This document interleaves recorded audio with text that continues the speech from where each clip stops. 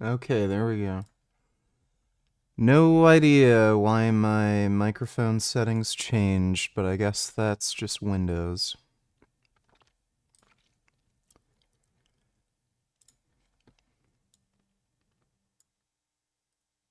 And I can't hear anything.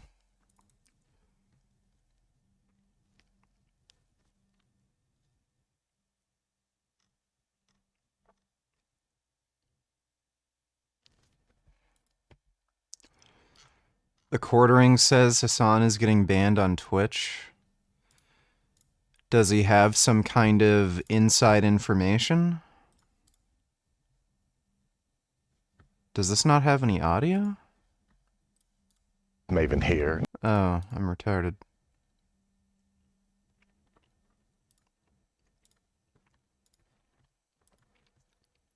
That's just bizarre.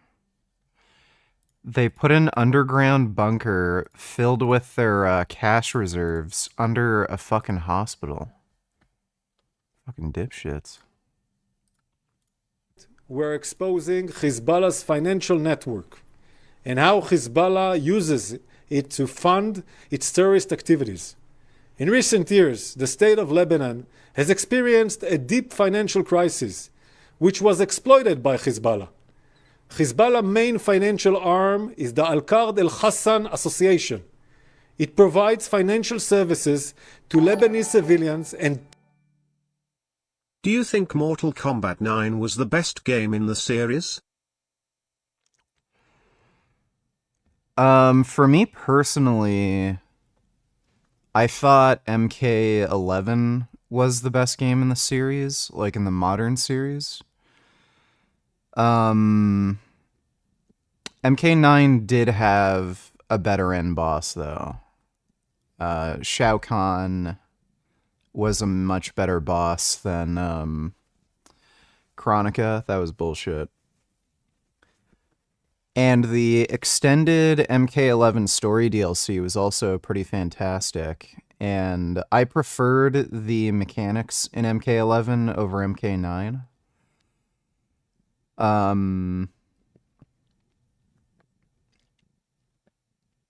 MK9 was fucking fantastic, though. That was great. Thanks for the donation, Hassan Hates Jews. Hey, Wandering Mason, what's up? Bimo, what are you doing? Oh my god. I have a little kitty in between my legs. She's trying to get comfy and cozy under my desk. Yeah, that's your good kitty. Oh my god, I love you. pays the salaries of Hezbollah's operatives. Al-Qard al-Hassan, which violates the international law, is sanctioned by the United States and other Western countries. Hezbollah's financial network is based on two main sources of income: money from the Iranian regime and money from the Lebanese people. Iran's Quds forces transfer money to Hezbollah from Iranian oil sold in Syria.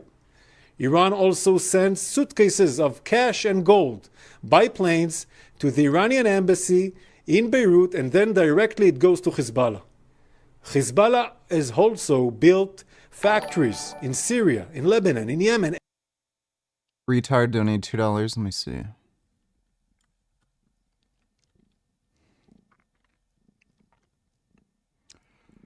Poor Animplol got roped into an international incident. Now he's being shown on primetime Israeli news by himself since Hassan left him there to consume Houthi terrorism.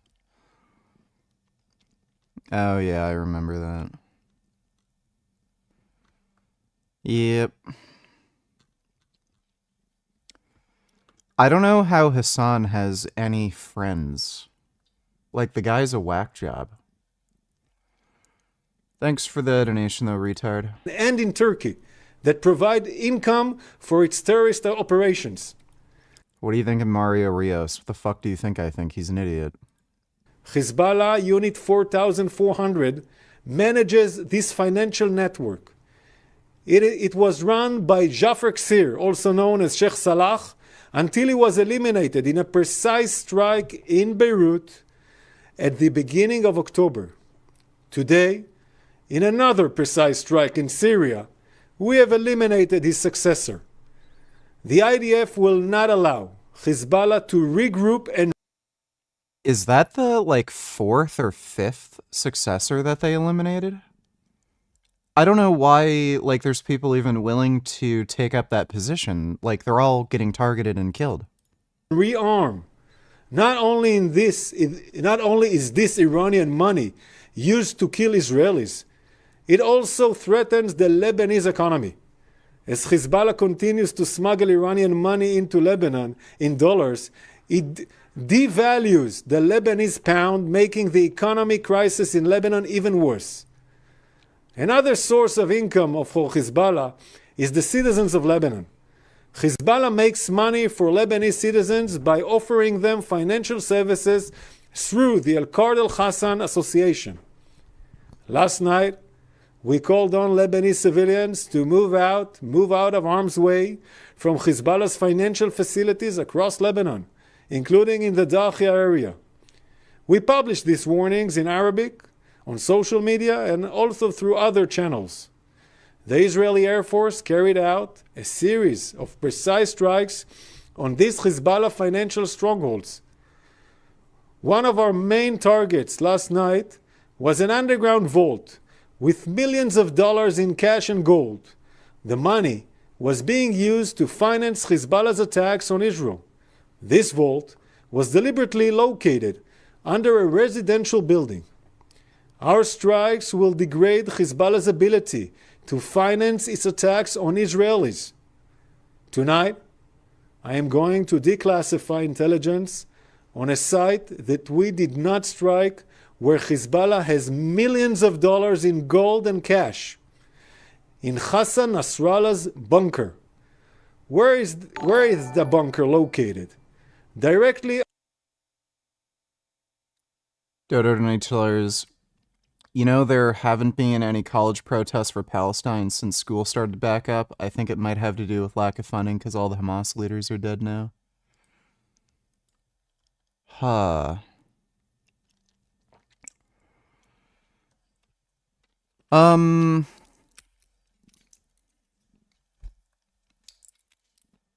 would have figured at this point somebody would have found out that they're receiving money from, like, Hamas or Qatar or something. I think they're just all getting expelled. Microsoft CEO Bill Gates has endorsed Kamala Harris for president and is donating $50 million to a PAC supporting her ahead of the election. Retweet to thank Bill Gates. Well, that's good. Yeah, Bill Gates is an alright guy. Thanks for the donation, Dodo. Yeah, Israeli women are hot as hell. Is Greg Doucette or Dr. Mike Israetel better for advice? Obviously, Mike Israetel. Why are you asking me such a stupid question? Under El Sahel Hospital, in the heart of Beirut, in the Dakhia. This is the hospital. From both sides, you can see an entry and exit. Those are entry and exit tunnel shafts from the underground for the underground bunker. The entrance is located in the Al Mahdi building, and the exit is located in the El Sahel Center building. This is the bunker. It contains rooms, beds, and infrastructure for long stays, and the ability to direct combat from underground. Hezbollah built this bunker directly underneath this hospital. There are hundreds of millions of dollars in cash and gold inside the bunker right now. I'm calling on the Lebanon. Remember how I said something gonna happen before Trump's appearance on Rogan? Lots of pro-MAGA accounts been posting for the last hour that the Dems plan to release some Trump deepfakes. Really weird. Trump campaign is freaking out about a tape soon to be released to the public. Yeah, I would totally believe there's a video of Trump sexually assaulting a child. He is still going to get 47% of the vote. MAGA's a cult. I've been told that Trump groped a minor at one of his donor dinners, and there's video.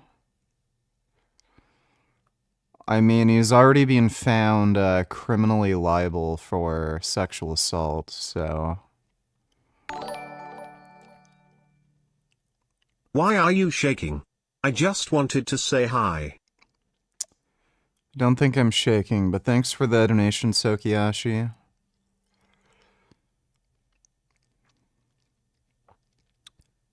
So... I'm sure this is just damage control. I'm guessing the video's real, and they're just saying it's a deep fake. You know, so the magatards don't disavow him or something.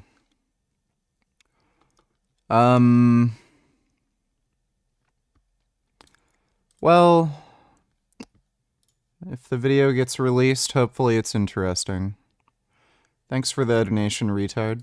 Lebanese government, Lebanese authorities, and the international organizations don't allow Hezbollah to use the money for terror and to attack Israel. The Israeli Air Force is monitoring the compound, as you can see. However, we will not strike the hospital itself. I want to emphasize, we are not at war with the people of Lebanon. We are at war with Hezbollah. And we will continue to operate against Hezbollah so that the residents of northern Israel will be able to return to their homes in safety and security. Do you have a favorite legume? Mine is garden peas and olives. I really like yellow split peas. They go well in soups and curries. Ready.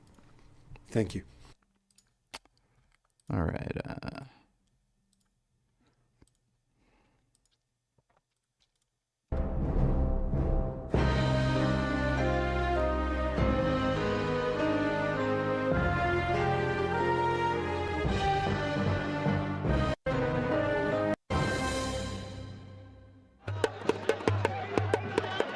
Beirut, 1974. A passionate crowd of Arabs gathers for the funeral of one of their former leaders. Mohammed Amin al-Husseini was a controversial figure throughout his life. A man whose decisions fundamentally affected the lives of his people. At just 26, he rose to claim the title Grand Mufti, the spiritual and political leader of hundreds of thousands of Palestinian Arabs. He is a character who, even now, polarizes opinion, particularly between Jews and Arabs. To many Jews, he is a man who collaborated with the Nazis and provides clear proof that all Arabs utterly despise them. He clearly supported the extermination of millions of Jews. In his own words, he said, "Kill the Jews wherever you find them. This pleases God, history, and religion." He even went as far as recruiting Muslims to form a special division of the dreaded SS. The Mufti, as he himself acknowledged very clearly in his memoirs, was perfectly aware of the genocide. He was perfectly aware of the fact that the Nazis were... Dodo donated $2. MAGA hates when a real billionaire supports the other side. They're crying about Bill Gates and Mark Cuban. Well, yeah. Obviously. RFK Jr., Bill Gates indicted in the Netherlands and will have to go to trial for lying about the COVID vaccine. I'm pretty sure that's not happening. There was something else, another article about Bill Gates that came out today that said he's just been indicted.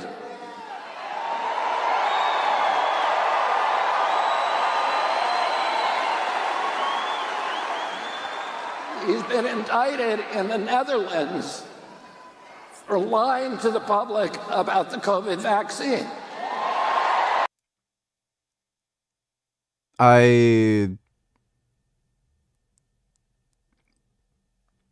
Like, what? Who is it? The Crown? Like the state that's prosecuting him? Over what exactly? That doesn't even sound true.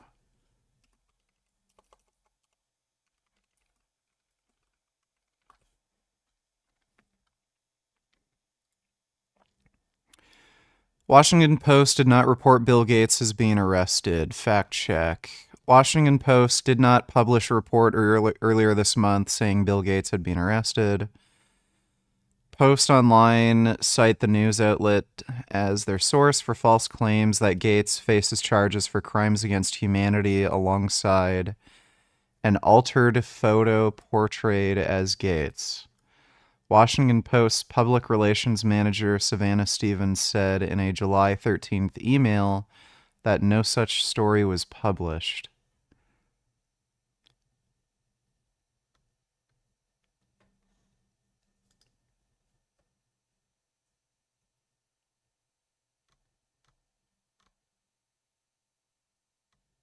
Yeah, so this isn't even true. How in the fuck could he possibly be arrested for lying about the COVID vaccine? Like, that's impossible.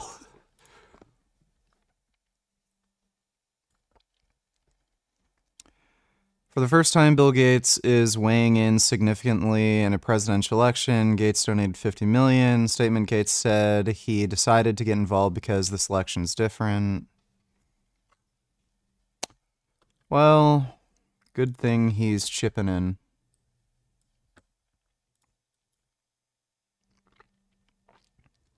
Cross-border payments will only pay into the hands of our cooperation.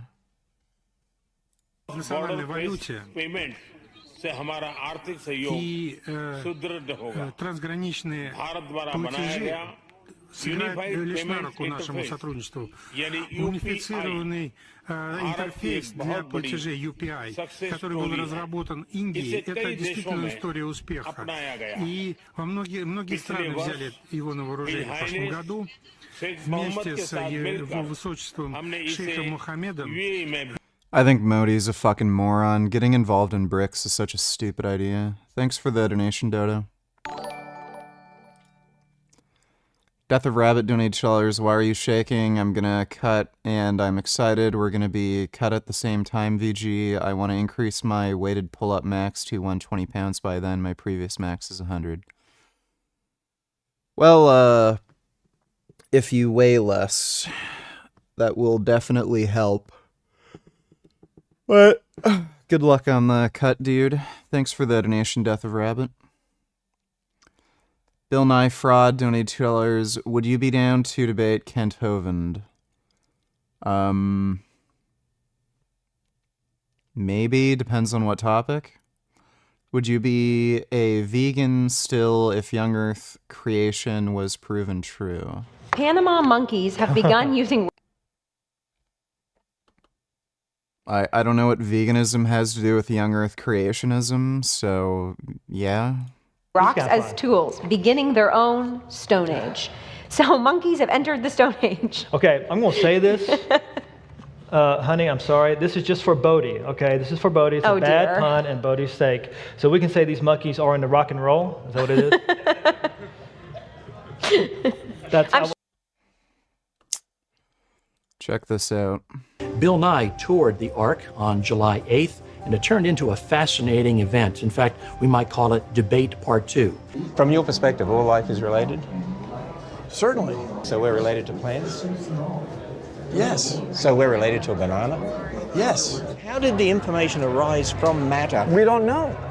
It's extraordinary, but not crazy to suggest that Mars was hit with an impactor through what's generally called a Hohmann orbit, an orbit where it falls toward the sun but ends up on the Earth. You and I are descendants of Martians. You're saying we're descendants of Martians, and that's not crazy? I say it is not crazy. It's extraordinary, but not crazy. Prove that we're descendants from Martians. I can't prove that right now. Is it crazy? I mean, it's a hypothesis. Nobody really knows if that happened. That you and I are descendants of Adam and Eve? We are descendants from a common ancestor. Through the process of science, I guarantee you there will be changes. So your views you have today could be wrong? That guy is a retard. Thanks for the donation, Bill Nye Fraud.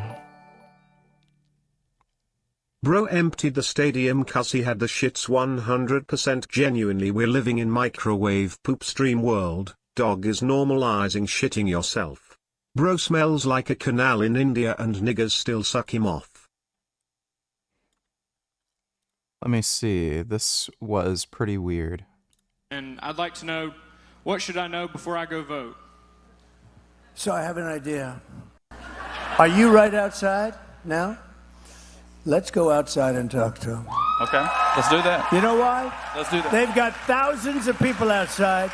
And you know what? You guys follow us out. Let's all go right, together, follow me. okay? Thank you very much. Let's all go together.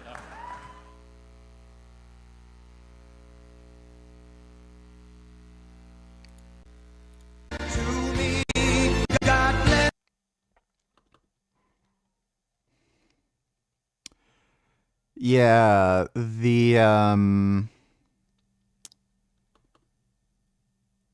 the towel on the sofa at Fox News, and then this.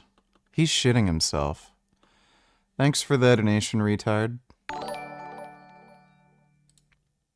Sex. Yes, sex is a thing. Thanks for the donation, Tyler.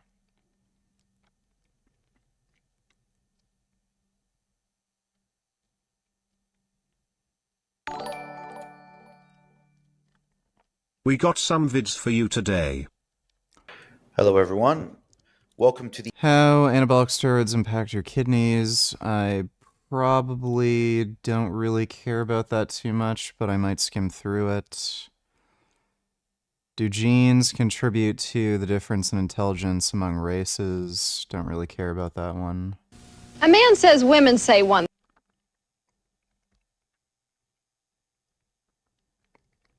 Pickup artist and feminist might watch that. After I give away the Lamborghini, I'm giving away... Yeah, we can watch that. Thanks for the donation, Vegan Greens. The Dave Crossland interview.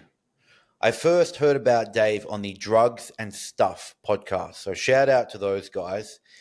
And something I couldn't quite get my head around, and perhaps there is two different opinions, is that one camp is saying that it's the blood pressure increase from the gear, so long as you control that, you won't have the kidney toxicity. Then there's another camp that's saying there's that, but also there's direct toxicity from the metabolism of the anabolic steroids. Which one is it, or which one is more common for causing these kidney issues or kidney failure even? It's both. It's both. So TNF elevates with testosterone use, and TNF is damaging to kidneys. So there's one mechanism straight away. Tren has a direct action in the kidneys and is being linked in several case studies to acute kidney injury. Now, AKIs, acute kidney injury, are not in themselves representation of kidney damage or kidney failure. But Banana Creation, donate $2. Matt Dillaporny. I mean, when did you last look at geography? Today? Yeah. And so you're addicted to it like every male. I'm not addicted to it. There's no such thing as addiction, but I'm definitely not addicted to it. I mean, when did you last look at geography? You think you're related to a banana. And I've since learned that when you really look at the evidence... Yeah, this is old, dude. Are you a Martian too? The Banana Man's partner, and they explained that he was the Banana Man's sidekick. You study a well-made banana? If you study a well-made banana... This was a meme like 15 years ago. Thanks for the donation, dude. One donate $2. Hey man, can you play this game? Poddaj się, póki jeszcze możesz. Stąd nie ma ucieczki.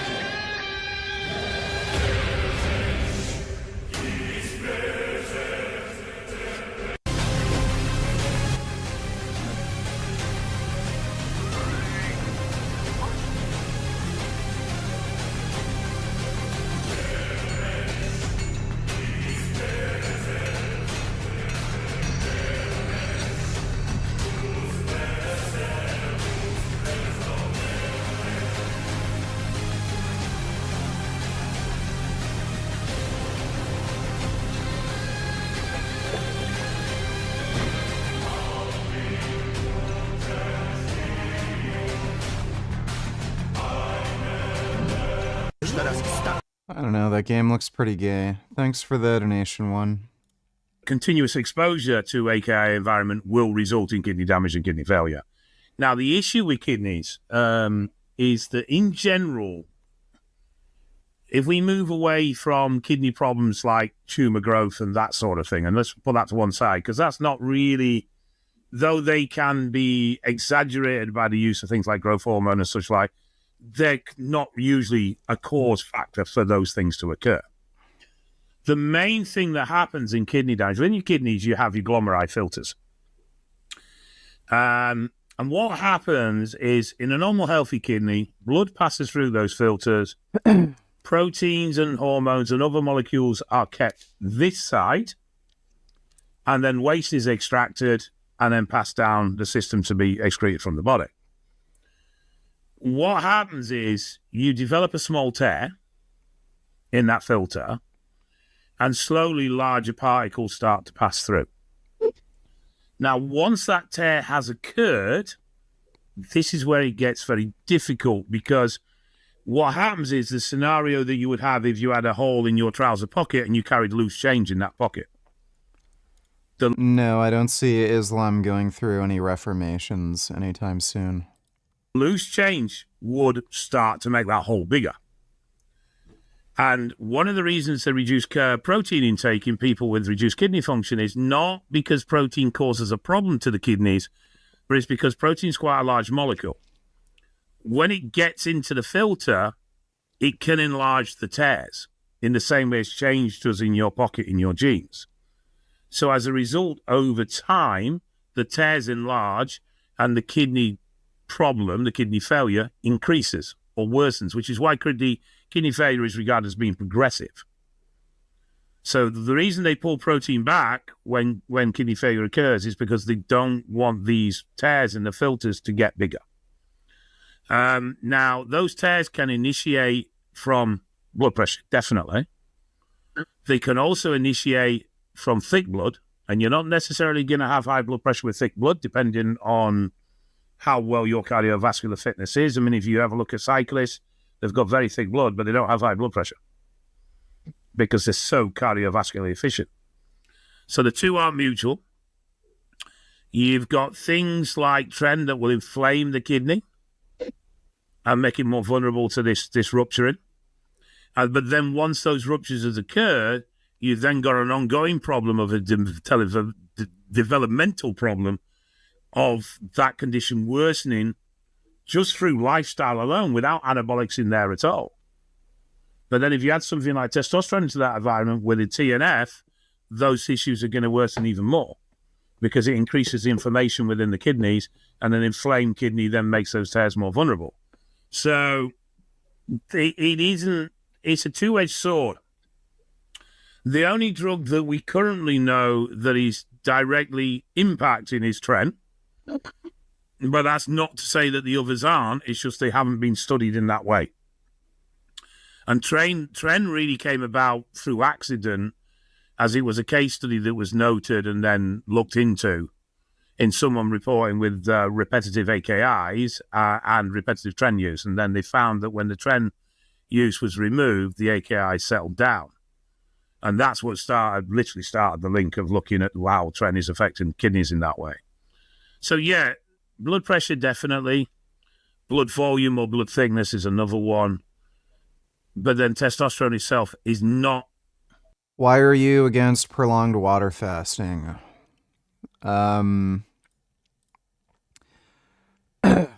Primary reason is because it disrupts your electrolyte balance and in very severe cases can cause you to have cardiac arrest. You can also very easily give yourself refeeding syndrome, which could also put you in cardiac arrest. It's pretty dangerous, and like if you're gonna not eat anything for like 30 days straight, you really want medical supervision for something like that. You should not be doing that on your own. And even for short periods of time, like 2-3 days, it still disrupts your electrolyte balance.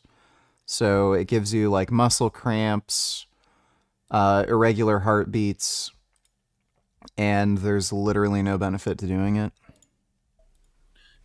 It's a push to say it's kidney toxic, but it's not kidney friendly. If that makes sense.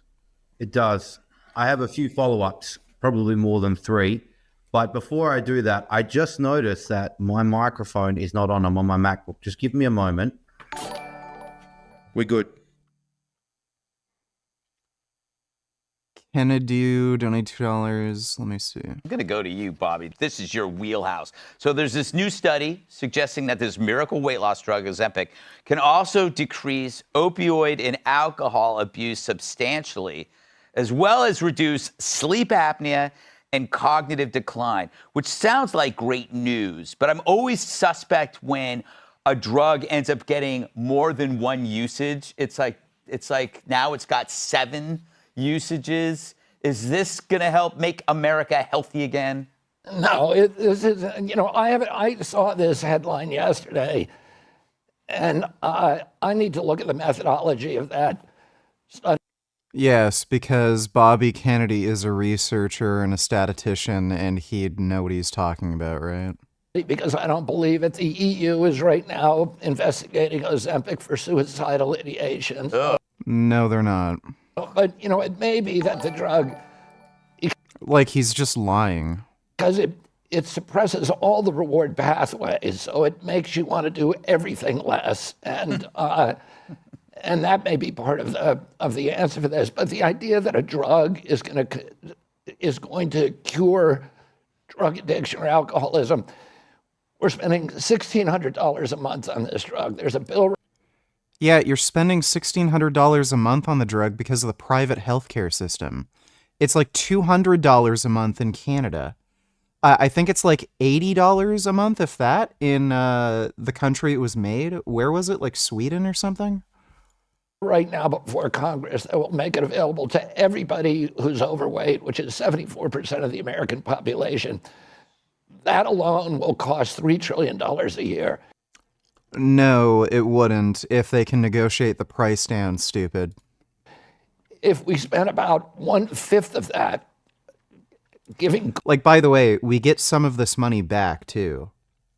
If people aren't overweight, obese, and sick, then that will bring down healthcare costs and productivity will go up because there's less sick people who are disabled and dying. Good food, 3 meals a day to every man, woman, and child in our country, we could solve the obesity and diabetes epidemic overnight, right. This guy is just a fucking delusional retard.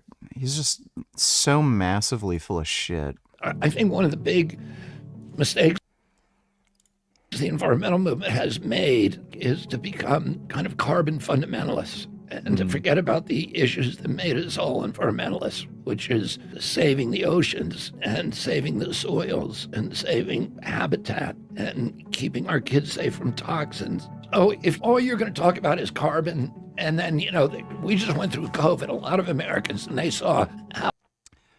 By the way, carbon output is going to kill oceans. Totalitarian elements within our society, kind of elites, use these crises to clamp down top-down totalitarian controls and to shift wealth upward. And okay, more just inane rambling. Hey, everybody. Welcome today to a special edition of my podcast. I'm not watching this. Thanks for the donation, Kennedy. Time Machine donated $2. You definitely remember these growing up. Yes, I remember that.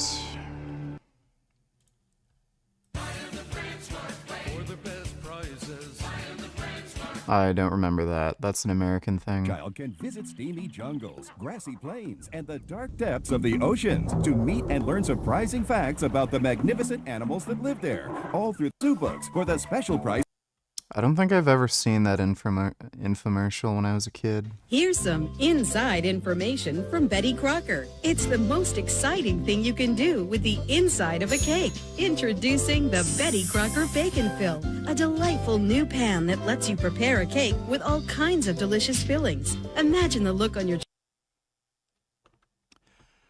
I don't recall that one. The Rock can't believe this little Rudy Pucciabroni has stolen all The Rock's signature moves. He walks like The Rock. He talks like The Rock. He's got the rock bottom, the people's elbow, the people's eyebrow. That's gimmick infringement. That ain't right. He's in. I don't recall that commercial either. Thanks for the donation, Time Machine. One donate $2. Have you reacted to these claims before? You've probably been told that light skin is an adaptation that allowed the ancestors of modern-day Europeans to absorb more sunlight for vitamin D synthesis. These ideas might be a tad bit outdated. It's time to let old things die. We have a lot of archaeological evidence that suggests that humans first arrived in Europe around 30,000 to 40,000 years ago. And yet, until about 8,000 years ago, the ancestors of modern-day Europeans were dark-skinned. They had blue eyes, but they were dark-skinned. A little like Cheddar Man, who lived in Britain 10,000 years ago and is the... I've heard this before, that they had dark skin but blue eyes. Wasn't that just an assumption based on like some phenotypes they found in DNA, and they can't actually confirm whether or not they have blue eyes? The ancestor of roughly 10% of all white British people. 8,000 years ago just happens to be around the time when we see the first evidence of agriculture appear in Europe. In other words, it appears that light skin didn't evolve as an adaptation to absorb more sunlight in dark Europe, but to compensate for a changing diet brought on by agriculture. Once humans settled down and started farming, it's likely that their diets became very deficient in vitamin D, as there are a few good plant-based sources of vitamin D. There's practically zero sources of vitamin D from animal products.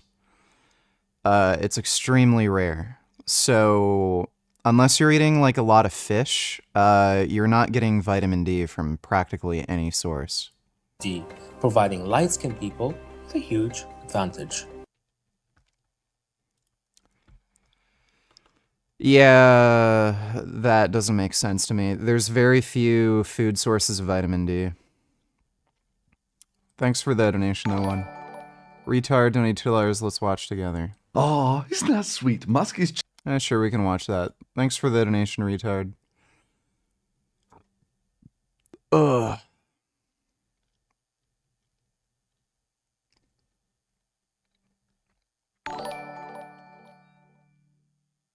How about this one?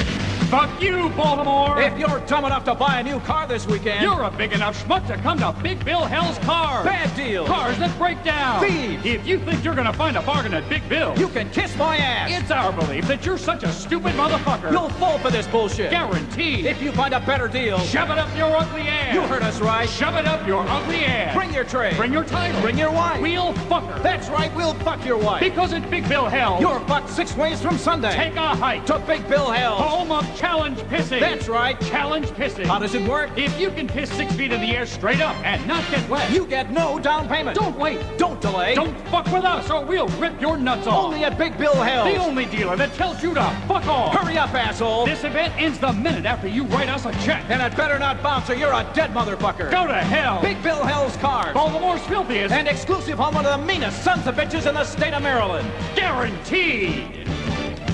That was a good one. Thanks for the donation, Tyler. Yeah, you sent that to me before. Yeah, you sound a lot different now. Okay. Yep. Sorry about that. That's okay. I'll re-ask the question.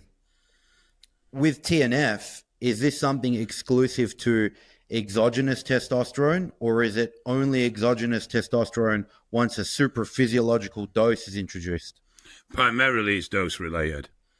But this is a thing you've got to remember as well, and this is the bit that a lot of people struggle to grasp. In a natural individual, testosterone peaks in the morning. Then it degrades over the day and generally slumps and reaches its lowest about 3 p.m. Which is why siestas exist, and most of us get that mid-afternoon. And then it starts to rise again in the evening, which is why we get horny when we go to bed. That's a natural testosterone sort of flow. In most cases, when you put in external testosterone sources, the general practice is to create a level plateau. So even though ranges are still within that natural medical range, you're still within what would be regarded as a natural range of actual doses, the behavior of testosterone in the body is completely different because it's a sustained level all day. So there is a subtle difference in that, and as a result, even TRT dosing can have a mildly negative impact on kidneys, but they would have to have pre-existing damage for that to be in any way contributing. In general, it's when we push doses higher. But a lot of people don't realize that TRT dosing, even though you behave yourself and keep it in range, is still a lot more exposure to testosterone than with that you'd experience naturally, because you're not getting these natural peaks and troughs.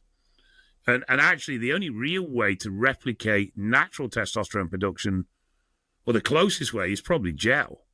It's probably actually what's going to give you the most natural peaks and troughs. But obviously, bioavailability of that's poor. And when most people turn to testosterone, they don't want replication, they want improvement.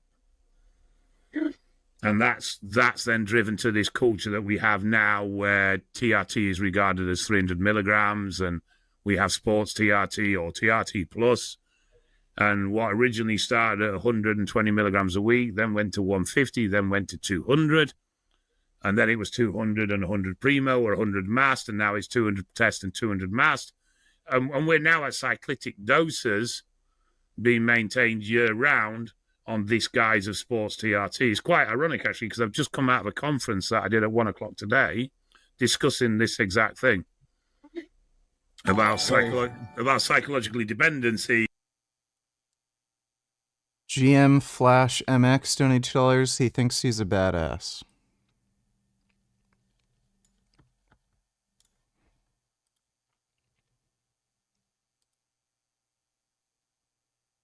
Jeez, what a loser. No, all of Jeff's little minions are coming for me now. I really could give a shit. Newsflash, I'm not an influencer, so yeah. This is not going to work out well for him. Like, this can be used as evidence against him in his case, because if he's not remorseful for what he did, he's just going to get a harsher sentence. So, really dumb that he's posting anything about this online. Yeah, keep the engagement up. And second, I think it's funny how many... All right, guys, what's going on? I'm just going to make a quick video. This is going to be a one take, and that's it. So, whatever I say here, I'm just going to say, I'm going to post. And if people don't like it, then too fucking bad. But there's been a lot of drama and BS going around.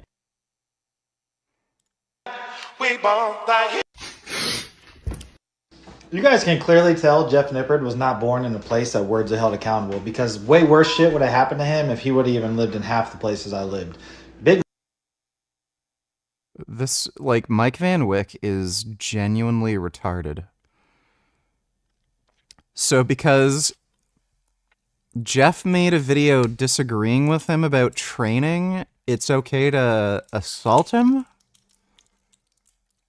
What a fucking dumbass. I'm a motherfucking bear! Don't poke the bear if you don't want to get bit? This guy's a fucking bitch. Dude, he challenged somebody to go fight outside. The guy said, okay, sure, let's go. And then he refused to go outside. He was too afraid to fight. Like, this dude is such a pussy. I love how... All right.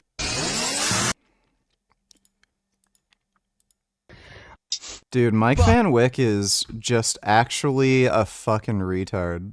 Like, just genuinely retarded. Thanks for the donation, GM Flash MX. And justification of elevated dosing because of this perceived threat to your identity as an individual, because you've secured this identity. Actually, that reminds me.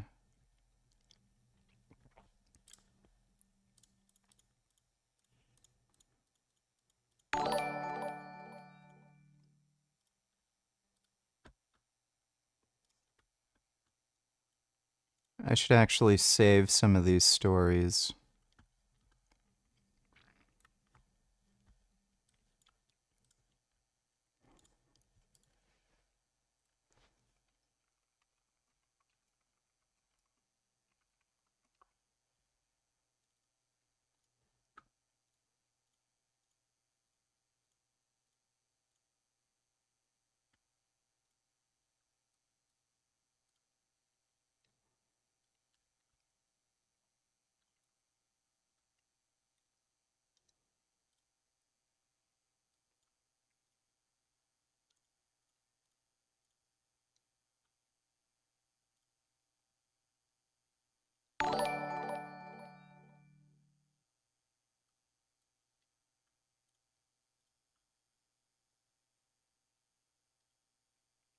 Damn it.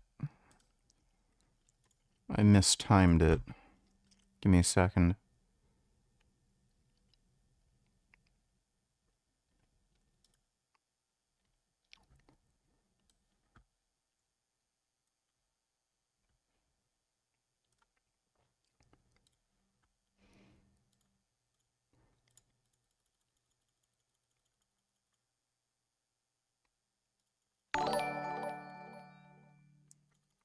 I know you hate this guy, but what's your opinion on this post? Let me take a look.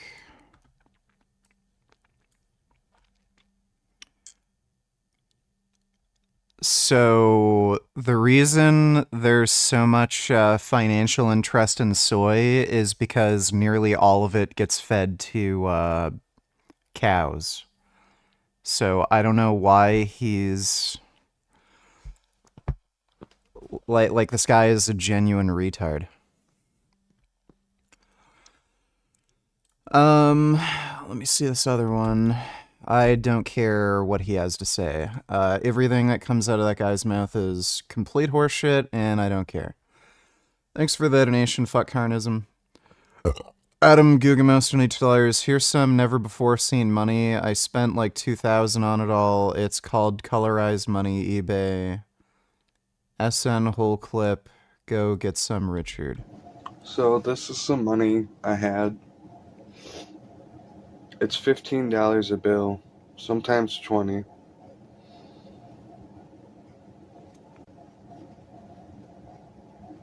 Inverted.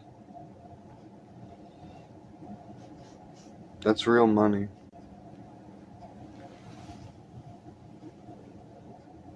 That's how you know you got money.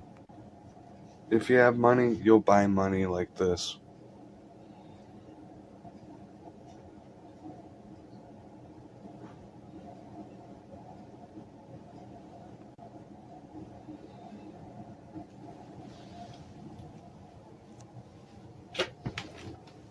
Ballin'.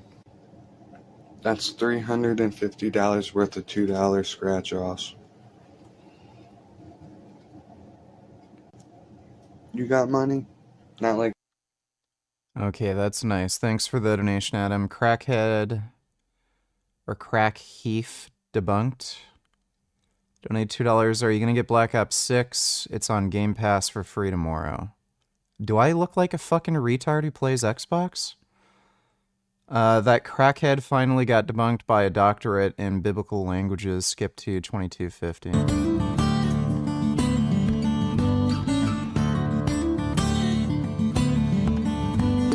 That's on. Okay. I don't think the guy who's doing the interviewing has any idea what he's talking about. And watching other stuff, he doesn't have any idea what he's talking about. But the problem is, we're going to discover is, okay, he just said he doesn't know Hebrew. He's not studied Hebrew. And his studies of classical Greek, not Koine Greek. And the problem is, what he understands the Septuagint is minimal. Let's put it that way. That's what's going to cause some of the problems here. Okay. It's the oldest form that we've got. Okay. Okay. The whole big deal about the Dead Sea Scrolls was they said, we finally have some Hebrew, because none of it survives, right? Hebrew is only an 8,000 word, ancient Hebrew, 8,000 word, unique word count language. Okay. which puts it in the realm of something you could expend by the end of your breakfast. 8,000 words. Okay. The problem with saying that in that way is when we're talking about ancient Hebrew, we only have what was written. And obviously any book, any series of books, whatever, is going to have far less words than the entire language does. And ancient languages, you don't have as much to describe. You don't have technical terminology for astrophysics or medicine and stuff like that. So, yes, Hebrew vocabulary, because it is ancient, is less voluminous than, for example, what you have in Koine Greek or even classical Greek or things like that, because it goes so far back. It goes so far into history. And really, we're talking about some of the earliest written documents that we have. People think that, well, from the beginning we've got all the way back. No, that's what's amazing when they find inscriptions. They found that inscription about 2 years ago, with a portion from the Deuteronomy 28:29. Okay, boring.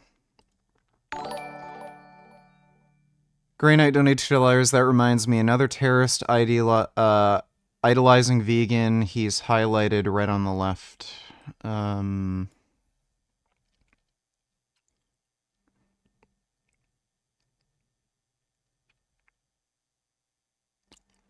Yahya Sinwar was above ground because he couldn't hide in the tunnels anymore because the IDF were clearing them out after they invaded Rafah. So he had to go above ground to relocate. Like, these people have no fucking idea what they're talking about. Israelis have killed 186,000 to 300,000 Palestinians through bombs, bullets, starvation. Oh my god.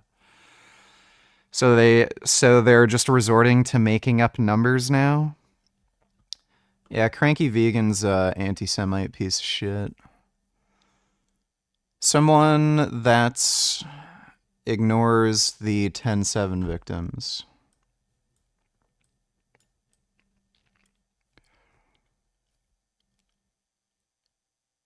Do I commemorate an uprising of a people who have experienced colonial violence for over 75 years?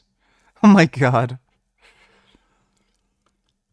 These people are nobodies. Whatever. Thanks for the donation, Grey Knight. Bangus donated $2. So handsome. Let me see. Oh my god.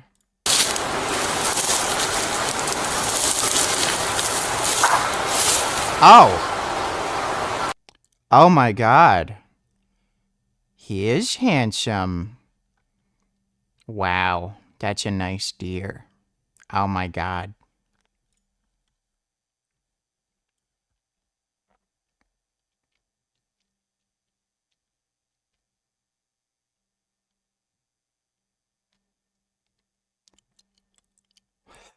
That's weird. I didn't know pigeons did that. They just do that for fun? Oh. What, bear? I'm just watching your room, buddy. You can return to your grooming. Aww. Oh my goodness. Such a sweet chonko. What? I'm just watching. Oh my god, I love groundhogs. I love how big and just round they are. I want a groundhog.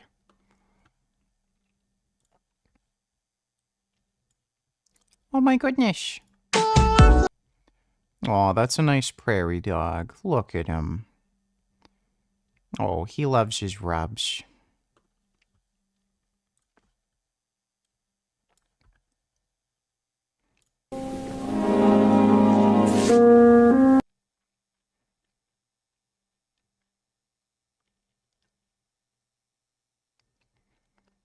Dude, I need this mod for this game.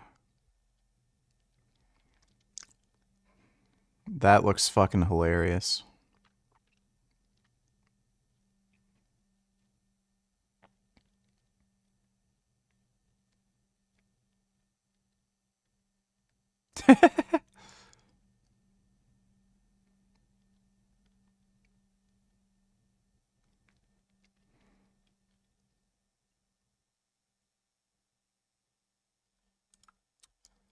That's good.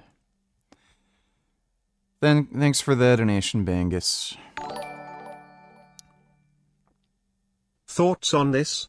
Guy is unhinged. Dan Bilzerian, who causes the majority of the world's problems? Yep, he's a massive Nazi anti-Semite. Thanks for the donation, Gigasoy. My body fat percentage is rather high but not super high. I really want to start bulking again, but I'm worried about getting my percentage too high. Is recomp possible for an experienced lifter who has taken several months off lifting? I want to stay natural. Yes, you can recomp as a experienced lifter. Most people aren't as advanced as they think they are either. And regardless, I think it would be a good idea to either recomp or diet.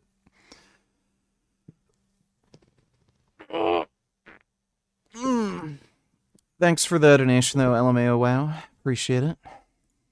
Around your physical presence, but that's going off tangent massively from kidneys. But so primarily, though on paper, a TRT dosing can have a negative impact in an existing condition.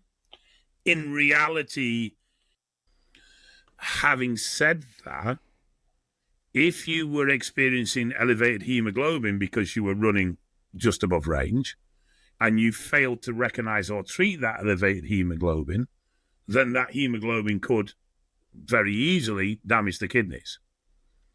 Via blood pressure? Via blood pressure or just blood volume, blood thickness. So that's separate. Here's my prediction. Rumor circulates now that Trump groped a minor at a donor event. Joe Rogan asks Trump if there's any validity to it. Trump lies about it in the episode, and then, the video drops showing he lied. That would make sense. I have no idea what the video is going to be, but that makes sense. Thanks for the donation, retard. Before you mentioned that despite normal or healthy blood pressure, there are still ways that you could severely damage the kidneys just via anabolic steroid use and or other ancillaries. That's correct, yeah? So blood thickening is definitely something that can impact kidney function. There's another one which you're going to be shocked, potentially shocked about. Obviously, I've already discussed the fact that tren can have a direct impact on kidneys, so that's a specific compound. The other one that may surprise people is physical mass. As you grow, you put more pressure, and I don't mean pressure in blood pressure, you put more functional pressure, as in the workload that those internal organs have to deal with. And as a result, you can damage kidneys physically just from being big. Right, so you've seen naturals that are, big and soft, that are strong men, let's say, and they still have damaged kidneys just from that mass. Just from the physical mass and the workload that those kidneys now have to process and deal with. Okay. And this all depends on how far you are above your genetic potential. But, if you were designed... Frank uploaded a new video?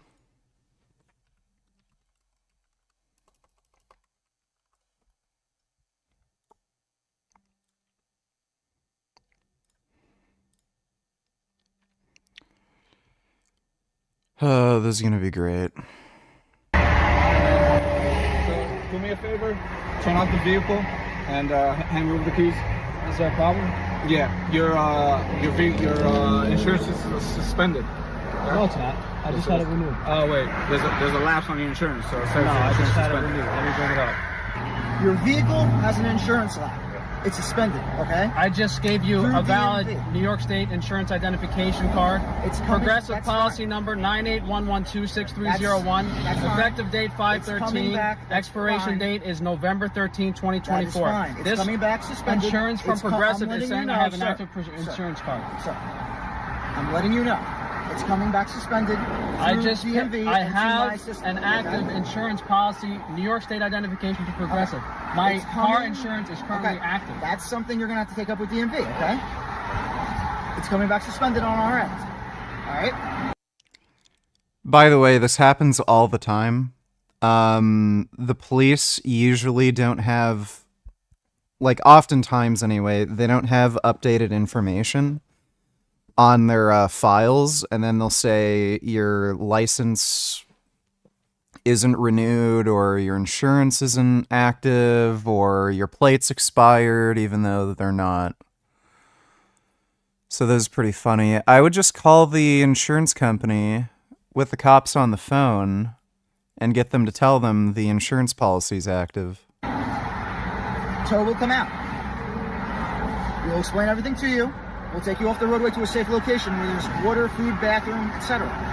You come back with all your documents to the station, because you are the owner of the vehicle, and we will release the car to you. I cannot allow you to drive a vehicle that comes back suspended on our end. It's okay? not suspended. That's something you're going to have to take up with DMV, okay? I'm just letting you know. All right? So just sit tight. All right? You suckers are going to burn in hell, you know that? Okay. All of you suckers are going to burn in hell. Just letting you know what's going on. You're all going to Yes, this is definitely helping the situation. Oh my god, this is hilarious. Just random vids, $22 SFW.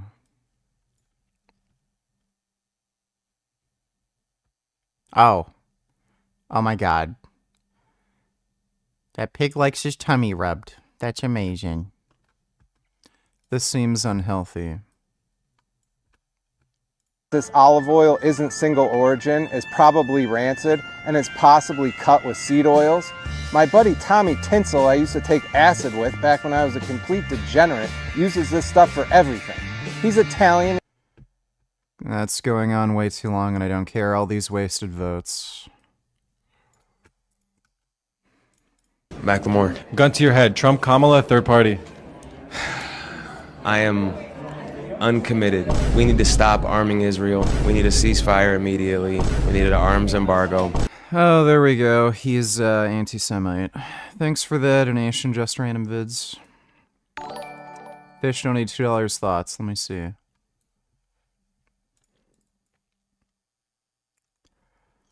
LAPD officer loses it and punches a non-resisting suspect in the mouth over question. What did I do though? Oh! I got that on fucking record! I got that! He's clearly resisting. Oh! So he's clearly resisting. It's just that, yeah, that was definitely illegal. That's assault and battery. What did I do though? Oh! I got that on record! They just said this! Just listen to this. You got, you sue the shit out there. I'm finna I got that shit! Listen to him. Here, for everything they say now. Watch this! Wrong guy! He's clearly resisting. It's just that he's in handcuffs. And there's no... Oh, wait. No, I don't think he... Was he cuffed then? I think the officer's hand is obscuring whether or not he was in cuffs. Yeah, he was in cuffs the whole time. He's definitely resisting, but there's no way you can punch a fucking handcuffed suspect in the face. Even if they're fucking resisting. Well, he has a civil case that he's gonna easily win. Thanks for the donation, Fish. Tan1010 donate $2 to J Masters message you back. No, he only hearted my comment. Or my message, I mean. So, I don't know what that's all about.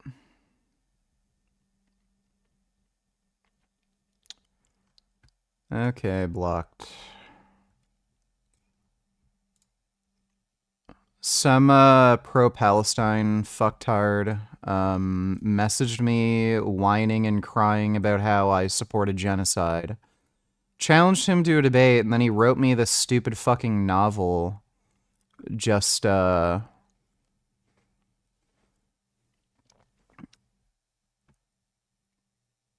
talking about irrelevant shit, so that guy's blocked.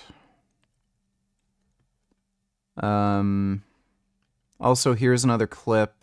Also, anti-work Sverige video. Yeah, I just went 500. Your nervous system's not going to know the difference about 5 pounds. But you play to win the game. Stop going for PRs. Stop.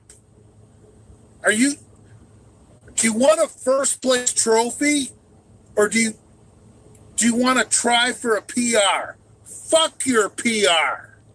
Fuck you. Fuck your PR.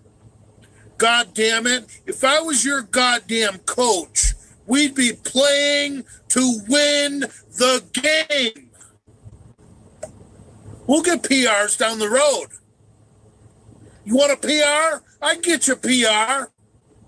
We'll do another meet in 10, 12 weeks. Right now, I want you to win. I want a fucking first place fucking trophy.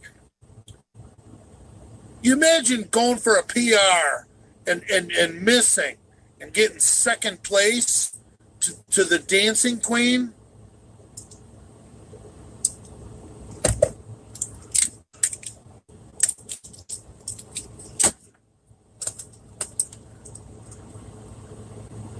You never go for a PR when the first place trophy is within your grasp. You play to win the game. And those of you assholes. Okay. Yoga is some going. Pastor Mark Driscoll, the perfect government slave. Okay, we can maybe watch that later. Thanks for the donation, 10. Yep, it's true Hassan is banned from Twitch. It's a shame that the website itself is an anti-Semitic cesspool. Is there a better video I can watch on this topic that isn't made by a racist, homophobic retard?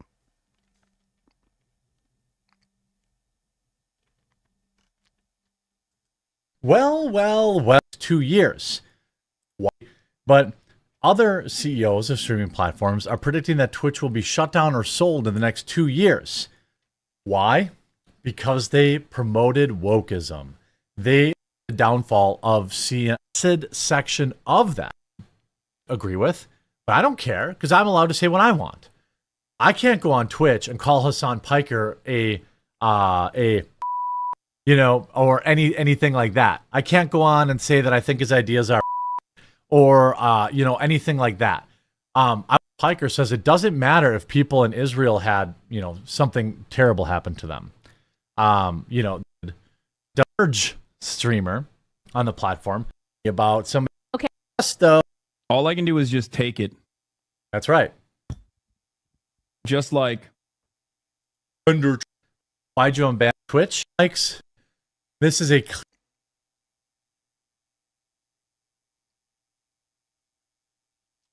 could be a clear violation of Twitch's terms of service regarding banning. Stop being another bully organization like the ADL.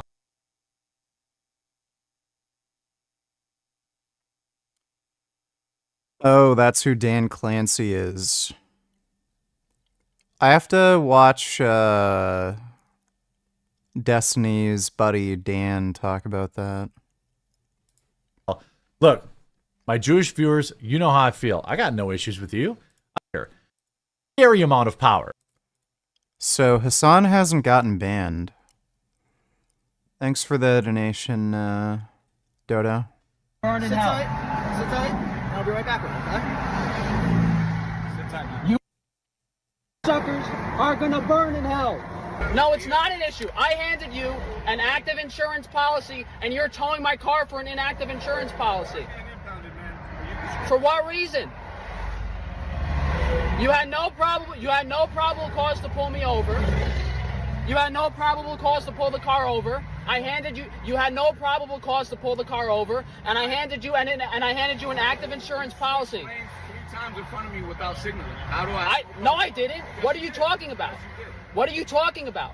I'm going the speed limit. I'm obeying all the traffic laws, and I have an active insurance policy. And now I'm requesting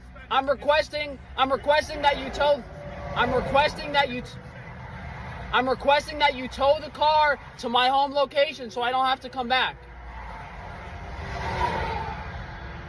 Can you please explain? Insurance is suspended. My insurance is Good God, Hassan really said he does not care if Israelis are fucking raped. What the hell is wrong with him? He truly is the definition of scum. Yep. Hassan's a literal Nazi. Thanks for the donation, Dodo. Okay, Finn. Come here. Yep. I got my little pooty guy here. Okay, lie down. Lie down. Lie down, be a good boy. No. not suspended. This Progressive insurance policy says it expires. Bro, is he...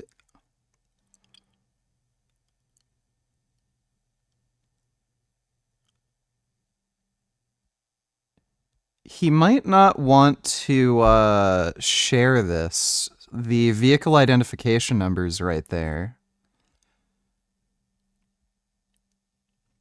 He even showed his policy number. That's probably not a good idea to put that online, on camera. November 13th, 2024. I handed you an active insurance policy. I handed you an active insurance policy.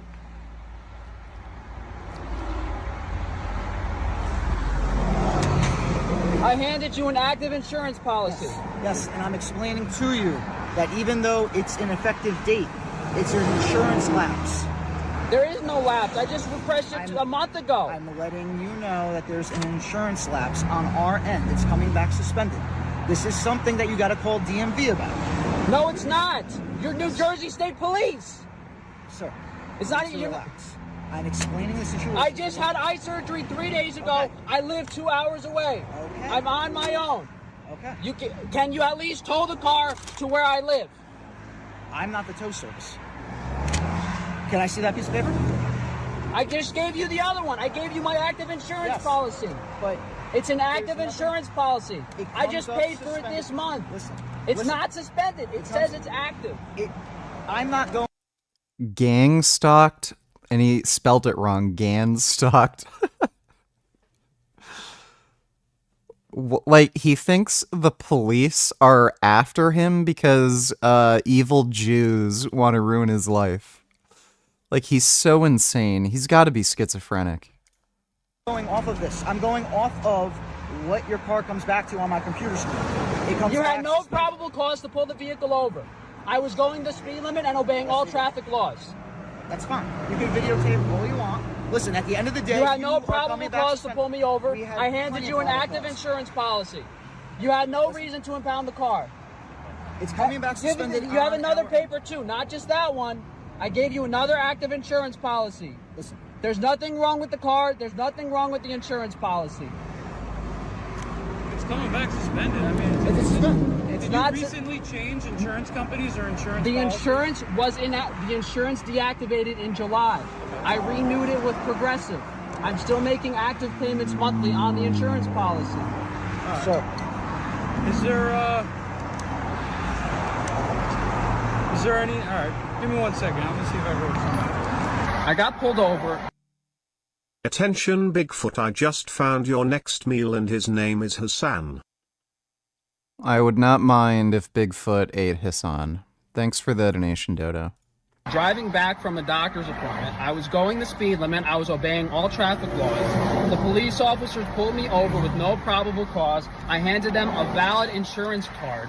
And now they're trying to impound my car and tow it for saying I don't have active insurance. This guy and this guy initially pulled me over. He's got 4 cops here for no reason. They pulled me over for no reason. I have an active insurance policy. God. They're saying it's not active, and they want to impound my car and take it away. Why is he freaking out? Just calmly explain this to them. Like, holy shit. 2 hours from home, and I'm supposed to go to another doctor's appointment tomorrow morning. This is ridiculous. There's 5 police officers. They got 5 police officers here. They had no reason to pull me over. I was going the speed limit. I was obeying all traffic laws. I handed them a valid New York State identification and insurance card. I don't know what they're doing. I don't know if this is some type of gang stalking harassment.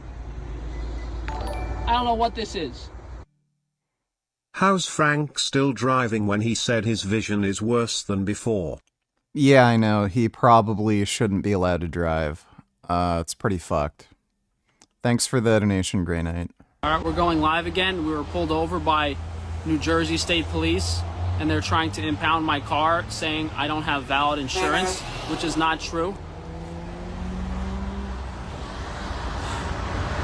I'm guessing that the officers are waiting for a tow truck or something, because I'm guessing another officer wouldn't take this long to get here. Call my insurance company. What am I supposed to do? I showed them the valid insurance is until November 13th. I showed them on the website that the insurance is valid. I have an active insurance policy on the Progressive website. And they're saying that it's not active and they want to impound the car and tow it. After 30 minutes you can leave. You guys are fucking retarded. There's 5 fucking New Jersey State Police officers right behind me and they took my keys. Officer asked me for his keys. You think I'm not going to give him my fucking keys? You guys are fucking nuts. I'm guessing they have to be waiting for the tow truck. What a dumbass. Why would he give the keys? Like, if they're gonna impound his car anyway, just tell them that he'll pay for his own fucking tow. Because now, not only is he gonna have to pay for this tow, he's also going to have to pay the impound lot, and he's also going to have to pay, like, a taxi or something to get to the impound lot to get his fucking car. They have to be.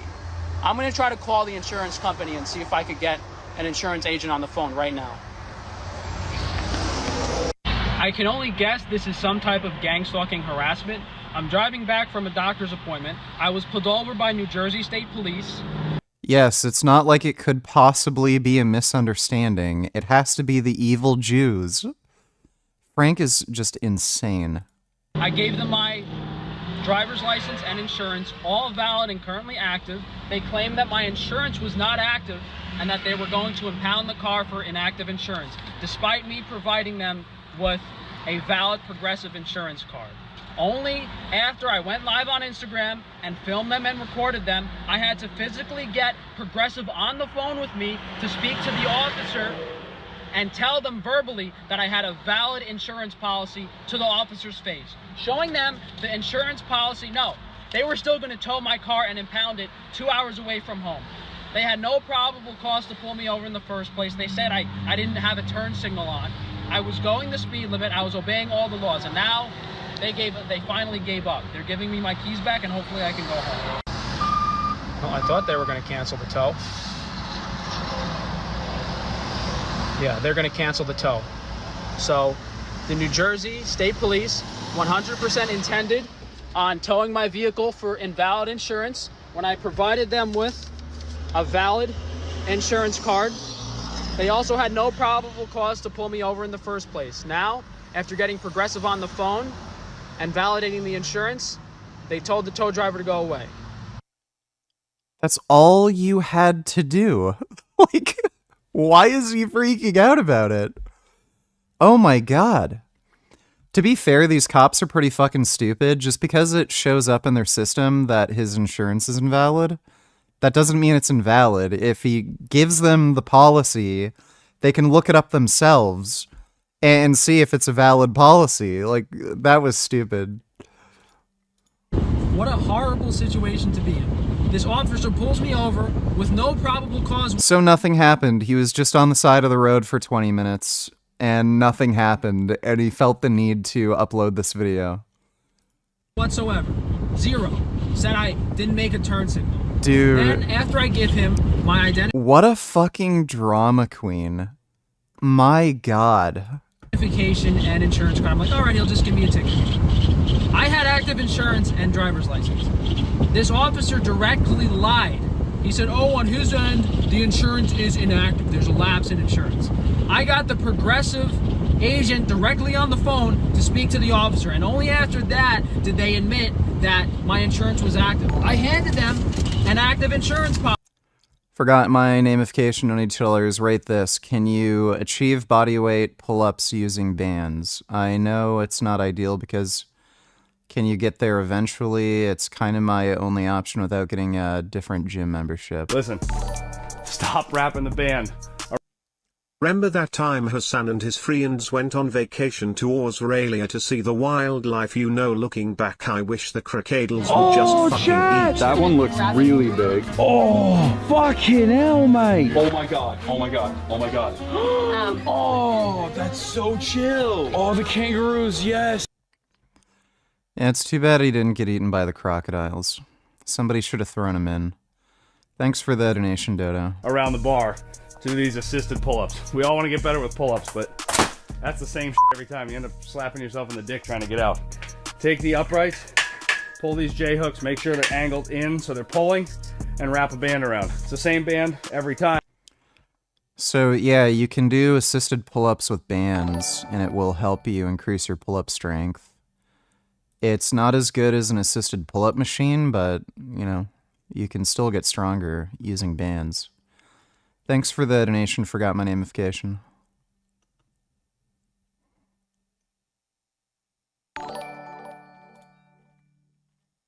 If only Frank could go vegan and finally come out as trans, his whole life would be so much better.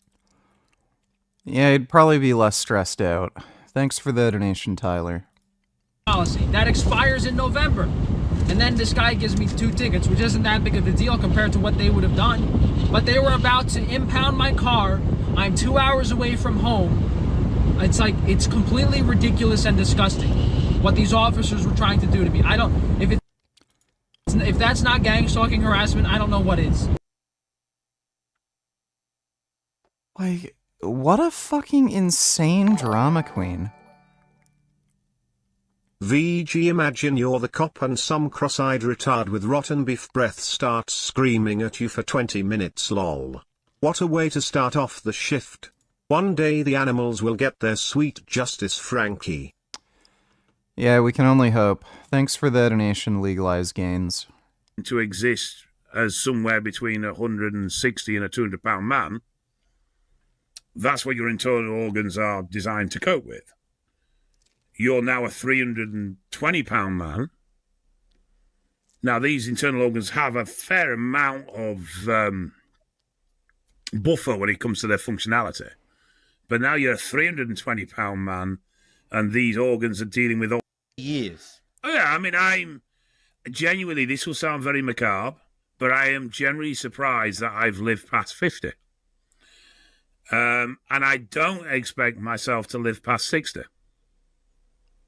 Really? No, and I know this sounds really flippant, but it's something I'm very much at peace at.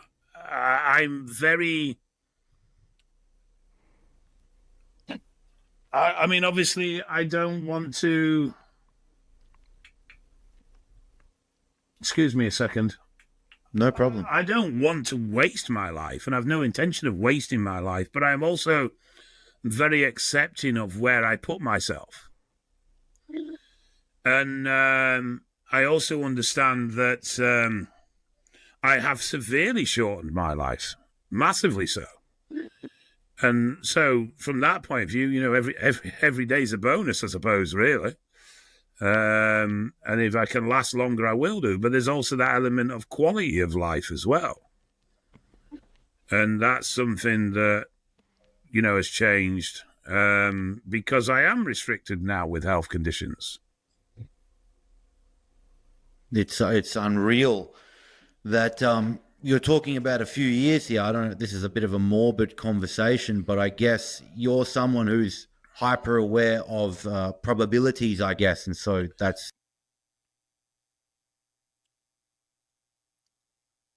one thing but mean another. Another man teaches other men how to get women into bed. And finally, one man says men need to learn to listen to what women want, what men really think of women today.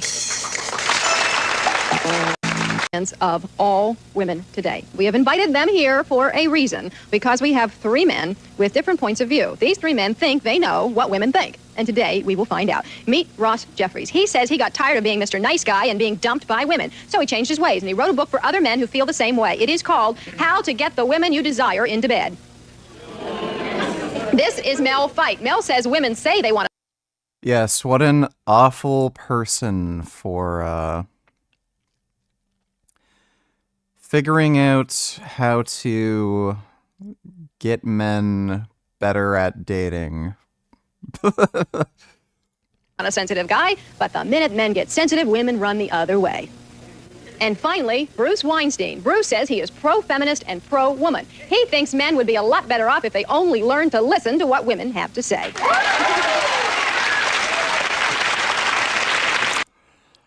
If you listen to everything women say, you are going to get pure nonsense and get walked over. Like, that is just stupid. No. What are you doing? Well, Ross and Mel, I guess you already realize that your positions are in the minority here. No surprise. Yeah, I'm gonna try to stay out of this for a minute or two, and I want everybody. I'm just gonna fire off some questions, okay? Just so we get some answers.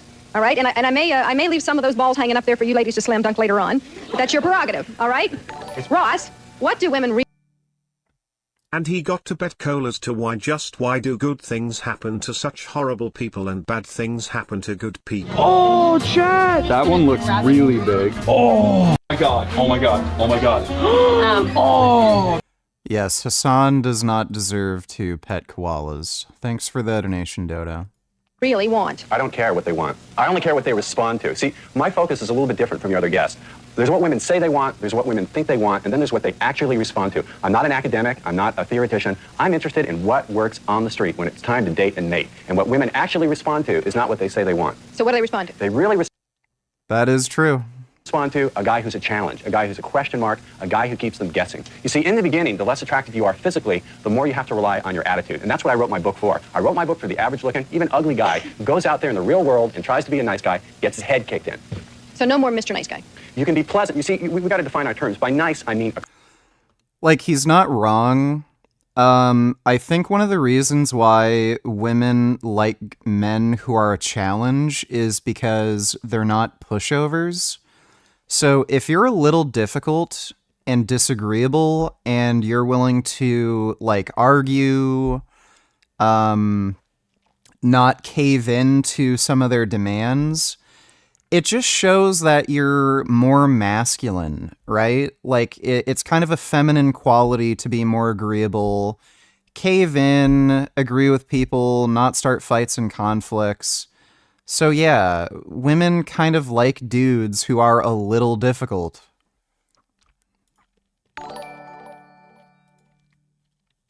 Your new vid is getting lots of views, congrats. Well, thank you, Riley. What's it at now? I think I checked in the morning, it was at 35K. Yeah, it's getting some good views. A lot of people are bitching in the comments.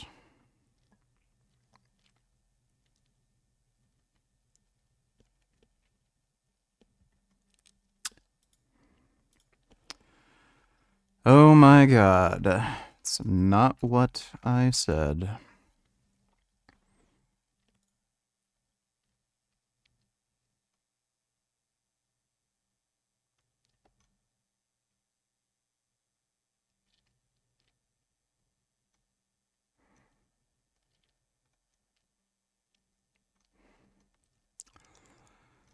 Vegan craziness, what a dumbass. Over and over and over again. It's funny how none of these people can actually make an argument. And most people are flat out straw-manning me. They're claiming I said assaulting Jeff is justified. It's not what I said. I said Jeff deserved what he got. I didn't say it was justified. Thanks for the donation, though, Riley. Accommodating. When you accommodate, you get what the commode gets. You get the crapola. You have to learn how to say no to a woman. Yeah. As I said, I'm going to let a lot of these things hang and... Adam Gugamos donated $2 because you a real nigga V. Alright, well thanks, Adam. Is 100 grams of protein per day even enough to maintain your muscle mass? So far it has been. It doesn't look like I've shrunk when I look in the mirror. Motherfucker, you scamming again? Yeah, I passed out last night and apparently you didn't do the 3 sit-ups, motherfucker. That's now 6 sit-ups. Do it. No scam. Also times stamps on here. I'm pretty sure I don't have a sit-up debt, but I'll do your 3 sit-ups later, booty cum. I have Finn on me right now, but thanks for the donation, dude. You know, I really wish that Cola would just bite the fucking shit out of him and give him fucking chlamydia. Oh, chat! That one looks really big. Oh, fuck! Oh! Yes, I don't know if koalas have chlamydia, but at least he should have bit Hassan. Thanks for the donation, Dodo. We'll watch that one later. You can all take them on later. But so this, I guess, attitude is your word. This attitude that you now have is more appealing to women? The attitude is vastly more appealing. Basically, the attitude is, I make no excuses for what I want. And number 2, I don't need you.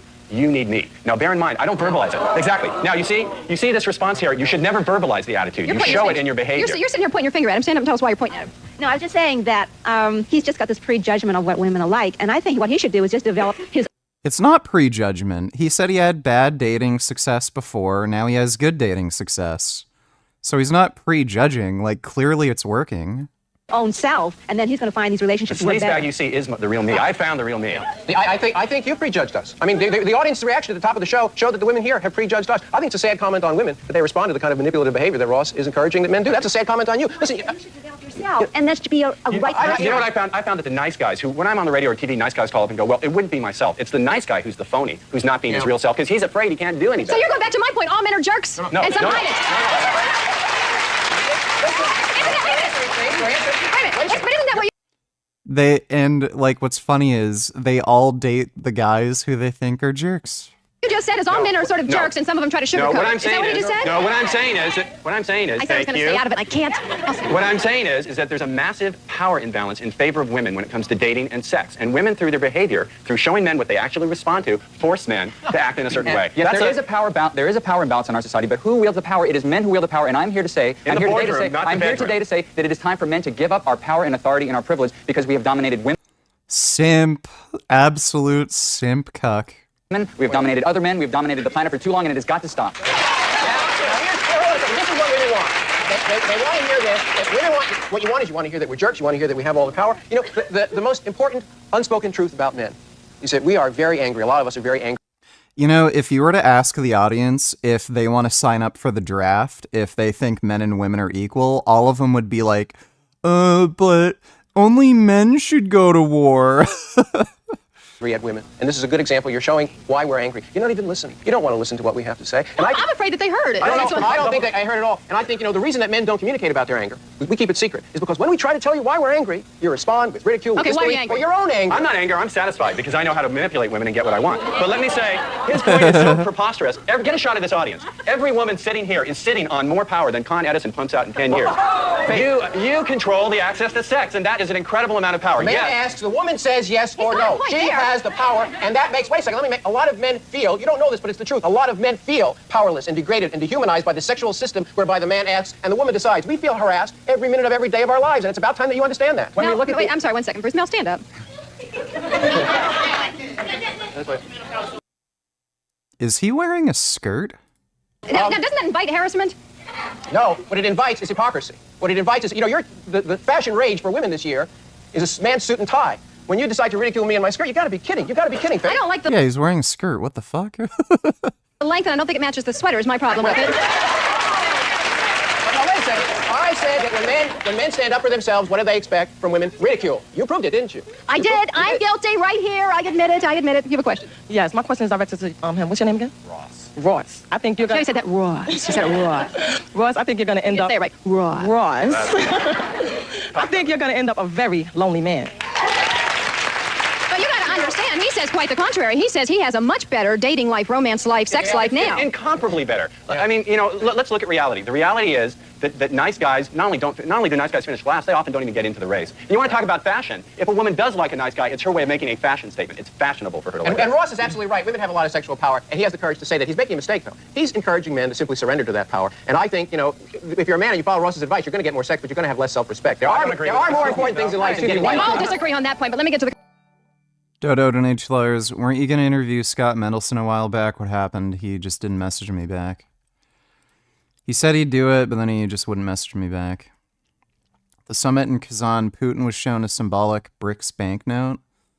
The note represents the collective work being carried out within the BRICS framework. On the front face of the banknote, the flags of the BRICS founding countries, Russia, China, India, Brazil, South Africa, can be seen. Debate on creating a common BRICS currency was being held behind closed doors. Yeah, that looks stupid. Yeah, this is not going to work out for any of them. Yeah, that's going to be a worthless fucking currency. They're probably all going to... Well, Russia's already currently in a recession, so is China, but...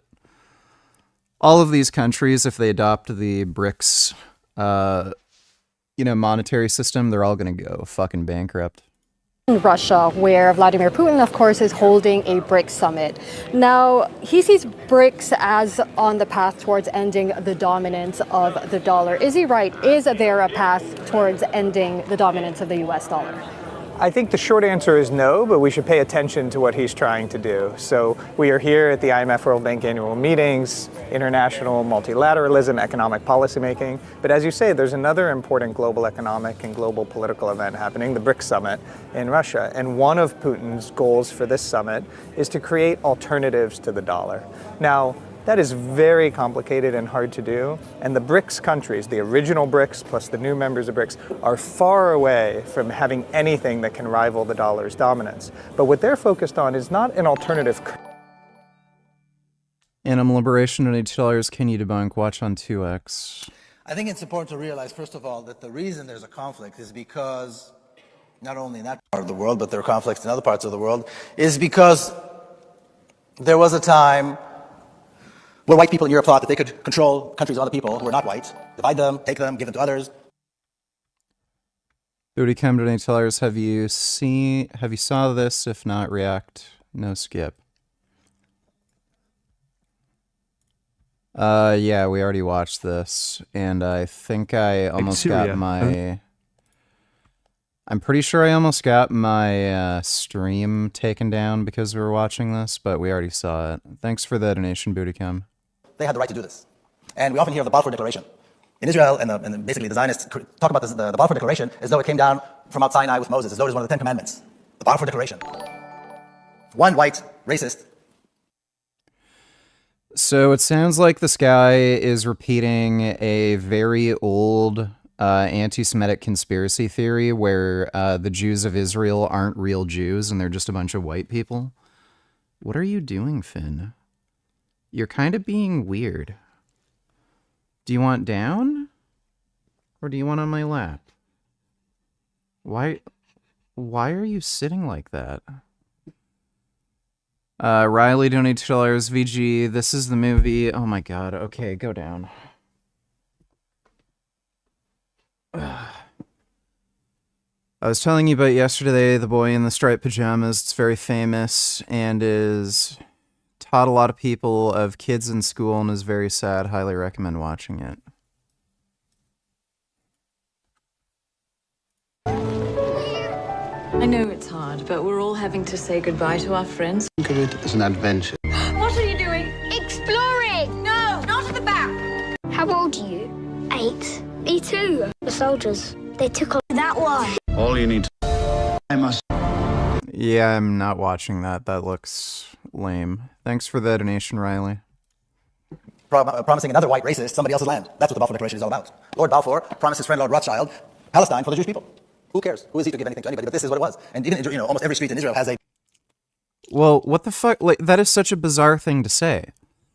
So, Jews had been immigrating to that area for several decades. There was a huge Jewish population there. And the land was owned by the fucking British. So what the fuck is he talking about? A Balfour Street or a Balfour Declaration Plaza. And then moving forward a few decades, we had the United Nations resolution to partition Palestine. Who is the United Nations to partition Palestine? But it was said that the Jews want Palestine, and it was said that the Arabs want Palestine, so we partition Palestine, and everything will be fine. And this is the map of the partition plan. And as the map very clearly illustrates, the partition was not done in a very fair way. The partition was incredibly fair. So by the way, when he shows this map, yeah, the majority of the landmass is owned by Israel, but when you look at this area down here, that like big triangular piece at the bottom, no one was living there. No one. It was all undeveloped desert and swampland. So Arabs are freaking out about, why did the Jews get this big piece? Well, jackass, you weren't using it, so what the fuck do you care? Part is clearly larger than the other. Now, in 1947, when the partition plan was passed, there were about 500,000, the Jewish population in Palestine numbered about 500,000 people. This was the generation of my grandparents who immigrated there, and my parents who were born there. Some 500,000 people who made up the entire Jewish community in Palestine. The Palestinians, the natives of the land, were about 3 times as many, close to 1.5 million people. Yet, the United Nations, in its infinite wisdom, decided to give the larger portion of the country to the smaller community. Dumbass, they weren't using that land. So this is a completely moot point. And it's interesting because to this day we hear people say, you know, this is really all the Palestinians' fault because they rejected the partition plan. Well, first of all, nobody asked them. So it's not like they had an opportunity to reject. But can you imagine not rejecting it? That the United Nations would come and slice off a larger portion of your country and give it to a community of immigrants. There wasn't ever a Palestinian country. It was just isolated tribes. That's all it was. There was no Palestinian national identity. There was no country named Palestine. What he's saying here is just an outright lie. It's just a stupid, fanciful story that originated in like the late 50s, early 60s. It's really who just came off the boat. And somehow everybody thought, or maybe they didn't think, but the assumption was that maybe this would work. 21st Savage $20. This is somehow controversial to say we should deport criminal illegal immigrants. 100%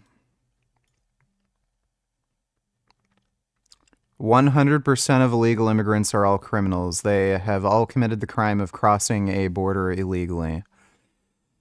Yeah, the problem is he doesn't understand what an illegal immigrant is. If you're applying for asylum, by definition, you're not an illegal. You have legal status. Thanks for the donation, 21st Savage. Work just fine, but everything will be just fine. Now, another reason this is such an important point, the partition plan, is from that moment on, is when we have these two opposing stories, these two diametrically opposed histories that have emerged. And when people look for balance, perhaps you can find balance if the differences are small, if the differences are in small details or maybe a date here. No one's saying that they're not real Jews. They're saying those Zionist settlers are not indigenous to the land of occupied Palestine. Why do you Israel has the highest rate of skin cancer in the world? Or why do you think DNA testing is illegal there? DNA testing isn't illegal in Israel, stupid. It's just that there's medical privacy laws so that you can't just test somebody's DNA. You can get your own DNA tested, but somebody can't take a sample of your DNA and test it. That same law exists in the UK. That same law exists in Canada. But DNA testing is not illegal in Israel, you fucking moron. You can order whatever DNA test you want online. You can get a 23andMe test if you want.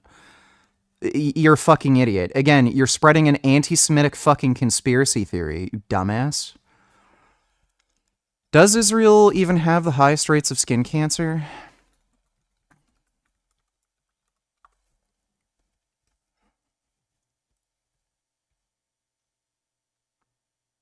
Skin cancer rates. United States, Germany, United Kingdom, Australia, France, Italy, Russia, Canada, Brazil, China.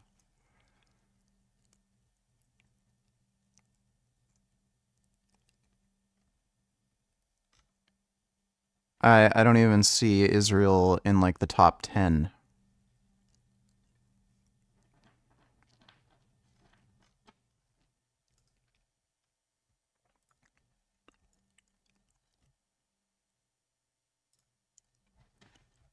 Yeah, Israel isn't even in the top 10. Australia has the highest skin cancer rates. You're a fucking idiot. Thanks for the donation, dumbass. And there. But when the stories are diametrically opposed, that means only one can be true. There is no room for balance when you have two stories that are completely opposite of each other. Now, the story that I grew up on as an Israeli, and the story that is basically accepted in the West, is that after the Arabs rejected the partition plan, they began an attack against the Jewish community in Palestine in an attempt to kill the Jews and destroy the small community that they created. Yes, that's correct. That is historically accurate. Thankfully, the Jewish community was stronger somehow. They were more advanced, they were more developed, they were quick on their feet, and they were able to defeat the Arabs. And remember, these Zionists, this Jewish community, they claim to be the descendants of King David, who defeated Goliath, and the descendants of the Maccabees, who defeated great empires, and basically the descendants. So the reason the Jews were able to win the war is because Arabs did not have a strong, like, there was no country called Palestine. So they didn't have a military. They just had militia groups. Israel had already been forming a military at the time. So they just had greater military power over the Arabs. And on top of that, Arabs were fucking stupid, and they started spreading around false rumors of Israelis going from village to village and executing people and raping women. So people who would have maybe otherwise fought just decided to flee. Dodo donated $2. When this guy dropped a sledgehammer on the car window, it didn't break. But when he threw a small ceramic piece at it, the glass shattered instantly. So how in the world can a tiny piece of ceramic cause this kind of damage? Well, this tiny fragment actually comes from the white insulator part of a spark plug, which is made from an incredibly hard ceramic material called aluminum oxide. It's so tough that it's sometimes used in machining to grind and shape metals. At the same time, the tempered glass is designed to withstand impacts across a large area. But when it's hit with concentrated force, it becomes extremely vulnerable and shatters. When this guy dropped... It's interesting, I didn't know that. What is a cosmic perspective, Neil deGrasse Tyson? Oh, it changes you. It's what the world and all your problems and all your issues and what everybody's arguing about, it's what that looks like when you ascend and look back on Earth. Think about it. When we went to the moon, forget the geopolitics of it, we went to the moon to explore the moon, and we looked back over our shoulders, and we discovered Earth for the first time. And there was Earth in all... His ramblings This are is a smart glass. Kind of tiring. And it allows you to get instant privacy with just a click of a button by switching between transparent and opaque states. In fact, some of the public toilets in Japan are built using this technology. So how in the world can a piece of glass... Dude, imagine if there's a power outage while you're taking a shit, then the glass stops working. Instantly toggle its transparency? Well, the secret lies in this thin layer of film containing liquid crystals, which, in their default state, are randomly scattered and diffuse the light, making... Oh, okay, so if the power goes out, it's still opaque. The power has to be on for it to be see-through. Making the glass look opaque. However, introducing an electric current aligns these crystals in a uniform direction, allowing light to pass through, making the glass transparent. This is... That's cool.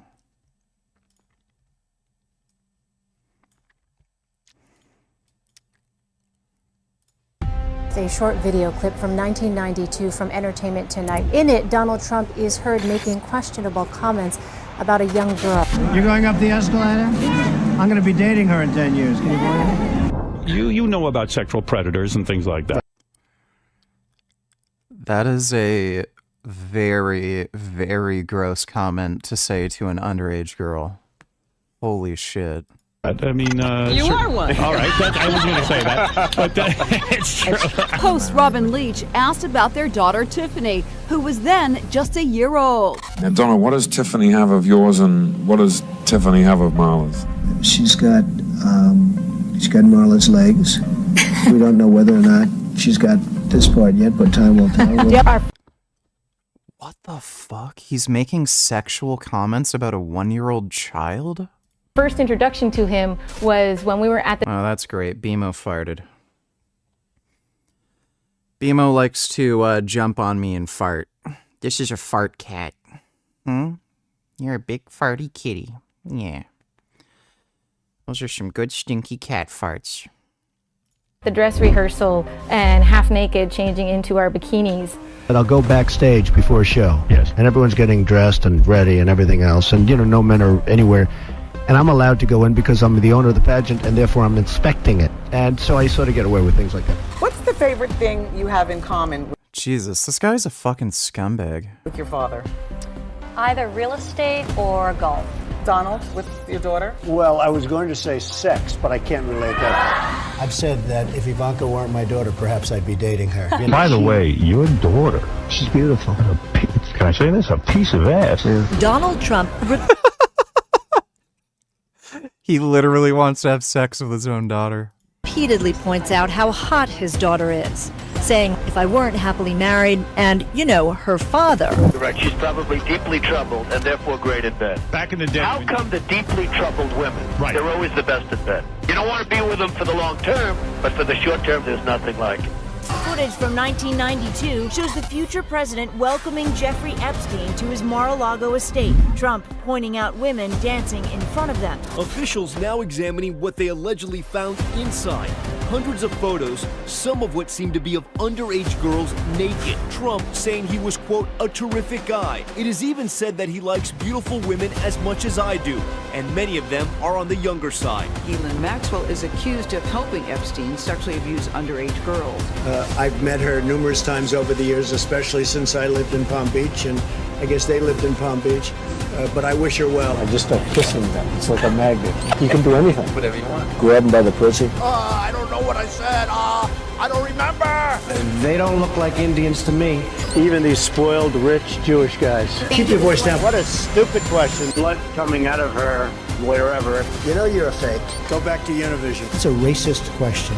Proud boys, stand back and stand by. Yeah, Donald Trump is sick. Thanks for the donation, Dodo. Fuck Israel, fuck everything to do with Israel, fuck Zionism. If you're a CEO, fuck you, you're not vegan. If your followers are ZEOs, fuck them all, none of them are vegan. If your animals are ZEOs, fuck your animals. You are just racist fake vegan CEO, pure fucking scum. That's great. Descendants of the ancient Hebrews who were always victorious against all odds. And now here they were, and they defeated the Arabs. And they established a Jewish state once again in the land of Israel after 2,000 years. Well, this is almost a biblical story. How can you refute this? How can you argue with such a romantic, like I said, almost biblical story? Who would dare say that this is not true? And it's such a powerful story, too. The problem, of course, comes up when we start looking at the details. So the two communities, even though one was much smaller than the other, were both expecting to and hoping to be recognized as states. And they began investing in developing institutions of state. But there was one thing that the Zionists, the Jewish community in Palestine, developed that the Palestinians never did. And that's an armed militia, a fighting force. By 1947, the Zionist militia in Palestine numbered close to 40,000. Yeah, that's because there was never a country called Palestine, and everyone was living in separated tribes. So why in the fuck, like if this guy's going to make this claim that there's this Palestinian national identity, Palestine existed as a country before the Jews came, why didn't they have an army? Why didn't they have any organized militias? Isn't that a little weird? Isn't that something you'd expect for a country that has no gun regulations? Apparently it's a cohesive society where, everyone's basically living as one. So he's literally defeating his own argument. He's proving with his own dumbass argument that there was never any state called Palestine, there was no Palestinian national identity, and these people were just living in isolated tribes, never really got along, so they never formed a military or even organized militias. Armed, well-trained, highly motivated men. My father was an officer in that militia. Well, there was no equivalent on the Palestinian side. There was no Palestinian armed force. There never has been, actually, a Palestinian army. So if there was no Palestinian armed militia, who are these Arabs that attacked the Jewish community? Now, we know that other Arab countries intervened in Palestine some 6, 7, 8 months later. But at the end of 1947, who were these Arabs that attacked it? What did they attack with if there was no fighting force? And Israelis... Yeah, they attacked with guns, stupid. So just because there was no organized militias beforehand, that doesn't mean Arabs didn't end up taking up arms. Like this guy's a fucking moron. Historians have been looking at this, actually, over the last 15, 20 years or so. They've been writing about this, answering this question, and they've been actually validating what Palestinians have said all along. It was not the Palestinians that began an assault at all. As soon as the United Nations gave its stamp to the creation of a Jewish state, or the Jewish state, in Palestine, the Zionist militia began a massive campaign that today can only be categorized as terrorism and ethnic cleansing. Yeah, so this is a lie. He can't support this with any historical facts whatsoever. It's a massive campaign of an armed militia against an unarmed civilian population that lasts. So again, if this is the case, please show us like letters or transcripts, or like this wasn't even that long ago. You could probably find some people living in Israel who even like were alive back then who saw this. You could even like get eyewitness statements. Show me anything indicating that there were any orders from some militia leaders to exterminate Palestinians. Show us like some documentation indicating that Jews just started randomly attacking Palestinians. He can't. This is a complete and utter fucking lie he's spreading. Lasted for 12 months with a clear intention of completing the ethnic cleansing of Palestine.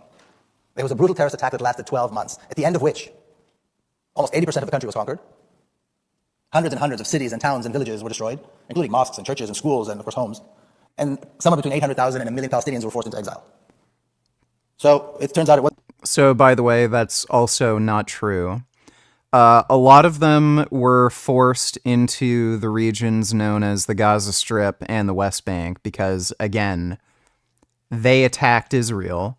No shit, they're not going to be allowed into the country.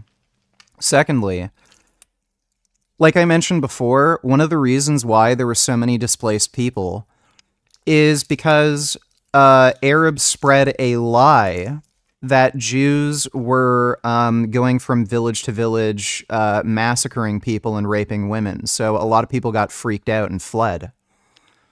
But it never happened. They just spread that lie hoping either Egypt or Jordan or Syria would like come in and intervene and fight the Jews, but they never did. It wasn't such a romantic, heroic story after all. It was a brutal act of terrorism, but now we can see that the pieces fit the puzzle. And again, Palestinians have been claiming this for decades. Israeli historians have validated this over the last 20 or so years with people like Elon and others.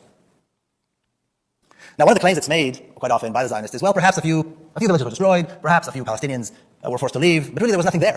There was nothing there. It was desert, camels, poor farmers. There was really nothing there. So I'd like to show this picture of the city of Jaffa before 1948, before the Zionists came.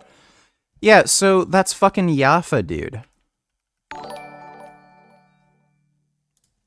That is one interesting pebble with sharp serrated edges that cracks European windows better than any hammer ever could. Just imagine throwing it at a girl you are in love with's window just to get her attention.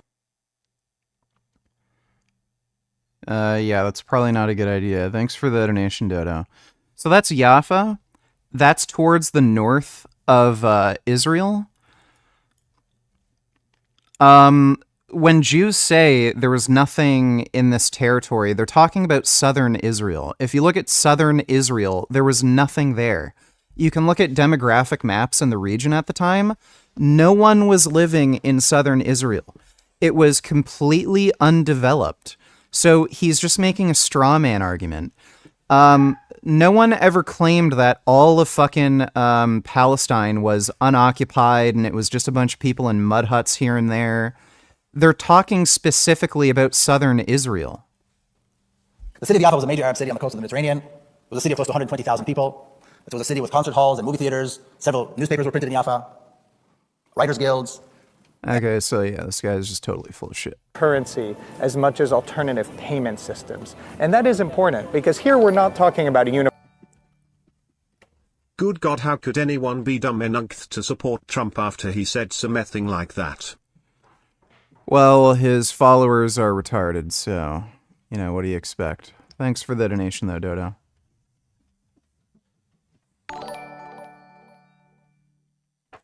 Did a pro pal really just say that your pets can be Zionists?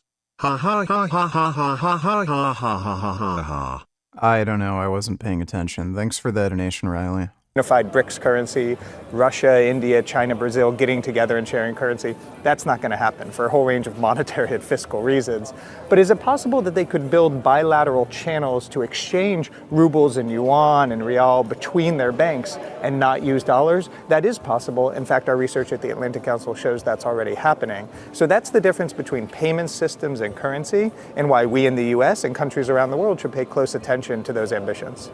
And to what extent would you say that they're all on the same page when it comes to ending the dominance of the dollar or payment systems? They're not on the same page. Their unifying principle is that they don't like something. They don't like reliance on the dollar, but there's no agreement on what they do like. Now, the question is, could they build a network that's similar to SWIFT or CHIPS, the way banks around the world communicate with each other now and transfer money? That would be very complicated because the dollar is the lifeline, the liquidity of the global economic system, and there's no currency, even the Chinese yuan, that can come close to rivaling that now. So they agree on what they dislike, but they don't agree on what they like, and I think that's one of the many hurdles they face if they would ever try to challenge the dollar. But it's important to say they don't want to replace the dollar. They just want to lessen the dollar's influence. How much money to put hot sauce in your pee hole? How about $20? Influence in the global economy. So the dollar share of global reserves has only dwindled slightly over the past 2 decades. The yuan has increased slightly, but there's still a huge gap, 50% to 4%. So if they can close that gap a little, then I think they see some success. So it's not about replacing as much as it might be challenging or ebbing some of the dominance. Now, speaking of not being quite on the same page, India. Spy Night plays, $22. Can't lie, this is scaring me. The right-wing coalition hurts Israel's image and our religious extremists. Also, Bassem on Piers Morgan today was unhinged.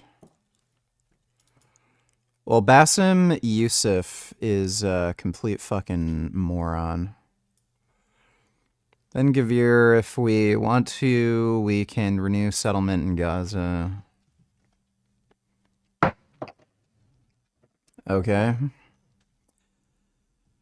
I don't see why that would be a problem.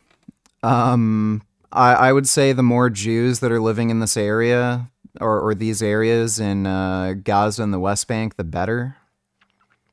Like, in my mind, if they're under Israeli control and you can change the demographic balance where Jews might make up like maybe 20%, of the people in those regions, at least, you'd probably see less terror attacks.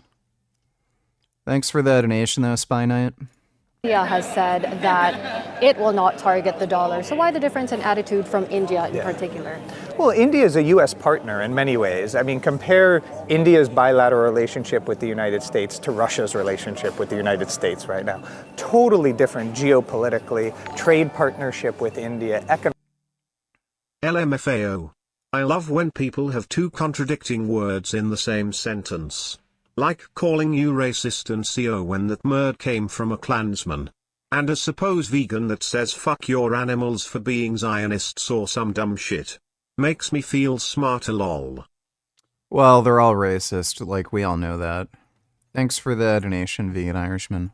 Economic partnership, diplomatic partnership, part of the Quad arrangement, national security arrangement the U.S. has that India is part of. So all of these are reasons that, I don't think India sees itself geopolitically.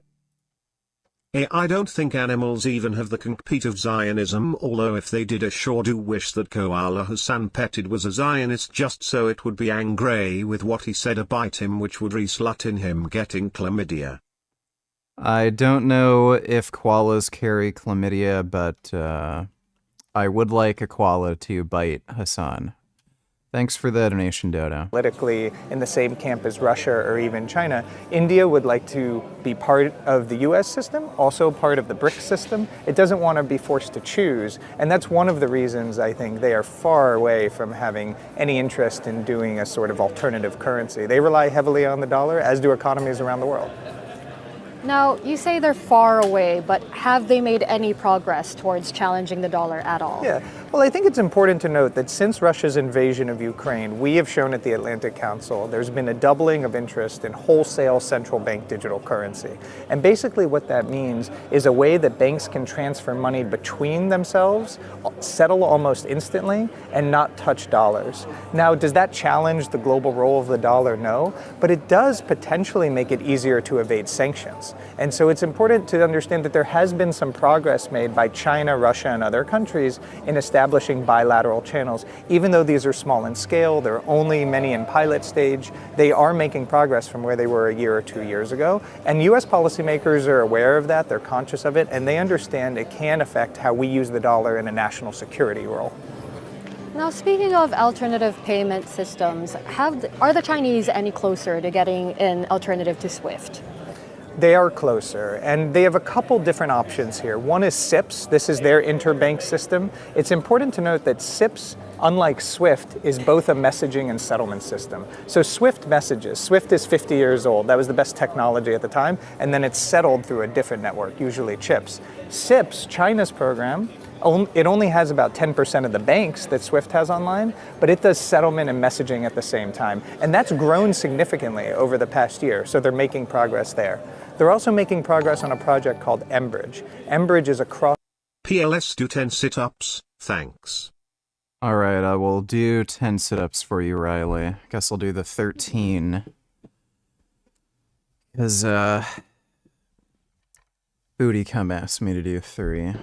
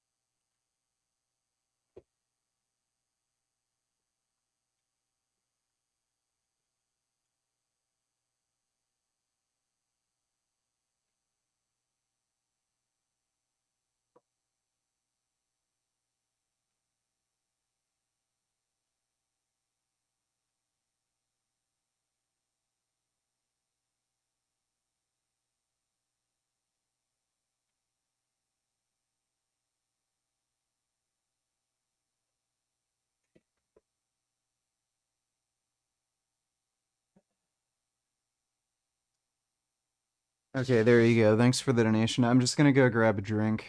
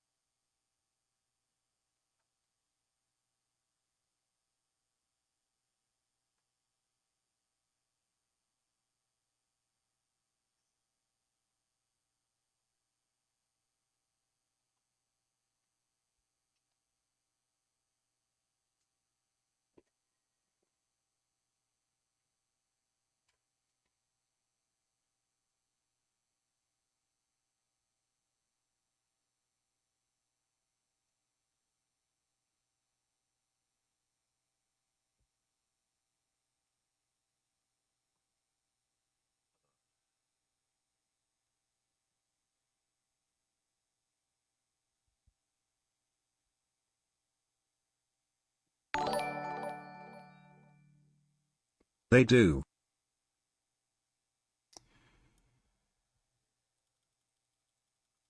Chlamydia in koalas. Weird. Didn't know that. Thanks for the donation, Dodo. Dodo donated $2. Let me see. I'm no fan of Hitler, but you're wrong. Hitler had many Jewish commanders and generals in his military. No, he did not. This whole Hitler hated Jews is nonsense. Right, that's why the Holocaust happened.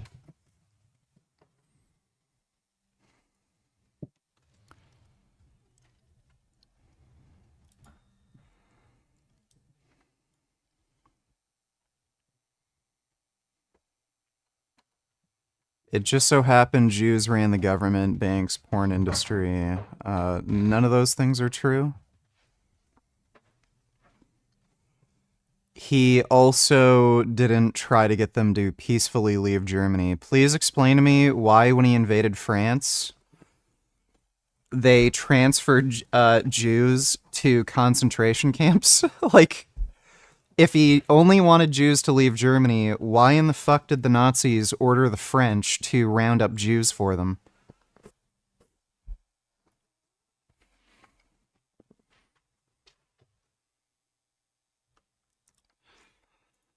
Well, Myron's a piece of shit.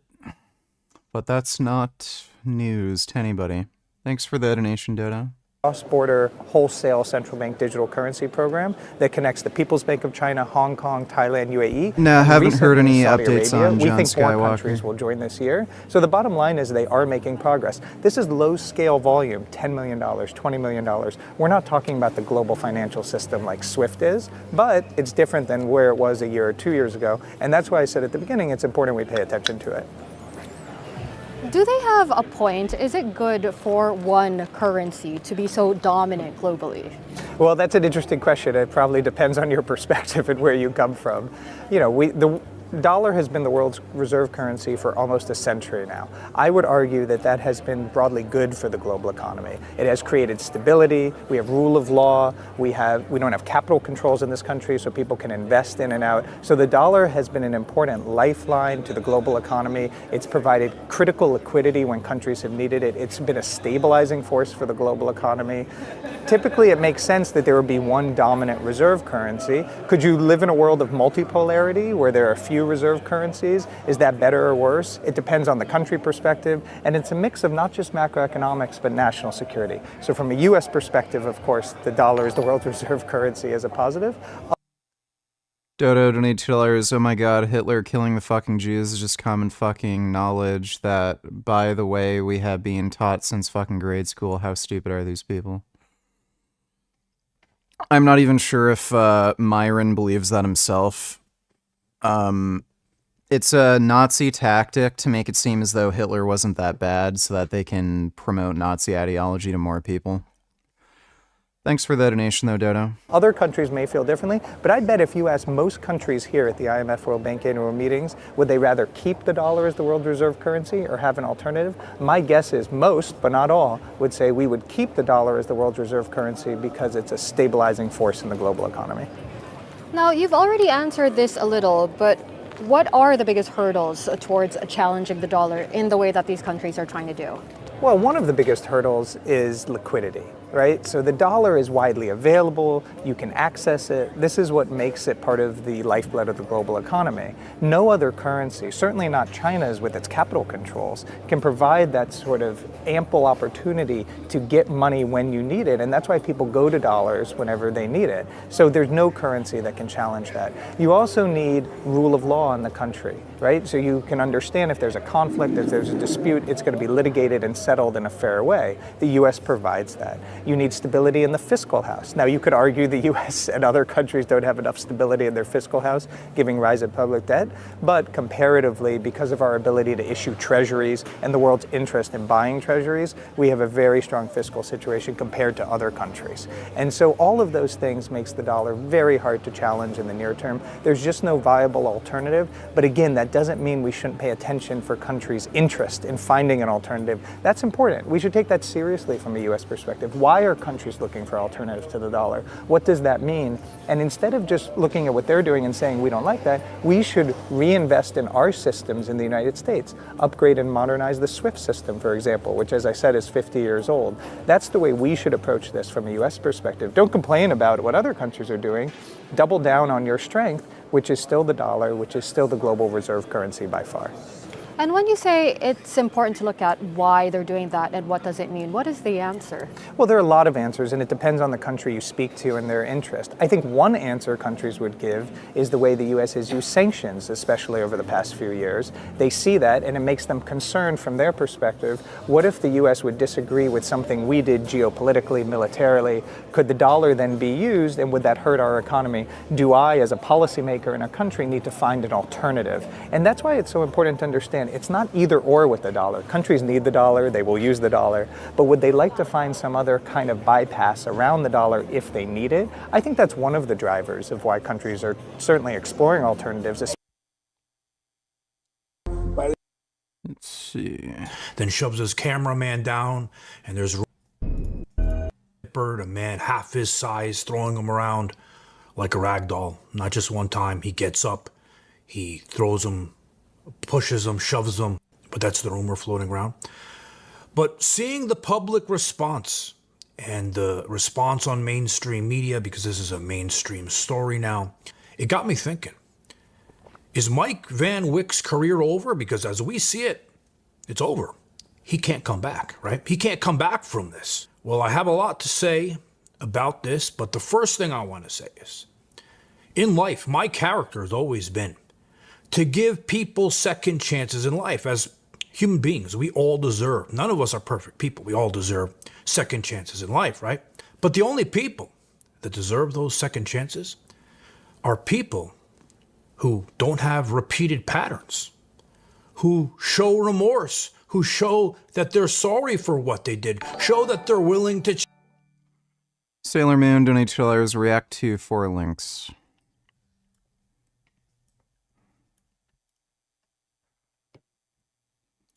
Sir, before I take you out of the car, I just got a few questions I gotta ask you. Do you have any weapons on you right now? You do? Like what? This right hand and this left hand. Alright. Now is not the time to make jokes. I'm gonna ask you some serious questions and I need some serious answers. Alright.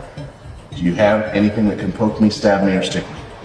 A knife, pocket knife, anything like that, a needle? I can't check because my hands are handcuffed. As far as you know, do you have anything like that on you? Not sure. Do you have any drugs or alcohol on you as far as you know? I don't think so. Okay. He drank them all. When we get inside the building, if I find anything on you, that's going to be another charge. Oh. So tell me now. Will I go to jail? All right. All right, sir. That guy doesn't seem particularly smart. The second video you sent me is restricted for some reason. But I've looked up the definition of marriage. I like it. We've already seen that. That's an old video. Can definitely see the nuance on things like abortion. Of course I can. And of course I would never be. I don't care. Thanks for the donation, Sailor Moon. change. And has Mike Van Wyck shown any of this? No, not so far. If you go and look at his social media, go look at his Instagram stories, he's been posting, seems like every 30 minutes, a different post about someone that's cheering him on, trying to tell him that he was right in this situation, only posting things positive. Let me take another look.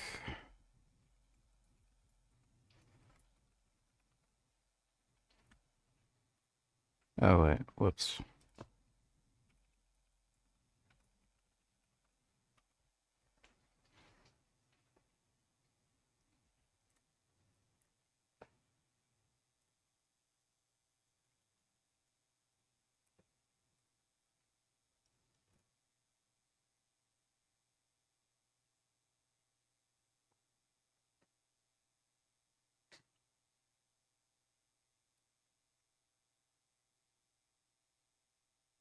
Fuck.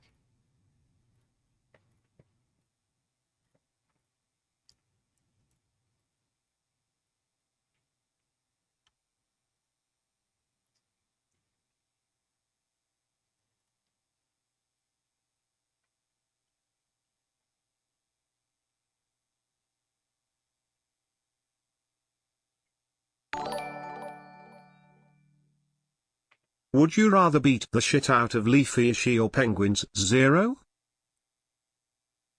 If I had the choice, I hate Penguin Zero more, so... Leafy's kind of an irrelevant loser who's just addicted to drugs, so... Dude, this guy is unfucking hinged. Like, he's still...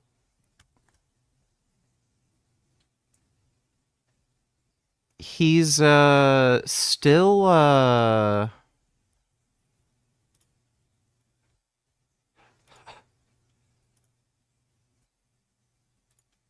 He's acting like him attacking Jeff Nippard was justified because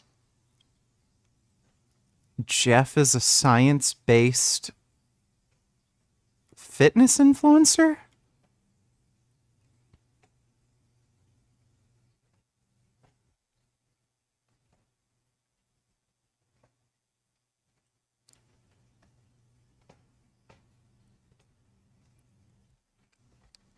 Oh my god.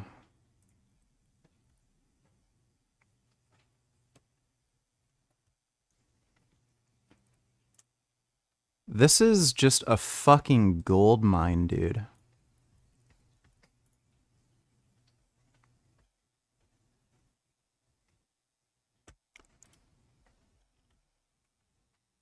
He's, I don't know why he hasn't gotten, like, a lawyer yet. Is he broke or something? Like if I were him, I would have a lawyer on retainer, and, like, they would have told him, don't say shit about it on social media. He's just incriminating himself. He's showing... Not only is he showing absolutely no remorse for the crime he's committing, but he's literally... justifying it on social media, being like, oh yeah, he deserved it. That is the dumbest fucking thing you can do when you're guilty of a fucking crime.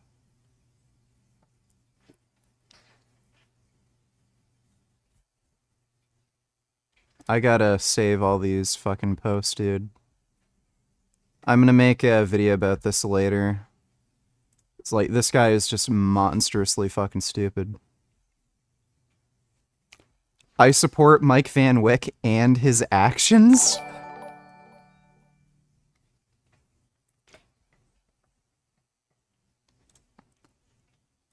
And he's reposting this on his fucking story.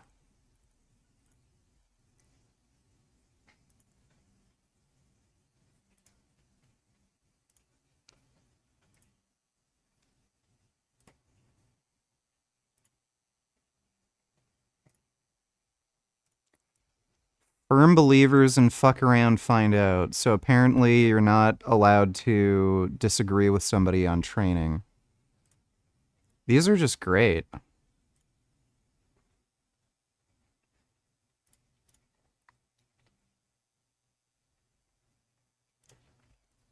Oh my god. These are so bad.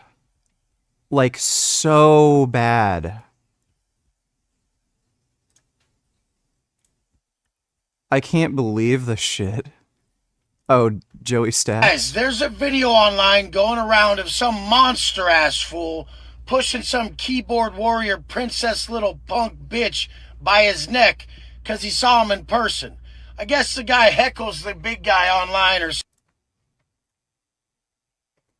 So you guys, there's a video online going around of some monster... So you guys, there's a video online going around of some monster-ass fool pushing some keyboard warrior princess little punk bitch by his neck because he saw him in person. I guess the guy heckles the big guy online or something.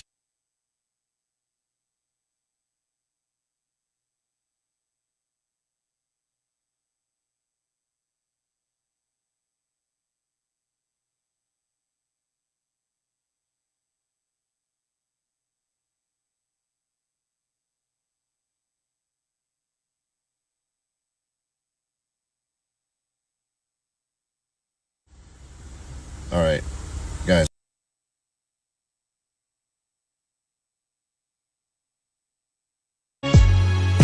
Bro, can you imagine being a grown fucking man posting yourself at the doctor's, like getting checked?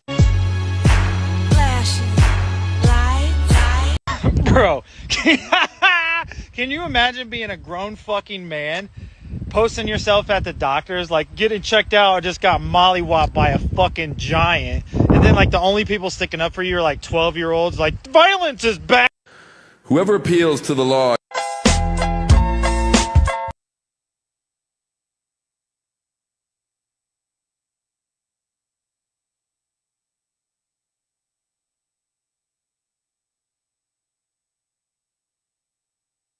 So you guys, there's Yeah, I don't know. I got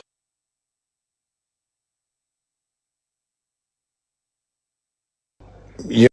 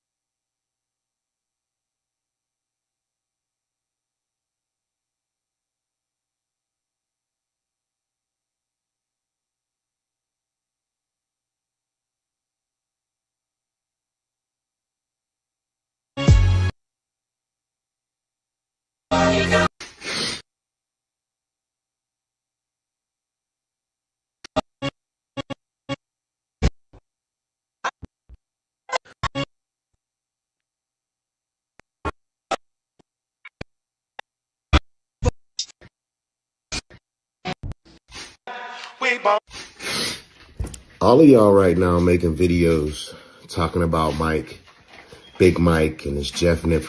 You guys can clearly tell Jeff Nippard was not born in a place that words are held accountable, because way worse shit would have happened to him if he would have even lived in half the places I lived. Big Mike, that motherfucker was Drake's bodyguard. I remember Joey Stacks tried to punk him out. When are you guys going to realize there's... Alright, well I got everything. So, I've got all the shit I need for the video tomorrow. I am just recording, I was just recording Mike Van Wyck's Instagram stories. That guy is an absolute bitch.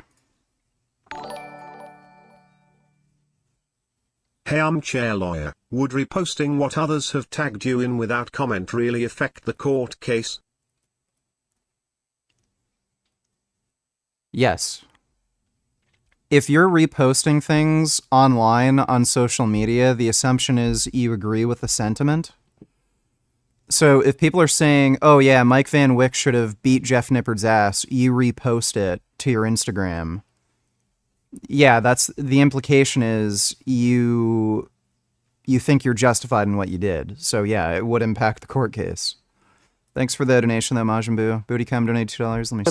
יש מרכיב מפתח בתוך העניין הזה, וכל מי שינסה לפגוע בנו ייפגע, והדבר הזה נכון גם לגבי איראן. ואחרי שנתקוף באיראן, גם במדינת ישראל וגם במקומות אחרים, יבינו מה כולל תהליך ההכנה שלכם, וההיערכות שלכם, והמוכנות שלכם. אמון מלא בצה"ל. Okay, that's not particularly interesting. Thanks for the donation, though, Bootycam. Dodo donate $2. Insane video, 1.5x speed.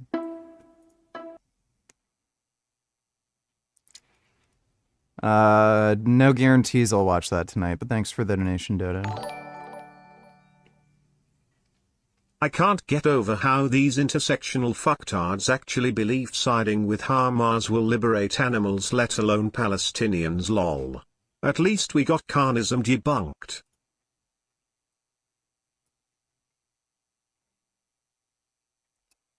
Yeah, that's good. Carnism Debunked has a base take on Israel. Thanks for the donation, Vegans for Sharia law. You should try CBT sometime to see if you like it. Maybe start with post-orgasm torture and go from there. You'd be surprised, Richard. I don't know what the hell CBT is, but it doesn't sound like I'd like it. Thanks for the donation, Alawali. Positive about what he did. So is that a person who's showing remorse or willing to say they're sorry? Instead of posting these things over and over on... Do you think you would win in a fight against that dude that assaulted Jeff Nippard? Yes. He's 43 and he looks like he's 55. He has 2 hip replacements, so he can't even move properly. He's obese. He weighs over 300 pounds. And he's never done any boxing or martial arts before. So, yeah, easily. He's just an old, out-of-shape, crippled idiot. Hi VG. I really and truthfully hope that you are feeling great tonight. What a surprise that Trump once cut funding to the USDA and rolled back food safety law.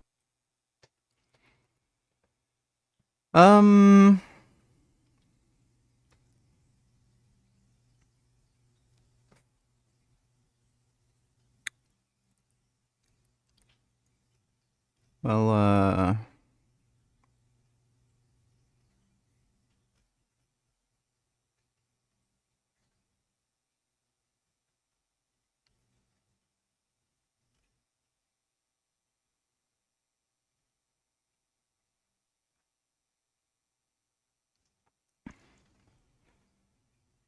Trump administration focused on deregulation, budget cuts, and reduced federal agency oversight on food safety. Whoa.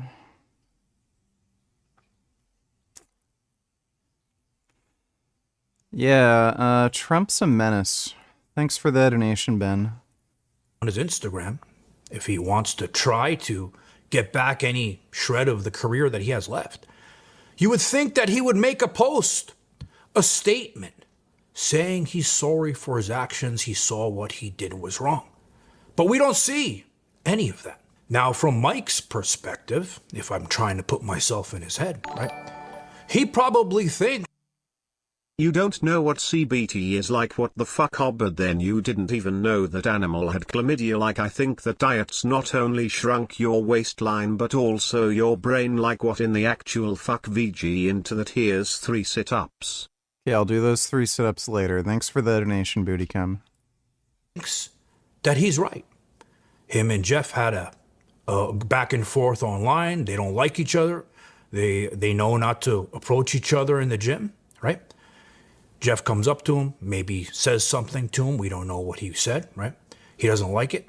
And he feels that in his own mind that him slapping the shit out of him was the right thing to do, right? Well, in my world, the only time I would ever put my hands on a person who did not hit me first is if they fucked with my family, my kids, my girl. You fuck with them, then yes, I will slap the shit out of you because it's deserved. But you went and assaulted, and you continued to assault him, not just the first time.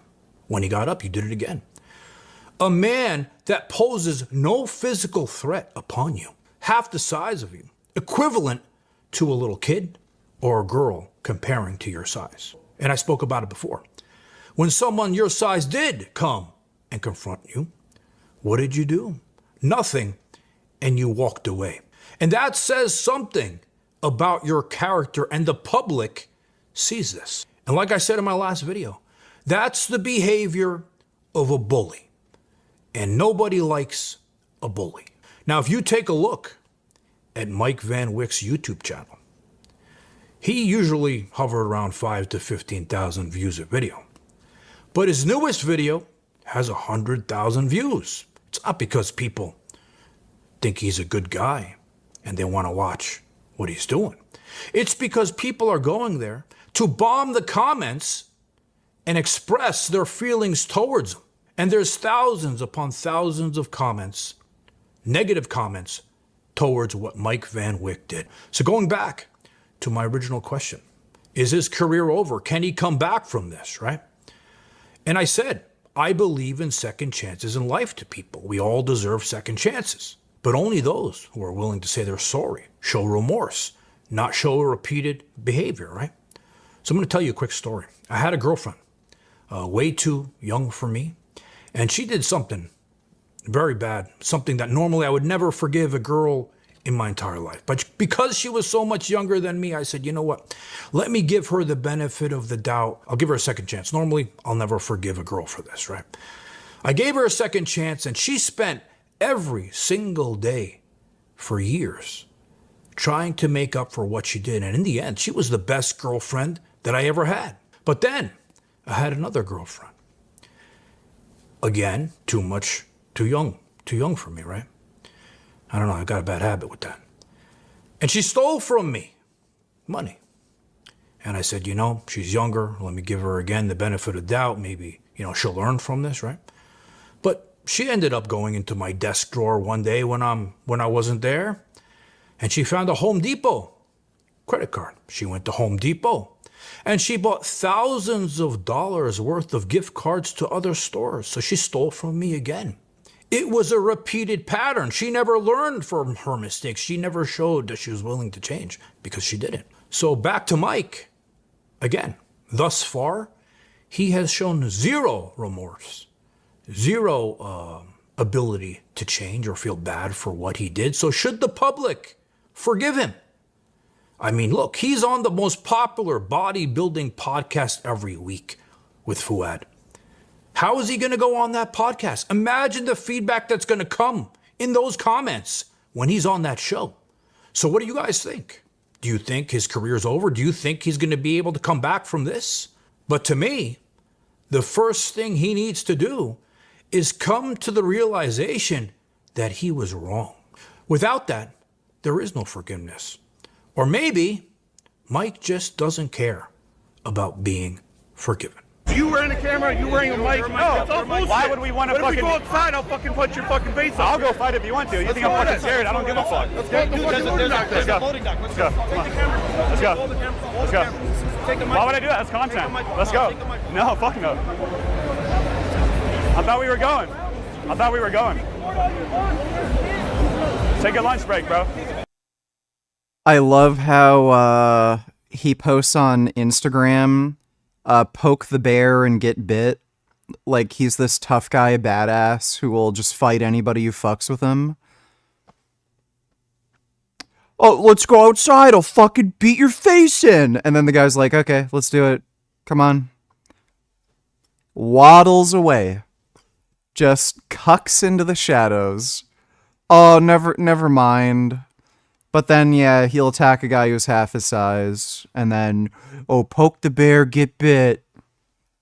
Loser. Take a lunch break, let's go. Let's go inside. So I'm like, what the fuck's wrong? I'm like, can you guys leave the booth? This guy refuses to leave the booth. Yeah, he doesn't refuse. No, but hold on. He just wanted to heighten weight. It's not a big deal. No, bro. And you don't tell someone about murdering someone, because I've done time, homie. And I've sat down with motherfucking murderers. My motherfucking So if you really want to talk about made motherfuckers, we talk about made motherfuckers. Yeah, why is he hiding behind you now? Not hiding behind me. What a pussy. A commercial break, and we'll come back and find out why in a moment.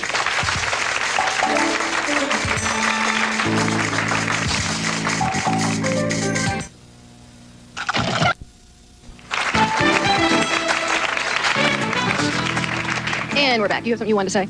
Yeah, I think that they just have had bad experiences with women, so they're just somewhat poisoned against women in general. True? Never fails. Every show we do, we talk about our feelings. Someone stands up and says, we've had bad experiences. You're trying to trivialize what we're saying, and I resent it. It's the hostility that men and women have for each other that's poisoning our relationships. We've got to be able to talk about it and listen to one another non-judgmentally. I don't think I've been poisoned. I think I'm just doing what works. It's a matter of doing what works. Excuse me. One thing the women's movement has taught me is to avoid speaking for other people. So I would like to ask you, if you think that men need to change in some fundamental ways and do a better job at listening to you, please clap your hands. What's smarmy? Wait a minute. This guy's like he's running for office here. He knows how to work the crowd, okay? And you know, I'm not but interested. you know what? It's not a stretch I'm for not him to get interested. this audience to agree with his No, point. wait a minute, but I'm not interested in what applies in the mummified halls of academia. I I'm not understand speaking as an he's a academic. PhD, I'm not which stands speaking for as an final, higher, and academic. deeper. I'm talking for the little guy out there who gets his head kicked in and always winds up being the buddy, the big brother, and here is, let's be friends. You want a friend, lady? Get a dog. Okay. And here's the thing. Here's the thing you have to know about Bruce, Faith. Here's the thing that's important for women. There's something important for women to know about Bruce. Matt, how do you know about But he's doing something that men have done for centuries to women, and it always backfires. He's putting you up on a pedestal. He's keeping you free from criticism. I respect you enough to, if I think you're full of it, I'm going to tell you. He won't. You know what men need to do? What the point of the women's movement is not to make everyone feminine. The point, as I understand it, is to make everyone whole. So what men need to do is reclaim the femininity that we've lost. I can't believe you. I'm the one who's sitting here in a skirt. You're the Oh wow, this guy is like such a fucking cuck. one who's dressed in very conservative male attire. You haven't begun to question anything about masculinity. I want to put women on a pedestal so I can look up your skirts. I mean, I don't have any problem with it. This is absolutely. Hey, Ross, let me just ask. One second, please. Ross, is there a woman in the audience that you'd like to ask out? Pardon Is there me? a woman in the audience you'd like to ask out? I'm booked up for 1993. Sorry, ladies. You have a question? Yeah, I'd like to know when is the last time you had a real commitment with a lady, and did she respect how you treated her? I cannot hear you. One more time. When is the last time you had a real relationship with a lady? What makes you think it's your business? My business? Well, you're sitting up there like you know everything about women. Deal with the issues. He just made a personal hang on a attack second, against Ross. me. I think it is a fair question, and I will tell you why I think it is a fair question, because you wrote this book saying you got the answers. You know what? At the moment, I'm having lots of fun. I don't have a personal commitment to one person. Although I have been with someone I've loved for a long time, me. Let me ask you. Given that, let me ask you this. Do you care if a woman is satisfied the one that you're with? It goes without saying she's going to be satisfied if she's with me. Listen, let me tell you something. I'm serious about one thing. I'm being a little obnoxious to get a response, but I'm serious about one thing. Got it. I honestly do believe that there's no better way a woman can win, spiritually, physically, emotionally, than being with me. I really believe that. I You really didn't really do. answer the question. Does it matter to you if the woman is satisfied? Yes. It does matter. Because she's going to come back for more. Of course it matters. It's in my own interest to see that she's satisfied. It's chapter 18 in my book. And it's pathetic. Ross's arrogant attitude works with women. I think it's pathetic. But you seem to be putting the blame on women. Well, he's been conditioned by women. This is the result. This is what you get. You get a fellow All right. like Ross. John, take a wide shot of the audience, please. Put your hands down for a second. Take a wide shot of the audience. Does anyone here find Ross's approach to women appealing? Oh, they're going to admit it. Come on, Faith. Come on, they're not doing. Number one, what we have here. What? I didn't hear that. What? She said we don't even find Ross appealing. What we have here is a phenomenon called denial. That's what we have. I think Ross is denying something very important here. Okay, wait a minute. Oh, wait. Follow through the audience. What are you screaming about? You just threatened me. Stand up here. Why did you threaten me to come over here with a microphone immediately? Stand up. Okay, because first of all, I find this utterly preposterous. You know, you're sitting there and you're putting us down to a certain extent, and what you fail to realize, both of you, okay, is that without your mothers, you wouldn't be here. You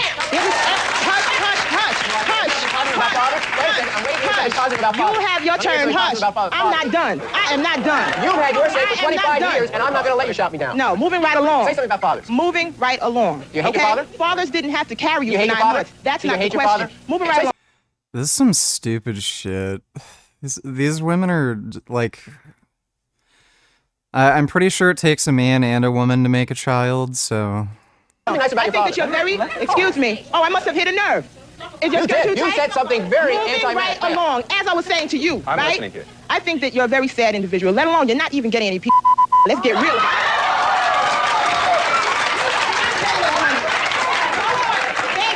me tell you, just from listening to you, right? Wait a minute, hold up. Just from listening to you, baby sugar, I can tell that you are using the 5 fingers of death, okay? And you really need to get real with yourself and others. With you. I'm very sorry. I have to get to a commercial break. I have to get to a commercial break here. And I have to say that I'm not sure if spelling it will qualify with the censors. I'll be interested to find out if spelling it makes a difference with the censors. We'll be back.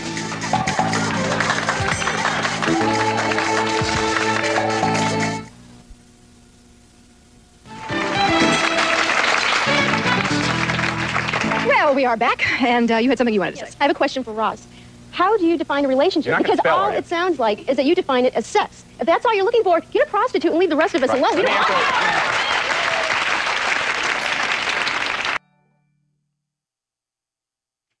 Mangus $22, the Mount Rushmore of Mangus.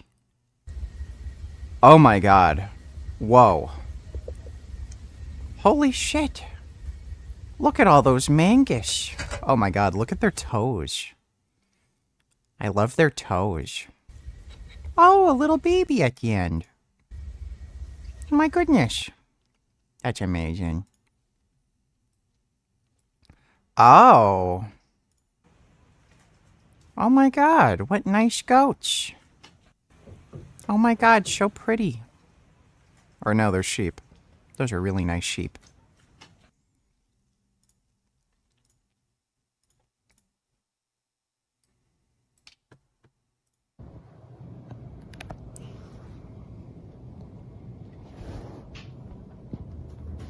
Oh my god, look at his toes. Oh my god. Hyrax are so cute. Look at his little ears. Oh my god. That's amazing. Dude, how the hell do you get a Hyrax? I wonder what they're like to keep as pets.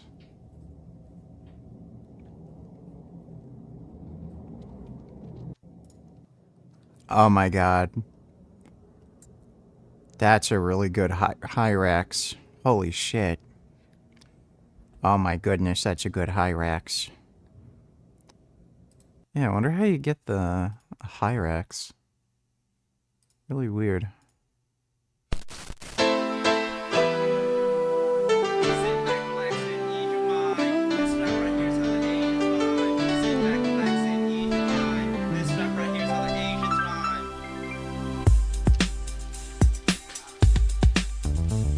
It's the AZN, nigga, fuck the rest. Dallas to New York, jigga, we the best. Vietnam to Japan to Mongolia, Philippines to Taiwan to Cambodia, Korea, hometown China, who you got, huh?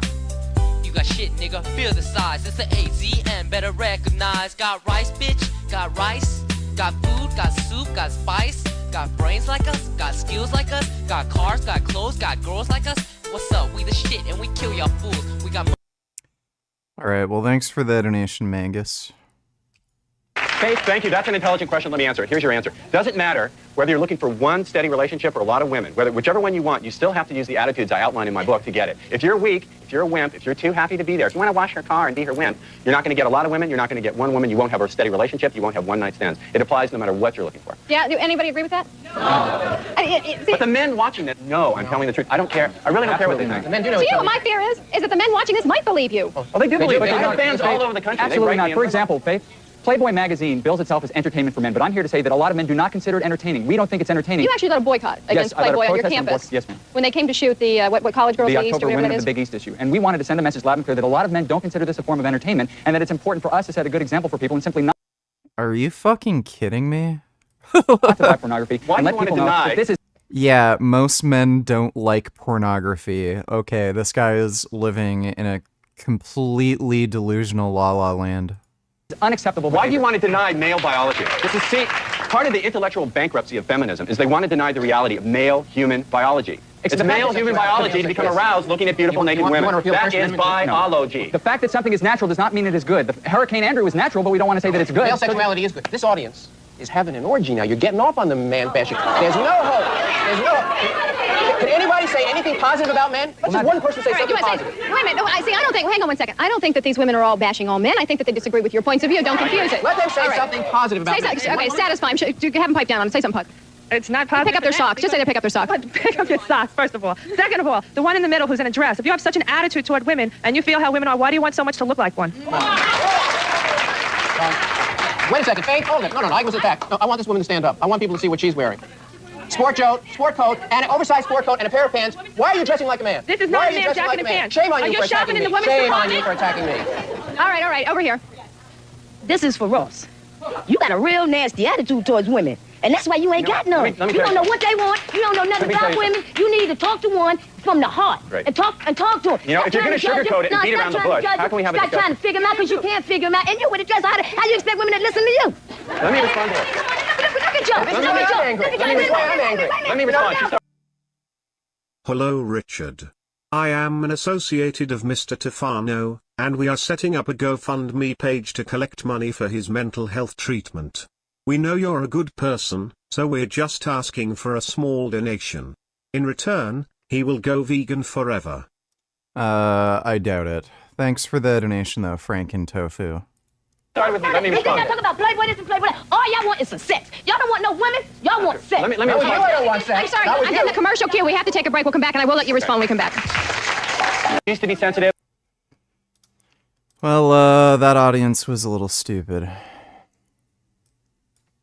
Channeling his inner special needs child. Right on stage with the guy who he said, I love this photo. This is just the best photo ever. The look of disgust on Trump's face is just so great. Oh my god. was too old to be president. Trump would be 82 at the end of term, which is too old to be the chief executive of anything, let alone the United States. Well, that's an absolute statement. He's not walking that back because Trump's not going to get any younger. I don't hate the man, but it's time for Trump to hang up his hat and sail off into the sunset. In reply to this video. Nah, he's got himself a mess. You know, he said the other day, oh, I've never voted for a Republican. I said, I didn't know that. He told me he voted for me. So he's another bullshit artist. But All in. So he's another bullshit artist. Well, first of all, I want to say what an honor it is to be here. The goal of New Twitter is to be as fair and even-handed as possible. So not favoring any political ideology, but just... All in. Yeah. Musk going all in on Trump is one of the weirdest things ever. If only there were a super simple explanation that explains everything. Oh wait, there is. Musk is going bankrupt. Big time. And the only thing that'll maybe keep him out of jail is a... Jabroni, $22. When you are an adult out of the school, all relationships become transactional unless you're hot. You not getting no pussy for free, right, babe?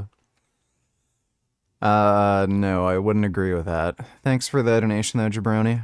Presidential pardon. Precious need a pardon. Now, how can I know this? Well, Musk really only has two businesses, SpaceX and... This video is sponsored by Opera. The fun could be had with an oven that's 20 times stronger. You can, but only to a point. I've actually tried this, but I only got to a few thousand watts before it blew up, so this method won't get me to 20 kilowatts. I simply need a bigger magnetron. Now, unfortunately, even though oven magnetrons are a dime a dozen, big ones are really hard to come by. In fact, I've been waiting for years to amateur that way. But you know what? That doesn't sound nearly as fun as chucking a bunch of metal in there and seeing what kind of hell is unleashed. So yeah, let's do that. Let's see if the microwave can melt magnesium ribbon, or at least see what kind of plasma it'll make.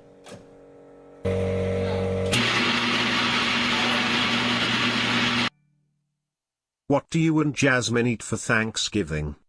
Same as every other day. We don't celebrate Thanksgiving. Thanks for the donation, Speed Racer. Not only did it melt and burn in there, but it also managed to show off some of its green spectral colors, which is fiber. Riley donated $2. Found this kind of strange. Germany use a completely different definition of murder to most other countries. Did you know this? These are regular German laws that are applied every single day, but what many people don't know is that they were originally written over the Nazi regime. One of them is section 211 of the German Criminal Code, the Strafgesetzbuch, the section about murder. Mörder ist, wer aus Mordlust zur Befriedigung des Geschlechtstriebs, aus Habgier mit zu verdecken, human out of a lust to kill, to obtain sexual gratification, out of greed or other base motives, malignantly or cruelly, or by means constituting a public danger, or to facilitate or cover up another offense. This law, with the exact same wording, was originally written in 1941 by the State Secretary of the Reich Ministry of Justice, Karl Roland Freisler. He was a judge and prominent ideologue, which was in February of 1940. That means at least 15 years in prison, after which the convict has the chance. It's not really any different. Thanks for the donation, Riley. Heck. Oops. Waveguide flashover. It turns out, free plasma in the oven is really bad, because it jumps back to the magnetron through the waveguide. I used these for the battery. I tried cheating by using some steel wool to initiate a plasma, but even then, the plasma refused to stay contained. So, I decided on a different approach. I carefully opened one up and extracted the lithium foil inside. Microwaving this foil gave a surprising result.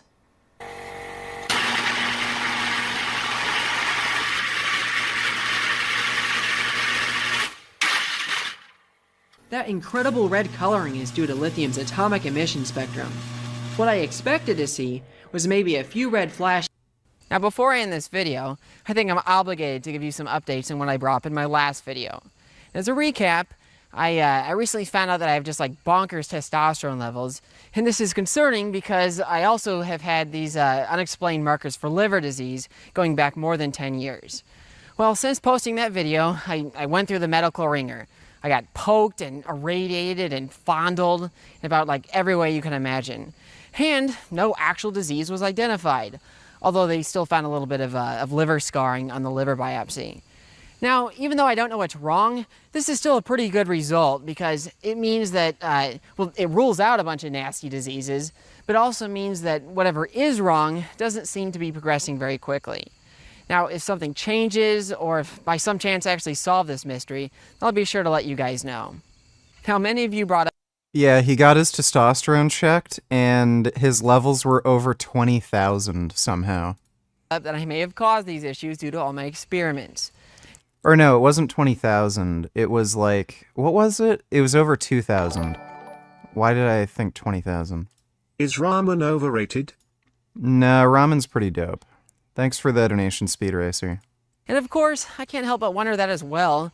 I mean, maybe it shouldn't be a surprise that somebody that does what I do has, weird and unexplained disease. But you know what? I know it wasn't microwaves that caused it, or anything high voltage like Tesla coils, because I've had these disease markers since before I ever messed with that kind of stuff. Now, chemicals, or I guess technically lasers for some reason, I mean, yeah, it's possible. I like to think I've been pretty careful to limit exposures, but then again, I've been doing that stuff my whole life, so it's possible. I mean, that is true, that I wonder. And Tesla. Twitter, I'm not even counting, as he funneled some $40 billion into it, and it's lost some 80% of its value. That is, it's now worth less than about half of the $13 or so billion loan he took to buy the company. That is, its actual net worth to Musk is about minus $5 billion, that sort of thing. That is, if you were to offer to buy Twitter for a dollar, you would actually make Elon Musk's net worth go up by $5 billion. And it's certainly not making enough money to pay off the billion or so dollar interest he was meant to be paying on that loan. In fact, that loan is how we know that the company has lost some 80% of its value, because the people who lent him that money have to account for how their investment is going. Now, we know that Tesla is failing, firing some 10-20% of their workforce on a whim, sales going down everywhere, and competition from every other real car maker on the planet, while they have no new models. Except for the Cybertruck, which was a disaster. Yeah, I mean, we dug our own grave with Cybertruck. He can't even sell Cybertruck in Europe because it doesn't meet European safety standards. So that was very stupid to design the Cybertruck that way. Never. But in terms of revenue, globally, they're pulling in about $100 billion. Not profit, mind you, as we'll soon see. If you wanted to look at the profit of these things, it's basically down to government subsidy. Now, SpaceX launches some 100 or so rockets per year at some $50 million a shot. That's what, $5 billion of revenue per year, right? Oh no, wait, sorry, 2/3 of those rockets are their own Starlink satellites, which aren't making the company any money. So their actual revenue from launching other people's stuff is some 30 or so rockets per year at some $50 million a shot. That's what, $1.5 billion a year. Only a fraction of that can possibly be profit. And it's not. They're burning $2 billion a year on Starship. Even if you include the lucrative government contracts that SpaceX price gouges the US taxpayer on, you're probably only looking at about $3-4 billion, that sort of thing, of revenue.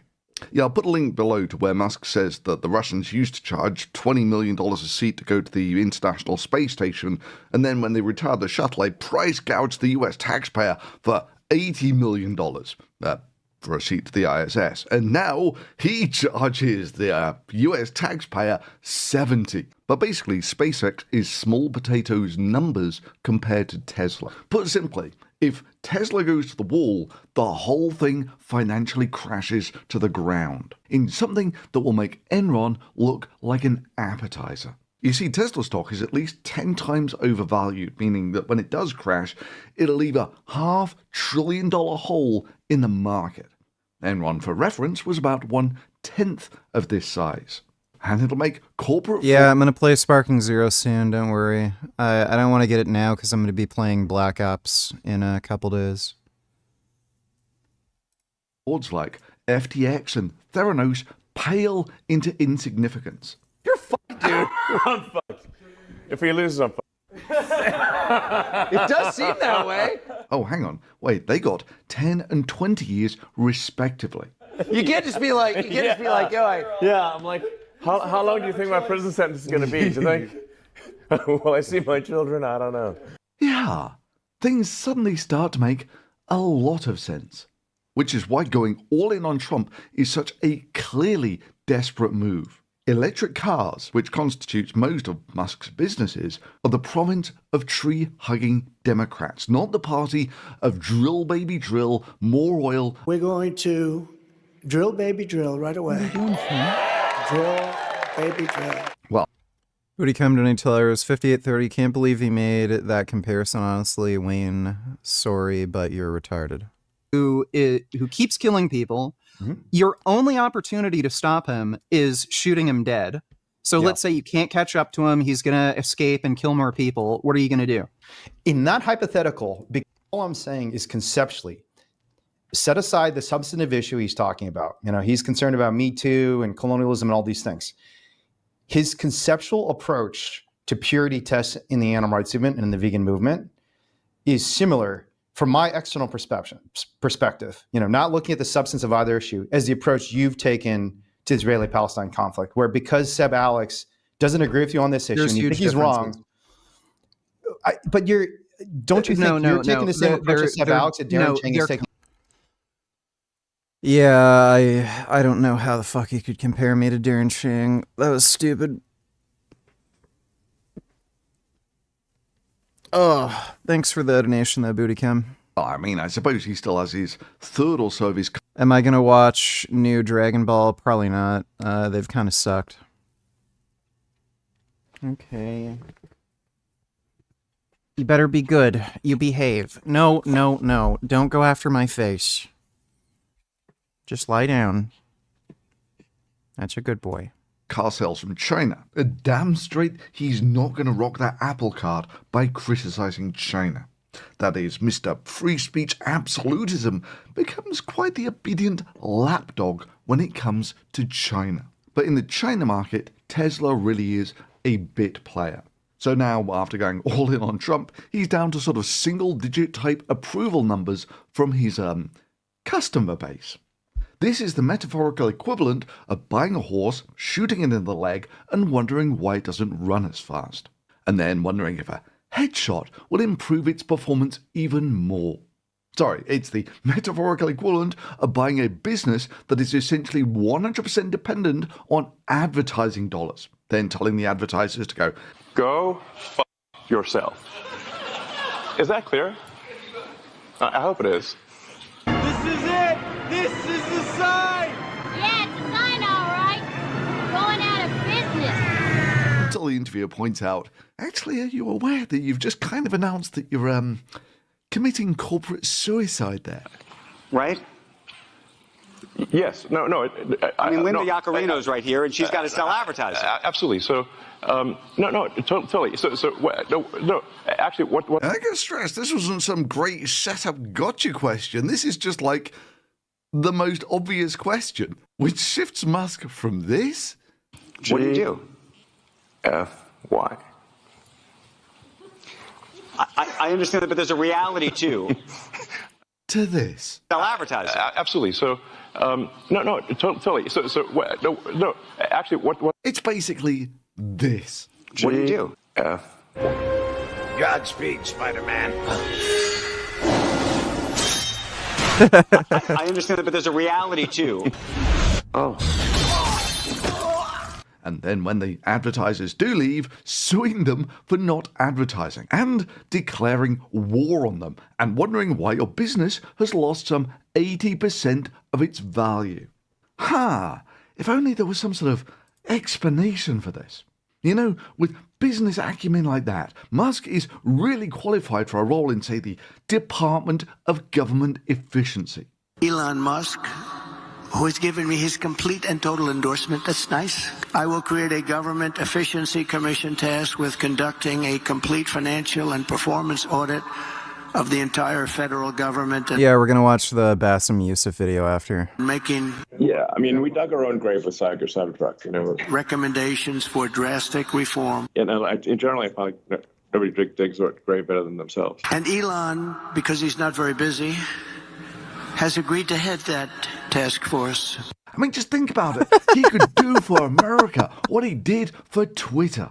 Now, all of Felon Why are they working together when they fucking hate each other? It's so weird.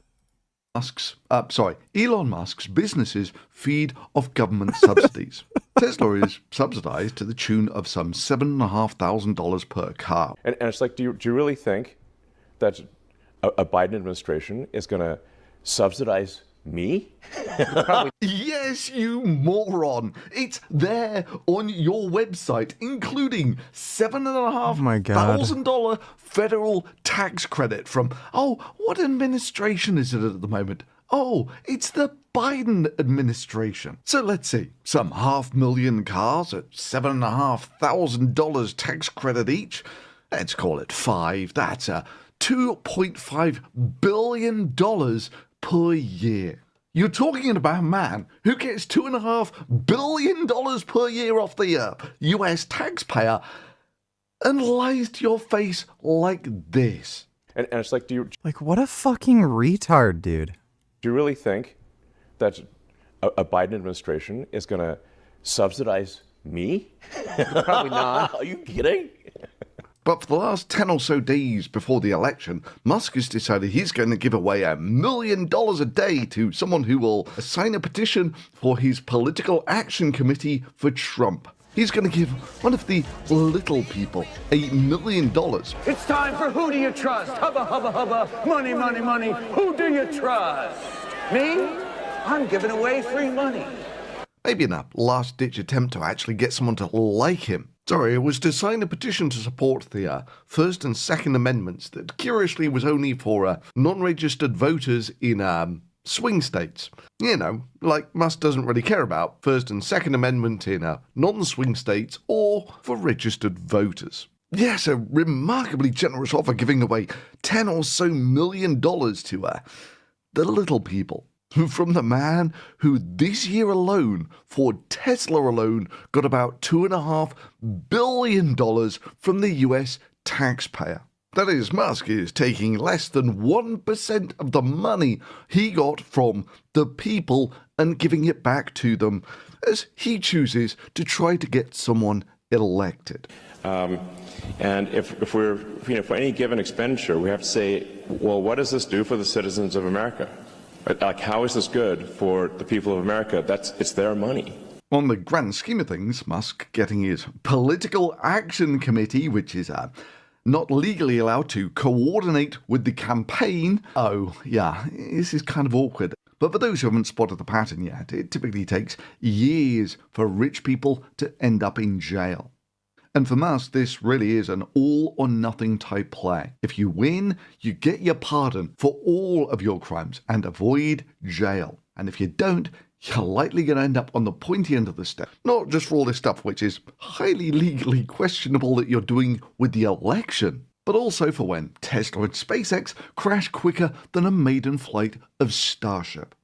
Now, when Musk bought Twitter, he said it was going to be politically neutral. Then he started getting this weird, reoccurring dream about the prison door slamming shut and the lights going out and the smell of sweat and fear. Which is why Musk went almost immediately on to backing Ron DeSantis, saying that Trump should sail off into the sunset because he was fundamentally unsuitable to be president. And Trump said that when Elon Musk came to the White House and asked for help on his many subsidized projects. The amount of waste that happens with the federal government is really staggering. It's a staggering amount of waste of taxpayer money. His many subsidized projects, whether it's electric cars that don't drive long enough, driverless cars that crash, or rocket ships to nowhere.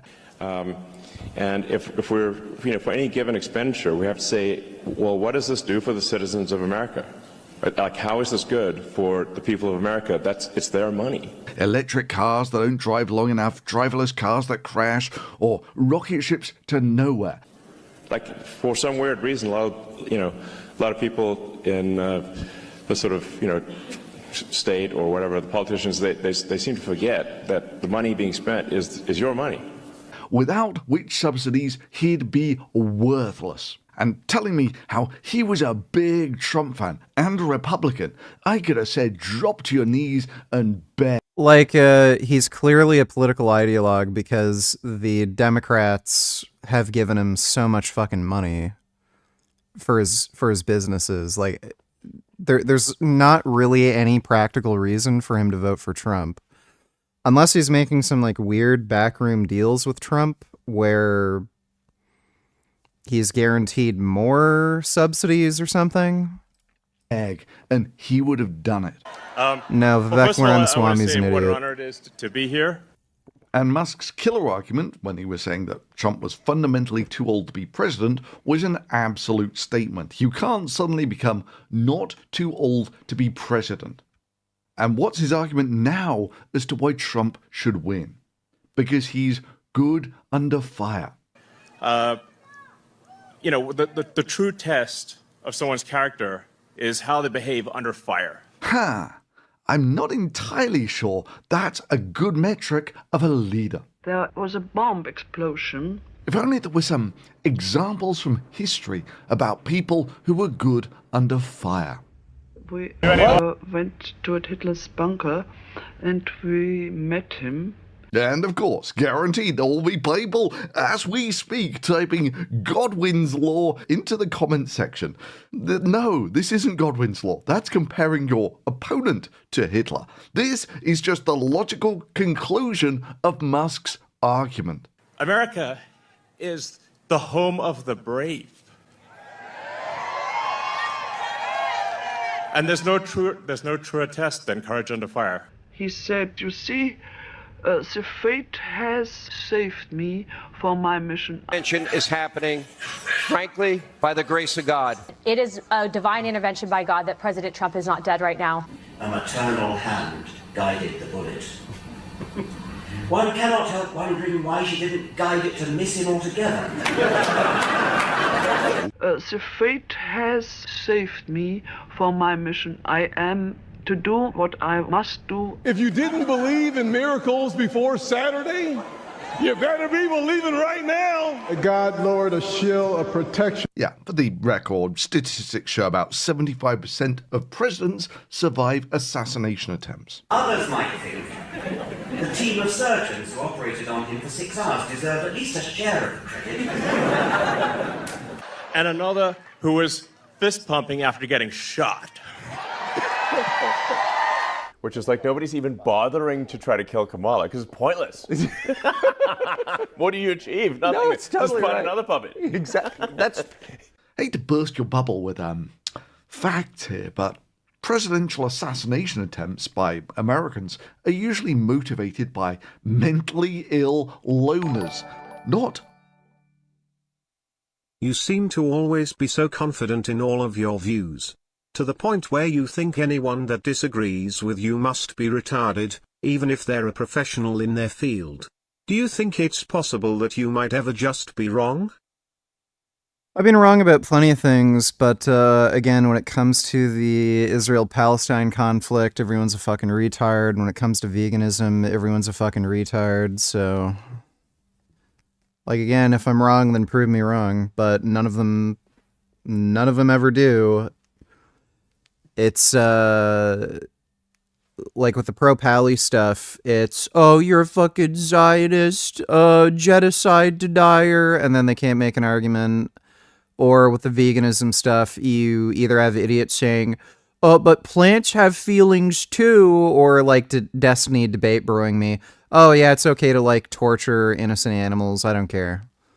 So yeah, when it comes to certain topics, yeah, I'm right, you're wrong. Thanks for the donation, the Socratic statistic. Politics. Let's see. Reagan's would-be assassin tried to kill him because he didn't like his politics, right? Oh no, wait. He did it to try to impress Jodie Foster and was deemed mentally ill. Or Theodore Roosevelt, who someone attempted to assassinate because he wasn't a puppet who could be easily replaced. Oh no, wait. His assassin said that a ghost came to him in a dream and told him to avenge him by killing Roosevelt. And hell, apparently someone has tried to kill Biden by driving a boxcar into a security barrier at the White House with a van and a Nazi flag, and said his stated goals were to kill the president and seize power. And Trump's would-be assassin was a loner Republican with issues and an AR-15. And again, the metric if someone is good or not isn't if someone's tried to kill them. I mean, by Musk. Forgot my namification, donate $2. If Trump is Hitler, would that make shitheads like Vance, Musk, RFK, and everyone else modern Himmler, Goebbels, etc.? Yeah, pretty much.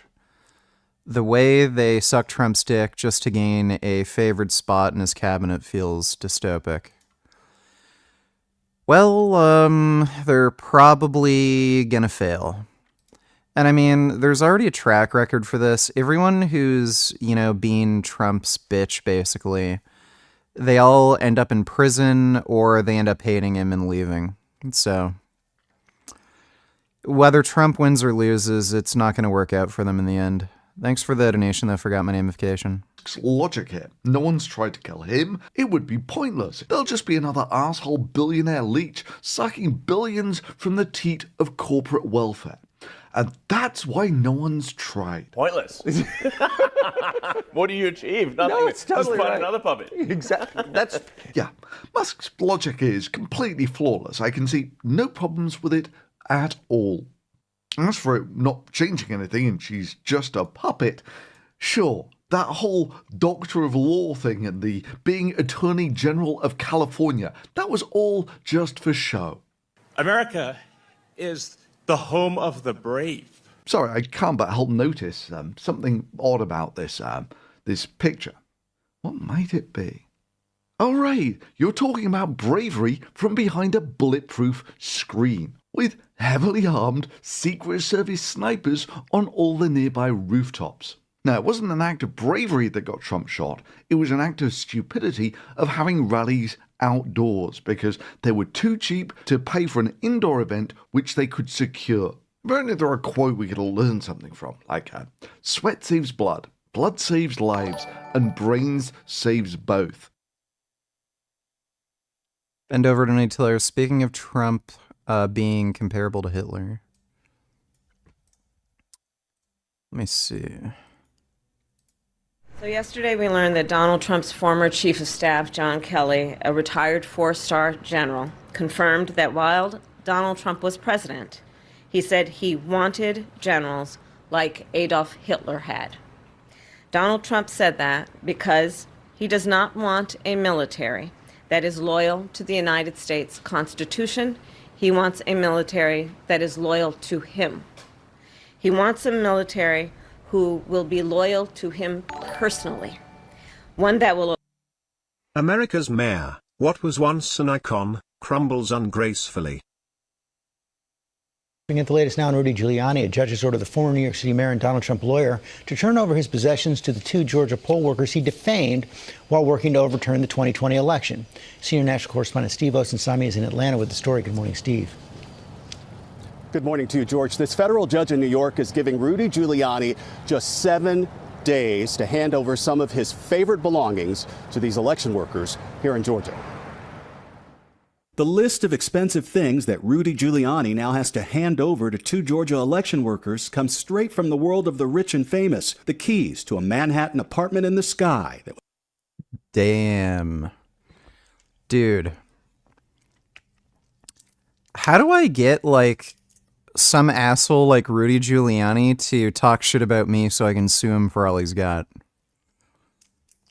Like, I don't care about the death threats. Like, that's all good. I've gotten thousands of fucking death threats from Muslims already. Why can't somebody just make up lies about me so I can sue them for all they got?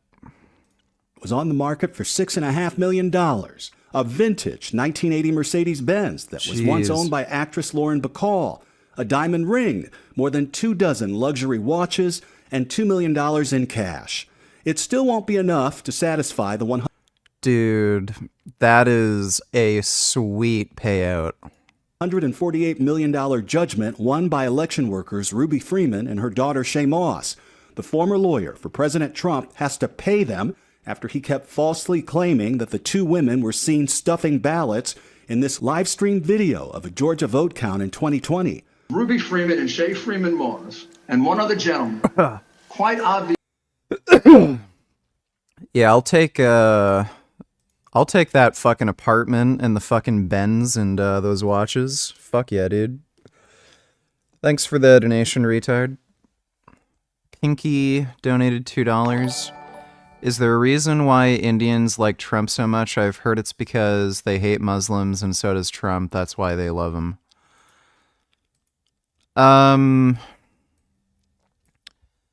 India's been voting kind of conservative lately, and they're a big fan of Modi.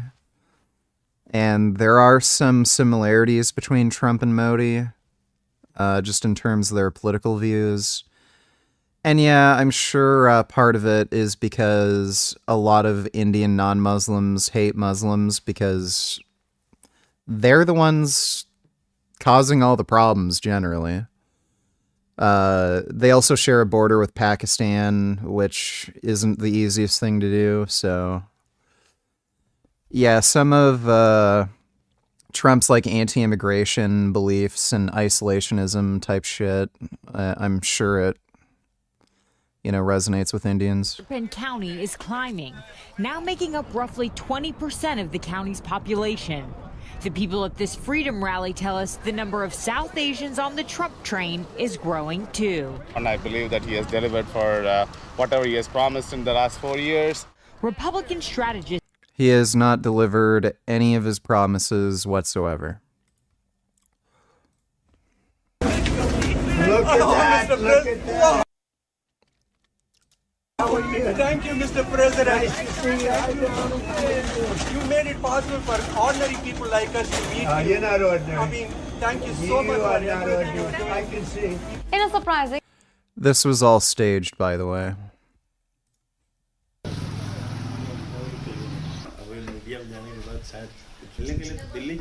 What the fuck?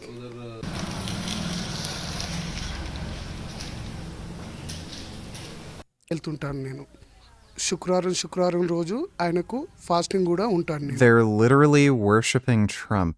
That is fucking cringe. What's funny too is Trump hates them. He's a white supremacist. Thanks for the donation though, Pinky.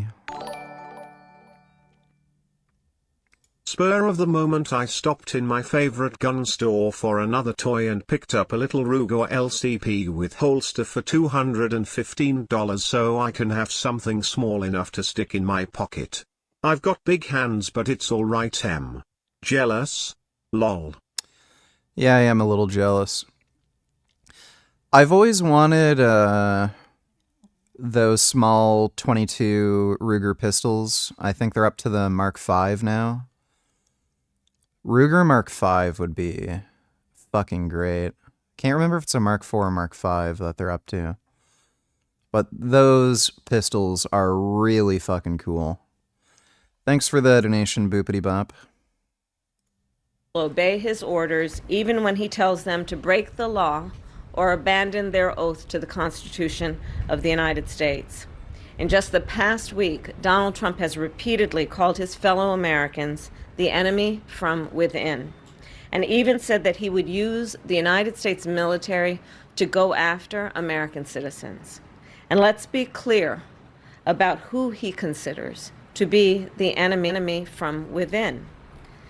Anyone who refuses to bend a knee or dares to criticize him would qualify, in his mind, as the enemy within, like judges, like journalists, like nonpartisan election officials. It is deeply troubling and incredibly dangerous that Donald Trump would invoke Adolf Hitler, the man who is responsible for the deaths of 6 million Jews and hundreds of thousands of Americans. All of this is further evidence for the American people of who Donald Trump really is. This is a window into who Donald Trump really is, from the people who know him best, from the people who worked with him side by side in the Oval Office and in the Situation Room. And it is clear from John Kelly's words that Donald Trump is someone who, I quote, certainly falls into the general definition of fascist, who in fact vowed to be a dictator on day one and vowed to use the military as his personal militia. People want. I would ask how we've gotten here, but the fact is that we've gotten here because the Republican Party, a party that once beat its chest as the defenders of the Constitution, of freedom, of law and order, of democracy, has now decided that the lone principle they care about is allegiance to one man, Donald Trump. Are they making another Devil May Cry game? I haven't heard anything being announced. Would you rather have Wim Hof or Trump as president? I guess Wim Hof. I just see him doing nothing and being stupid, whereas Trump could actually do damage.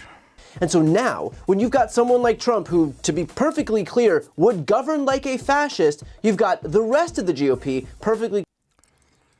Yeah, Trump's a fucking menace. That was from Erwin Rommel, who was actually implicated in the assassination attempt of Hitler and was given the option between taking a cyanide capsule and being buried with full military honours or stand trial for treason.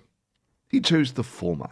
But key was brains saves both. This wasn't bravery, it was stupidity, which is why you are now currently behind a bulletproof screen. America is the home of the brave. But evidently not the home of the smart. You know, it's kind of like putting up bulletproof screens after the... Does height matter? How different would your life be if you were a foot shorter? Yes, height matters. Kind of affects what you can do physically, so you're not going to be an NBA basketball player if you're 5'5". You're not going to be able to play most professional sports if you're 5'5". It affects how people treat you, how they see you, general life things. So you're not going to be able to ride certain motorcycles. You're not going to be able to drive certain cars. You're going to have more difficulty doing just certain physical things. Serving in the military might be problematic for you. So yes. And I would imagine my life would be different if I was a foot shorter.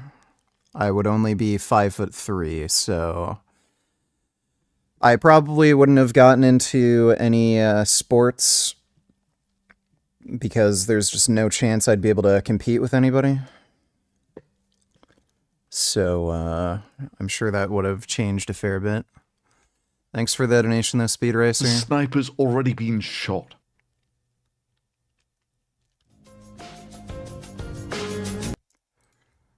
All right, Bassam Youssef being fucktard on Pierce Morgan.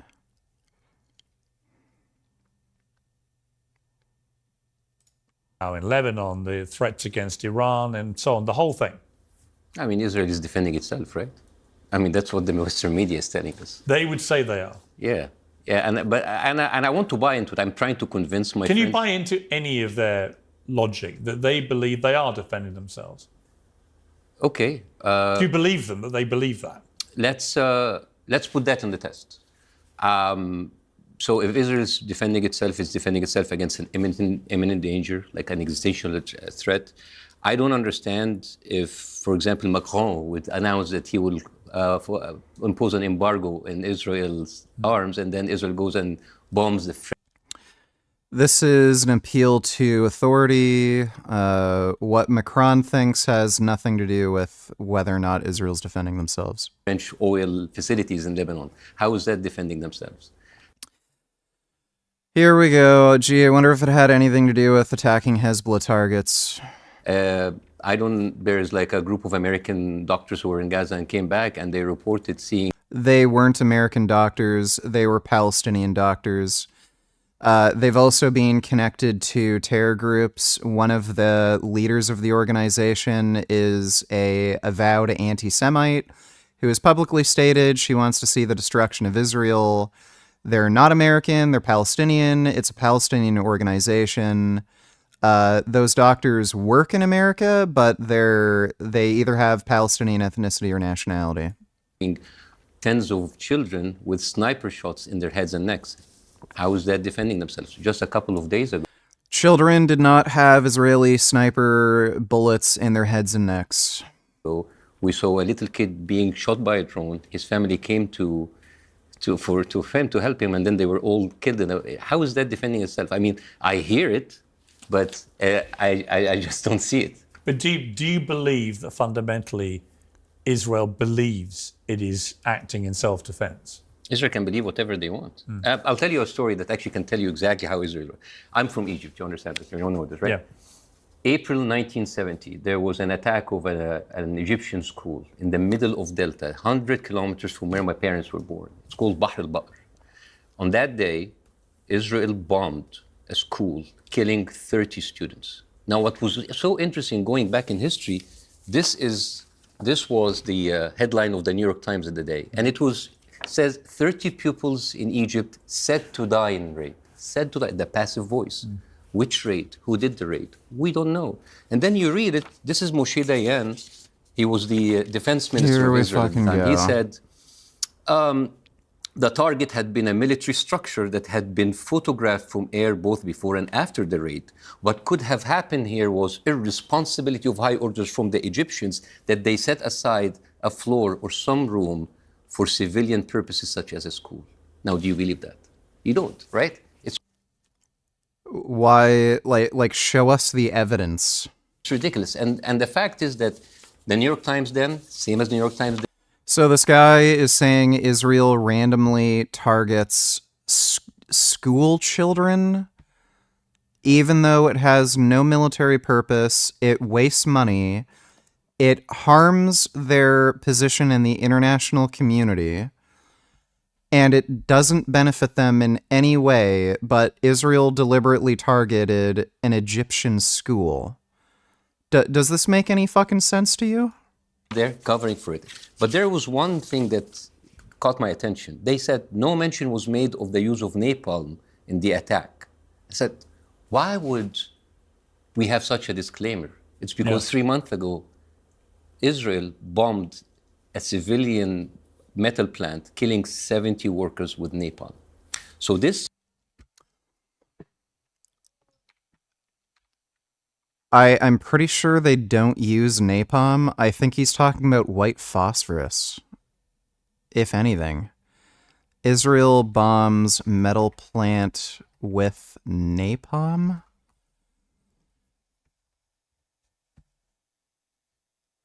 That's in 1970. This is the... So... Did he say a month ago? Yeah, so... They mentioned white napalm. What is it? Let me back that up. I didn't... One thing that caught my attention. They said no mention was made of the use of napalm in the attack. I said, why would we have such a disclaimer? It's because 3 months ago, Israel bombed a civilian metal plant, killing 70 workers with napalm. I'm pretty sure Israel doesn't use napalm anymore. Israel bombs metal plant with napalm. I see white phosphorus.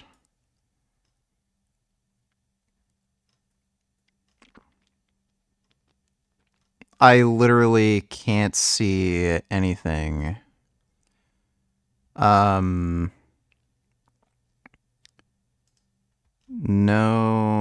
I literally can't find anything about this.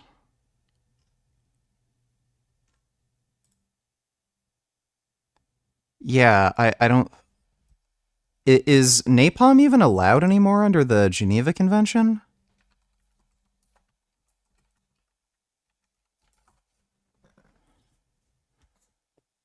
I only see white phosphorus, Wikipedia.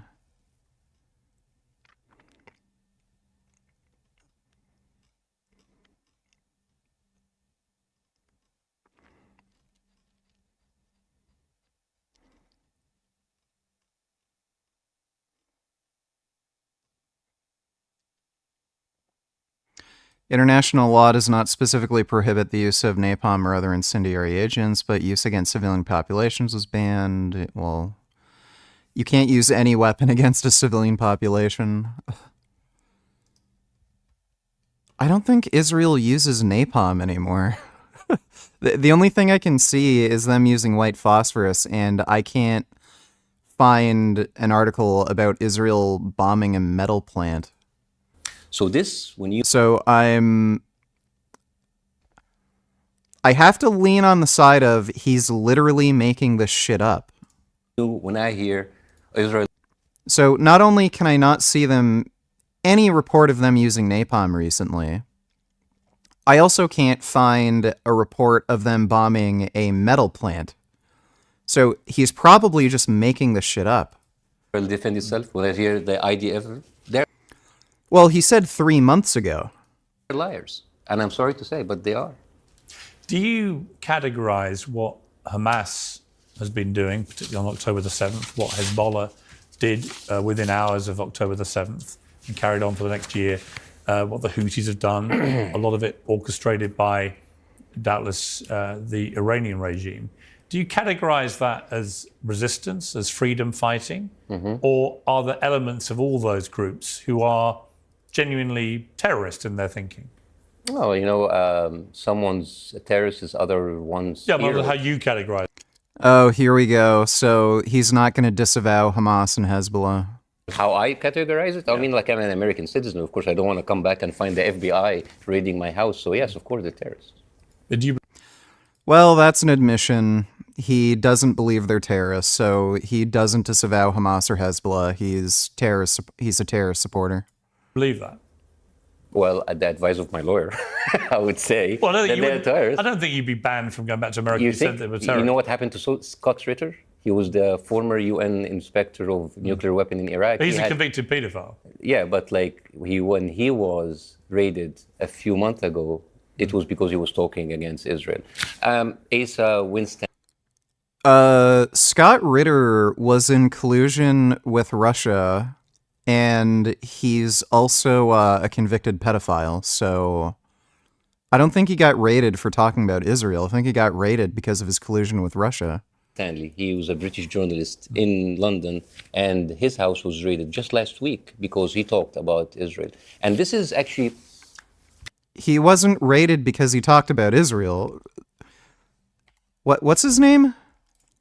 Asa Winstanley. He was a British journalist. Asa Winstanley?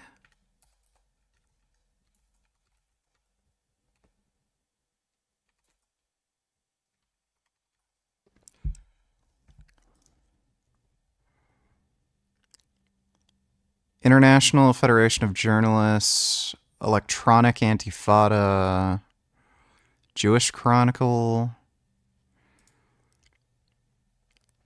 I'll read this one first. Met police reportedly raid home and seize devices of anti-Zionist journalist Asa Winstanley. The associate editor of the pro-Palestine website is reportedly being investigated for the encouragement of terrorism. So this had nothing to do with his support or his support for Palestinians or his lack of support for Israel. According to this media outlet, he was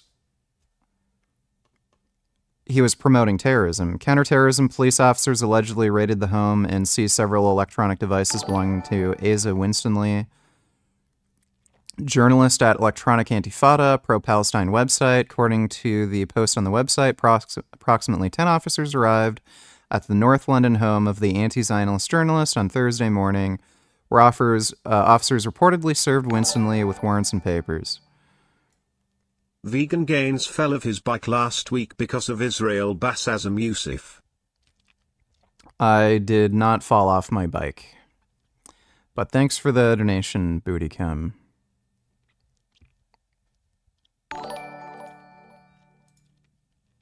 Ha ha ha ha ha, BRO brought up Scott Ritter. Dude is a Russian spy. Yeah dude, the government should keep tabs on you, especially when you humanizing terrorists on a popular broadcast. These the motherfuckers Twitch wants to moderate hate speech on their platform. Oh, dude, it's so bizarre that he'd bring up Scott Ritter, and then he says he got raided because of his lack of support for Israel. He got raided because of collusion with Russia.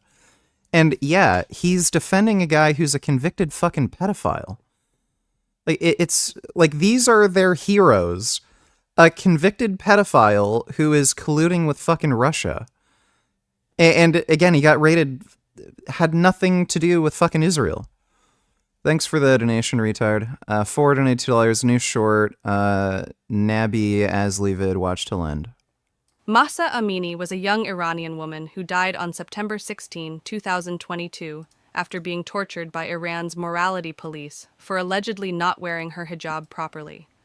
Her death sparked a massive outcry within Iranian society, with widespread protests calling for an end to compulsory hijab laws and other discriminatory Islamic laws against women in Iran.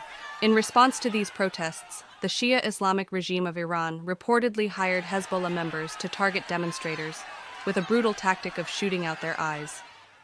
Approximately 150 men and women lost their eyesight, Jesus. a stark testament to the regime's hostility toward its own people, who were tired of being oppressed under Islamic law.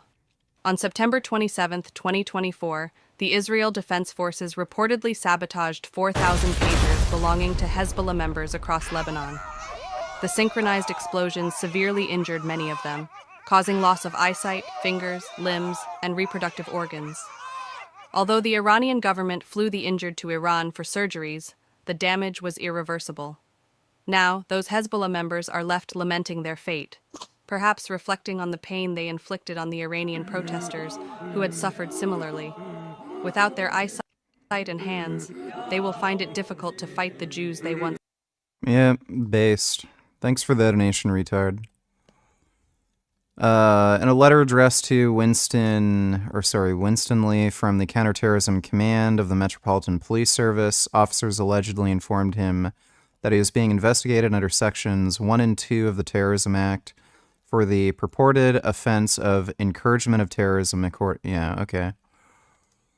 So that's from the Jewish Chronicle.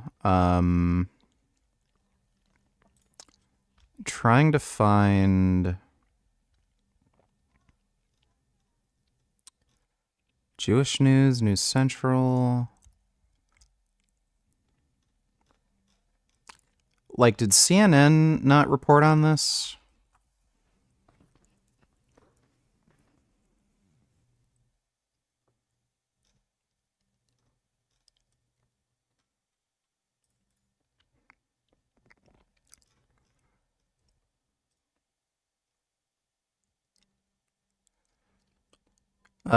Winston Stanley has written extensively about Israel's killing of its own citizens on October 7th, using Apache helicopters and tanks while blaming the deaths on Hamas. During Hamas's Operation Al-Aqsa flood, the Israel military ordered the Hannibal Directive. They didn't. Telling its forces to kill Israelis to prevent them from being taken. They never gave that order. UK authorities continue to repress and harass journalists. So, yeah. So this guy was investigated for supporting terrorism. Retard donated $2. Welcome back, Defenders. Today's video, we're going to start by talking about the insane losses the Russians have been taking so far this month. If you don't know who this man is, his name is Andrew Perpetua. And he's the guy, plus his team, who have been visually confirming all losses on the battlefield. Riley donated $2. Are we going to continue to watch the documentary about the Muslim leader? All right, if not, yeah, we are. Just be patient. Thanks for the donation, dude. For both the Russians and the Ukrainians. How this works is every day he puts out a public Excel spreadsheet showing the type of system, whether it was destroyed or damaged, Russian or Ukrainian, maybe how was it destroyed, and then he provides a source so you can see for yourself. Most of these are links to Telegram because that's usually where pictures and videos appear first. He does his best to get accurate information and then catalog all losses. This does not sound like a fun job to do, but I'm thankful that somebody is doing it. And here are the visually confirmed losses for the Russians over the last 4 days. Yes, Ukraine down here in the blue is still taking losses, but the Russians are easily taking losses 3-1, 4-1, or 5-1. It's so bad. Last week was the deadliest week of the war for Russian forces. Based on the headlines, you might not have noticed that. But this number, eliminated personnel, has been consistently above 1,000 every day so far this month. Now, you might say Ukraine's numbers are inflated, they're over-reporting, and that might be true. This is the total number of killed, captured, and wounded. But even if Ukraine has been over-reporting consistently, even with their own over-reported numbers, this was still the deadliest week of the war for the Russian forces. Why is this? And it's because Russia's on the attack everywhere. They are pushing their forces on the front lines to the max everywhere. They're attacking Ukrainian forces in Kursk. They're not really attacking so much in Kharkiv anymore, but they are trying to hold their positions in the city of Vovchansk. They're attacking in the Kupiansk direction, trying to get to the Osyol River. They're attacking in the Bakhmut direction towards Chasiv Yar. They're attacking towards the city of Toretsk. They're attacking towards Pokrovsk. They're attacking in the Vuhledar direction as well. I've been explaining why they're attacking so furiously right now, and it all has to do with several elections. This week, there will be elections in Georgia. Yesterday or 2 days ago, there were elections in Moldova. And in 2 weeks, there's elections coming up here in the United States. Russia is trying to push this narrative that victory for Russia is inevitable and that the West should capitulate. Ukraine should surrender. Just negotiate with the Russians and give them everything they want. But Russia can't keep up this pace forever. One, their troops are exhausted and they have to resupply, rotate. But also, we've officially hit mud season. This is to Ukraine's advantage. Ukraine needs a pause in all these attacks. But it's not going to be easy for the Russians to keep attacking when all the roads and fields look like this.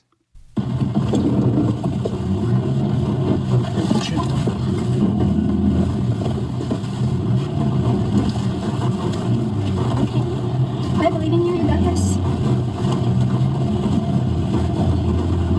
Now, the rainy season and the mud causes problems for both sides. But if you want to go on the attack through open fields, it just ain't going to happen when the mud is this bad. And Ukraine is performing heroically on the defensive almost everywhere. I don't include many of these videos because I can't show them. YouTube doesn't allow me to show violence. But I will link some clips down below if you want to see Ukraine's heroic defense. Ukraine's 46th Brigade releases video of repelled Russian attack near Kurakov. If you've not seen a Ukrainian Javelin destroy a Russian tank in a while, I'll link this video down below. This was a good one. Here is a battle happening in Kursk between an American Abrams tank and a Bradley infantry fighting vehicle versus Russians on the ground. There are American heavy armored vehicles inside of Russia right now fighting Russian forces. This is just crazy to see and think about. So who doesn't appreciate this increased ops tempo of continuous attacks in numerous directions? And it's Russian frontline forces. They're pretty fed up. I've seen a humongous increase in the amount of videos put out by Russian soldiers complaining about frontline conditions. Have you tried Grayston Bakery vegan fudge brownie? No. So here's a group of Russian soldiers who film this message. And when they film these messages, they're basically risking their freedom. They're risking their lives. But they're convinced the conditions they're under are so bad, they're going to die anyways. So why not film a video for posterity? Bend over, donate $2. Let me see.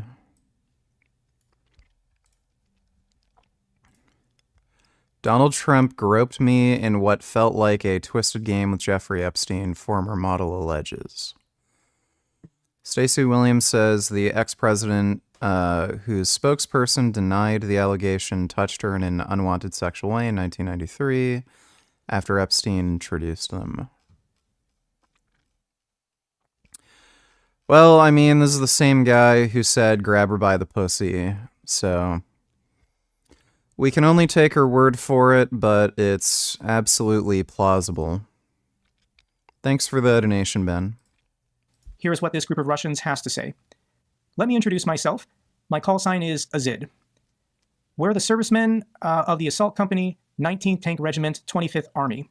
Currently, we are taking circular defense. On the other side are fellows who shell us day and night. And on the other side are fellows who want to zero us out. Obviously, the word isn't fellows, but that's what I'm going to say for the video, guys. Simply because we refuse to carry out their dumb, drunk orders. So these Russian soldiers are accusing their leadership of being drunk while giving them commands. Our battalion commander, call sign Atlas, a few days ago, started nullifying our fighters, literally, lynching us, killing our people in our group, together with his mates, and they kill the lads, for refusing to go forward. Because we lose, they lose 90% of their people with every assault. There are a few of us left, and we are under threat of our own people. So when these guys are ordered to advance and then they refuse orders, artillery starts firing on them. Their commanders kill their own soldiers when they refuse to go on meat assaults. We are taking circular defense now. We're not going to retreat, despite the upsetting moments. Our lads haven't had leave for over a year. Haven't seen their wives, their mothers. There's no supply.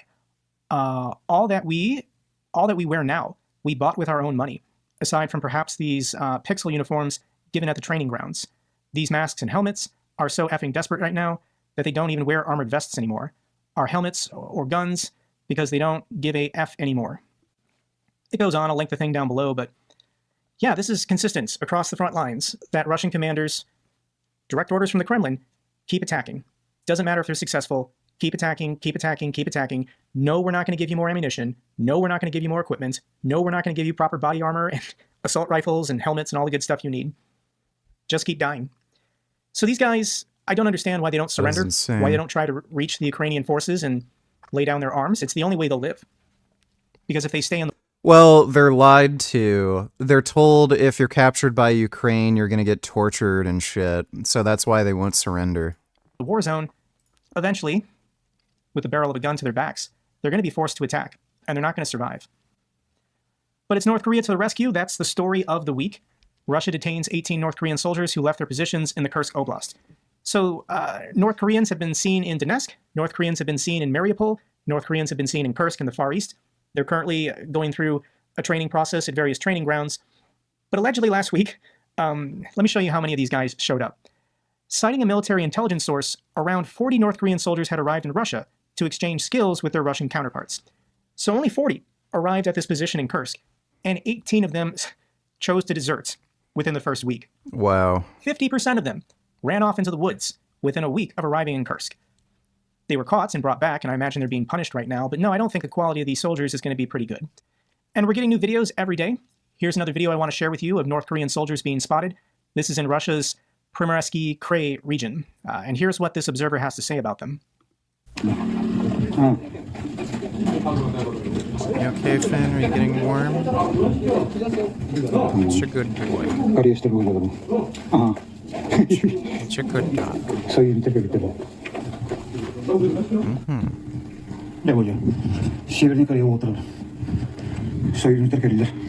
No. Relax. Relax.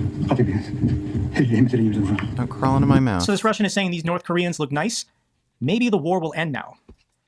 So Kim Jong-un is sending 10,000 of these guys, and I've already made the argument it's a death sentence. They're never going to be allowed to come back to North Korea. But 10,000 soldiers is what Russia lost just last week. By the North Koreans sending 10,000 troops, they've extended Putin's Manning problem by only a week. North Korean ballistic missile expert spotted in Donetsk. The leading missile developer was part of Kim Jong-un's team during the September 2023 summit with Russia. His presence in Ukraine is likely to analyze the performance of Pyongyang's KN-23 missiles. So there will be some people from the Kim regime going to participate in the war who will come back to give reports. These are trusted people, trusted families within Kim's inner circle. This is a ballistic missile expert, and he is in Russia to advise the Russians and to make observations. The North Koreans can't really test any of their military equipment on the Japanese or the South Koreans. That would lead to a direct war. So I do think Putin did convince Kim Jong-un this was a good idea. Send us your weapons. Send us your experts. You can test anything you want on civilians inside of Ukraine. That's a pretty sweet deal for two fascist dictators. And yeah, this guy is going to return to give a report about the performance of North Korea's missiles. South Korea's president on North Korean troops to Russia. We will not sit idly by. Russia's ambassador to Seoul got called in for a talking to with suggestions South Korea would review its long-standing ban on exporting lethal aid to a country at war. We've got various headlines similar to this effect. South Korea may send military specialists to Ukraine to monitor North Korean troops. And I want to explain to you guys the cultural dynamic between North Korea and South Korea. Technically, yes, they're still at a state of war. There was only an armistice and not a peace treaty signed in 1953. But the South Koreans don't really hate the North Koreans. They hate the Kim family and the Kim regime. But this is a tragic situation in which... Yeah, we already watched the new Frank vid. Half their land, half their people are being held hostage. Blood relatives. But South Korea has to do something to show this is not... This is all being worked on behind the scenes. So let's get the reaction of Russians on Kremlin State TV. What are they saying about their new North Korean allies arriving to save the day? Of course, the big powerful plus is in purely military aspect, because if this decision is made, it'll be pretty refined. Not on the territory that the West considers Ukrainian land occupied by us, but on the classical territory of the Russian Federation. Let's say they'll be stationed along the border to free up our soldiers. So this Russian commentator is saying the best use for these Korean soldiers is to place them on the border with Belgorod, Kursk, and Bryansk. Don't actually send them to the occupied territories to fight. Mobilization is taking place in Ukraine now, and in principle, if at some point there will be more of them again, and we will have a choice to carry out mobilization that will simply finish off our economy, which is insanely profitable right now. So they're making the argument the reason why Russia's not done another round of mobilization is because their economy can't handle it. The labor market is too tight and Russia can't find workers, so they don't think it's feasible to mobilize another 300,000 men to send them to Ukraine. The commentator says, what do you mean by finish off? We have such growth right now. It's better to use. It turns out to be some kind of delayed usage. Nevertheless, it is better to use others' mercenary troops because, of course, we will pay for them. They will be classic mercenaries. So this is the Russians on Kremlin State TV just calling the North Koreans mercenaries. Polish Prime Minister Tusk, U.S. election crucial for Zelensky's victory plan. Everything is just on hold. We got 2 weeks. Well, Russia's getting fucked. In London, and his house was raided just last week because he talked about Israel. And this is actually, Pierce, what I like about you is that you are a fierce warrior against cancel culture, right? Yeah. If you cancel people for their opinion, we're not living in a free world anymore, right? I totally agree. So, for example, you have Robert Saleh, who was the coach of the NFL Jets. He wore like a small Lebanese flag, and he was canceled. I mean, I don't know. It's interesting. I came to America and I was so happy that I can speak about anyone I want, and then suddenly it's like. Okay, so this guy is just he's literally a terrorist. Bend over, donate $2. There's a lot of daddy issues here.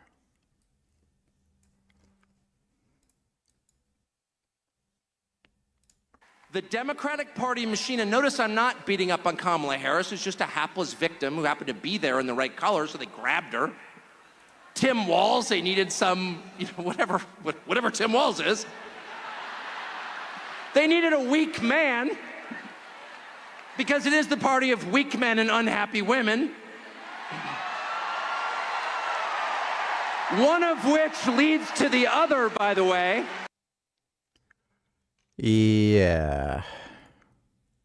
Vibe is so strong right now, I don't think we can get away with pretending something else happened. I don't think we can have another 2020 at this point. I just don't. So they're already preparing for the inevitable failure, and they want to try another insurrection on the Capitol. I don't. Where they hid relevant facts from you, they prevented you from knowing about their candidate, and then claimed victory. Or 37 billion votes or whatever they claim he got. That's rigging the election. Period.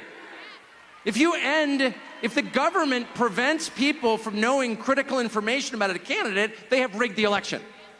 And they did that. Period. Oh, you're not allowed to say that. I'm not allowed to say it because it's 100% true. And every person who hears it knows it's true, including the people who did it. I don't think they can do that again. I don't. And I don't think, no matter what. Bend over, donate $2. This is the one clip I wanted you to see, sorry.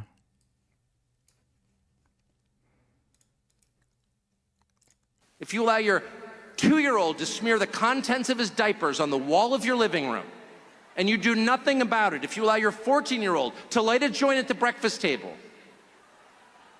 If you allow your hormone-addled 15-year-old daughter to like slam the door of her bedroom and give you the finger, you're gonna get more of it. And those kids are gonna wind up in rehab. It's not good for you, and it's not good for them. No. There has to be a point at which dad comes home.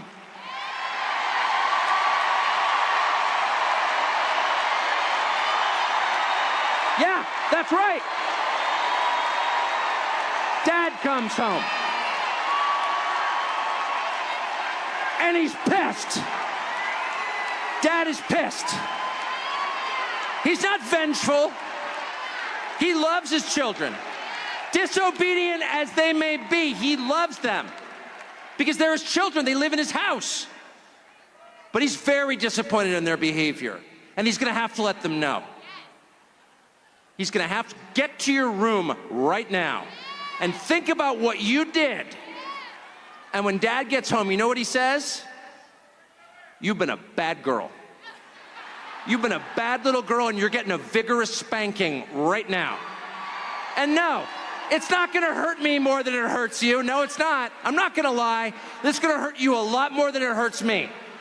And you earned this. You're getting a vigorous spanking because you've been a bad girl.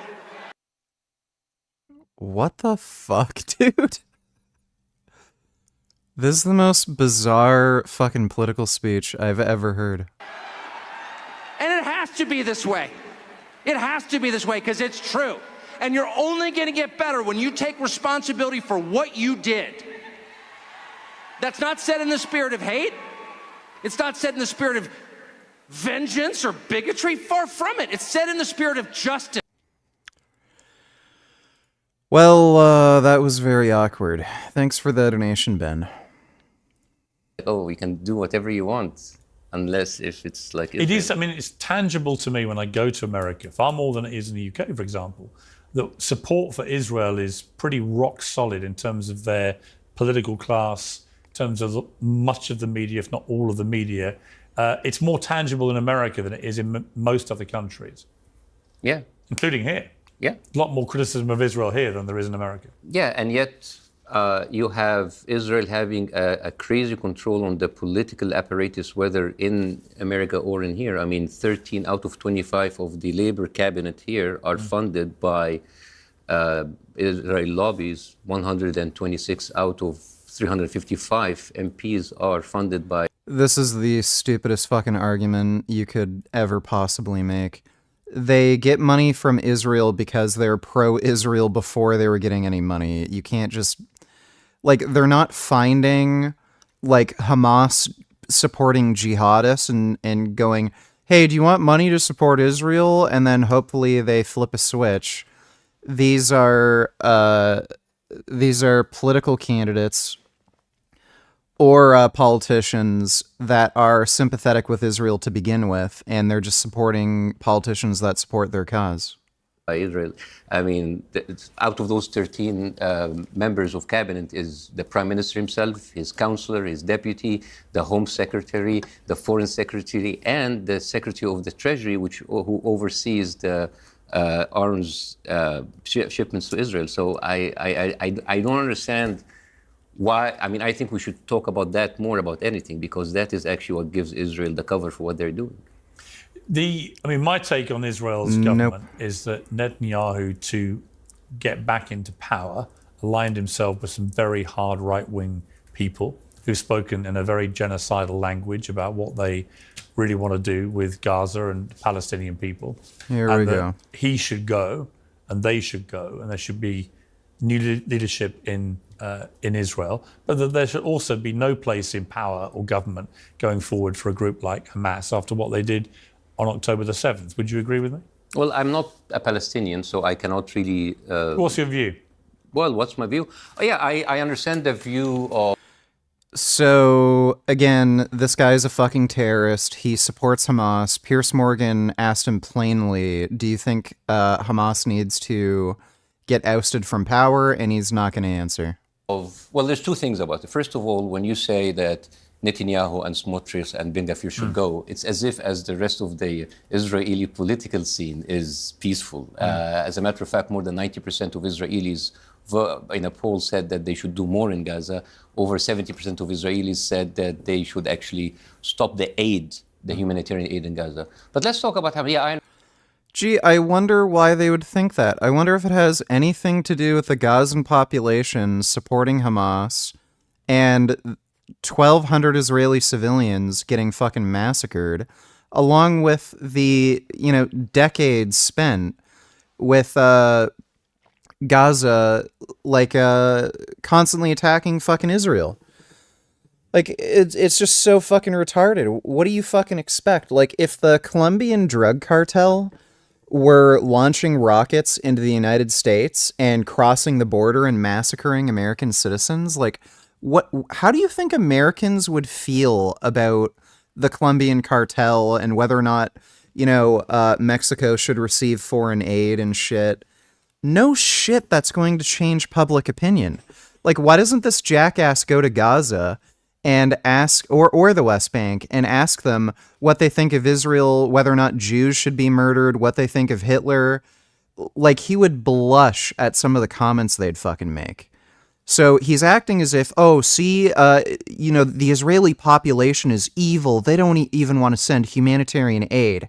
Ask any random person in Gaza or the West Bank if they're in favor of killing off all the Jews.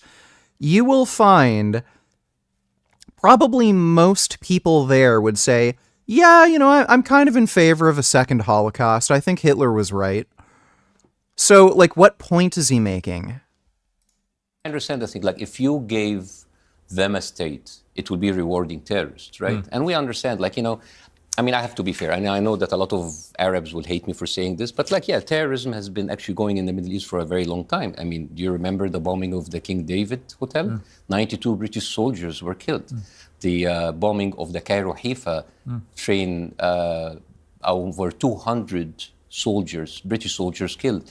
The assassination of Volker Bernadotte or Lord Moyen, all done by Israeli Zionist militias. They were the terrorists, and they were rewarded of having their own state. So I don't understand the double standard. As a matter of fact, one of the people who were in these terrorist attacks was Isaac Shamir, and he was on a terrorist list, English terrorist list, and he couldn't come to London until he became a prime minister. But to be fair, the Israeli government at the time, 1949, have actually declared the Stern gang as a terrorist group, and they arrested 2 of them. And they gave them very, very, very, very severe sentences, 8 and 5 years, and then they were released after a month. Do you see?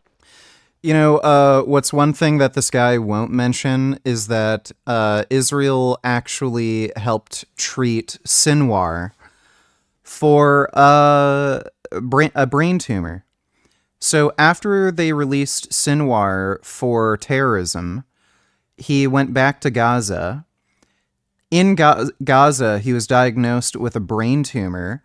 He went to Israel for medical treatment. They cured his brain tumor, and then he was allowed to go back to Gaza. And then he committed the October 7th attack.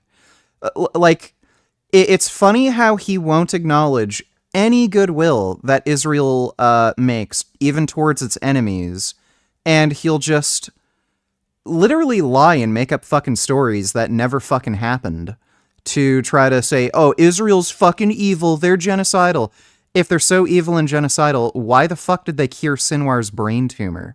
It's just retarded. Any blame on your side for any of this going back to 1948? Yeah. Genuinely, I'm not after a satirical response. Genuinely, when you look back at the history of this conflict, one of the most powerful pieces I've read actually about all this, one that I just thought was very interesting, was a Jewish journalist called Jonathan Friedland at The Guardian. And he wrote a column where he said he could make a very powerful argument, both for Israel and for the Palestinians, in which he could present a case that they were the more overriding victim of this whole conflict. I'm aware of Jonathan Freeland. What's your view of him? Well, everybody knows he's a liberal Zionist. He's one of the most outspoken people in defending Israel. But he wasn't. But my point was, he said that he could construct a case for Palestinians to have a genuine right to feel aggrieved. You know what else? Can you do the same the other way? You know what else he said? He said, Israel has a very difficult choice of if they continue doing it in Gaza or not doing it in Gaza. All we can do is just acknowledge it and see it. And this is very privileged because he can do it because he's on the stronger side. And this is the thing. It's like, oh, we can acknowledge it, we see it, it's so bad, we're killing civilians. But what we can do, and then we raise at the hour because the other side is stronger, right? Because what are you telling your kids? If you're strong and you have enough arms and weapons, you can take whatever land you want. That's not why the UN was formed. That's not why the Security Council was formed. Israel isn't taking land. They're not trying to expand their fucking territory. Please explain to me why after 1967 they didn't just I guess before my dad died, he was suing the LDS Church and the Boy Scouts Association, and he got a settlement from the church. Since he is dead, I get the POS money. The attorneys told me they are still waiting with the Boy Scouts Association. Well, that's kind of good. Thanks for the donation, Axel. So why did Israel return land to Egypt? Why didn't they just permanently occupy or take over Gaza or the West Bank after they won the war with Egypt and Jordan? None of this makes any sense. Again, this guy just literally makes up bullshit stories. When you heard that Sinwar, the Hamas leader, had been killed, what were your feelings about that? Well, when I heard he was killed, of course, this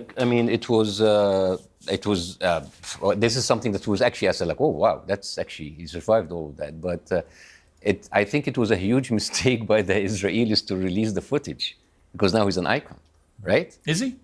Well, I mean, again, someone's terrorist is someone else's hero, right? Right.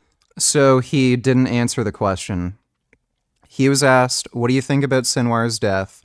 He didn't say, oh, it's a good thing that terrorist leader died. He was a terrible person. He murdered his own people. Nothing like that. Just dodged the question and then talked about how he thinks Israel made a mistake releasing the video footage. This guy is a fucking terrorist. He should be on an FBI fucking list for suspected terrorism. He supports Hamas. He supports Sinwar. He wants Jews to be fucking killed. If you are literally going to fucking say, like, if he's playing this game, he clearly supports fucking Sinwar. You're a fucking terrorist if you support Sinwar. Simple as that. This guy should be fucking deported. Right, but all he did was lob a piece of wood at them. That was Yeah, it. well, I mean, he was also like, he was lost an arm and he was there, and it took them 3 tanks to bring down the house. Under siege, were able to build a subway system bigger than New York. So he's lying again. Gaza wasn't under siege. Israel pulled out of Gaza completely. Did Frank get gang-stalked by New Jersey police? Also, is this burrito vegan? No, Frank's just paranoid schizophrenic. Got the tortilla, cheese, and... Oh, he's getting heavy. Wow. Absolute beautiful burrito here. The exit? Yes, that's a vegan burrito. Thanks for the donation, dude. So Gaza wasn't under siege. Hamas built those tunnels over the course of, like, what, a decade or so? Israel completely pulled out of Gaza. They weren't under military occupation. If they were, they wouldn't have been able to make the tunnels. Again, this guy doesn't know anything about fucking history, knows no facts about, the conflict in the region, or he's deliberately fucking lying so that he can promote terrorism. In less than 15 years? I don't think. Did they serve their people, though, with how they spent their money? I'm not sure. I don't know. The thing is, like, there's a lot of propaganda. I don't know how much they spend on themselves. I don't know how much they spend on the tunnels. I don't know how much... Oh, I don't know anything. I'm completely ignorant, but I know enough to say none of this happened and it's all a lie? Spend on the people. But the thing is, these are all side talks. Didn't they spend something like $1.5 million to $3 million per mile of tunnel, something like that? They basically took all of the international aid money they had to build this tunnel network. The main talk is the daily killing that's happening all through it. Like, I mean, yeah, they could be bad people. They could be horrible people. They could be corrupt people. Could be or are? They are. Okay? They are horrible. They are vampires. They're zombies. Do you believe that? So here we go. More of the sarcasm so that he can fucking deflect. That, or are you just saying that for performative reasons? No, I'm saying that because, again, I don't want to... Okay, I'm getting really tired of this guy. What should Israel have done? They've just taken out the leader of Hamas, who was literally amongst people in Rafah, which was a refugee camp area. That's where he was hiding, and they killed him there. They say that justifies them going into Rafah. It's an arguable point, obviously, but you can't deny that Sinwar was hiding there. I know this is old, but can you react? Shouldn't freedom and individuality and all those things also extend to people who just happen to be gay, who were born gay? They weren't made gay. Wouldn't it be great for the president of Iran to say, you know something? Everyone's entitled to be whatever sexuality they are born to be. That would be a great symbol of freedom. Do you really believe that someone is born homosexual? Yes, I absolutely believe that. Yes, I do. I'm sorry, let me ask you this. Do you believe that anyone is given birth to through homosexuality? Homosexuality ceases procreation. Who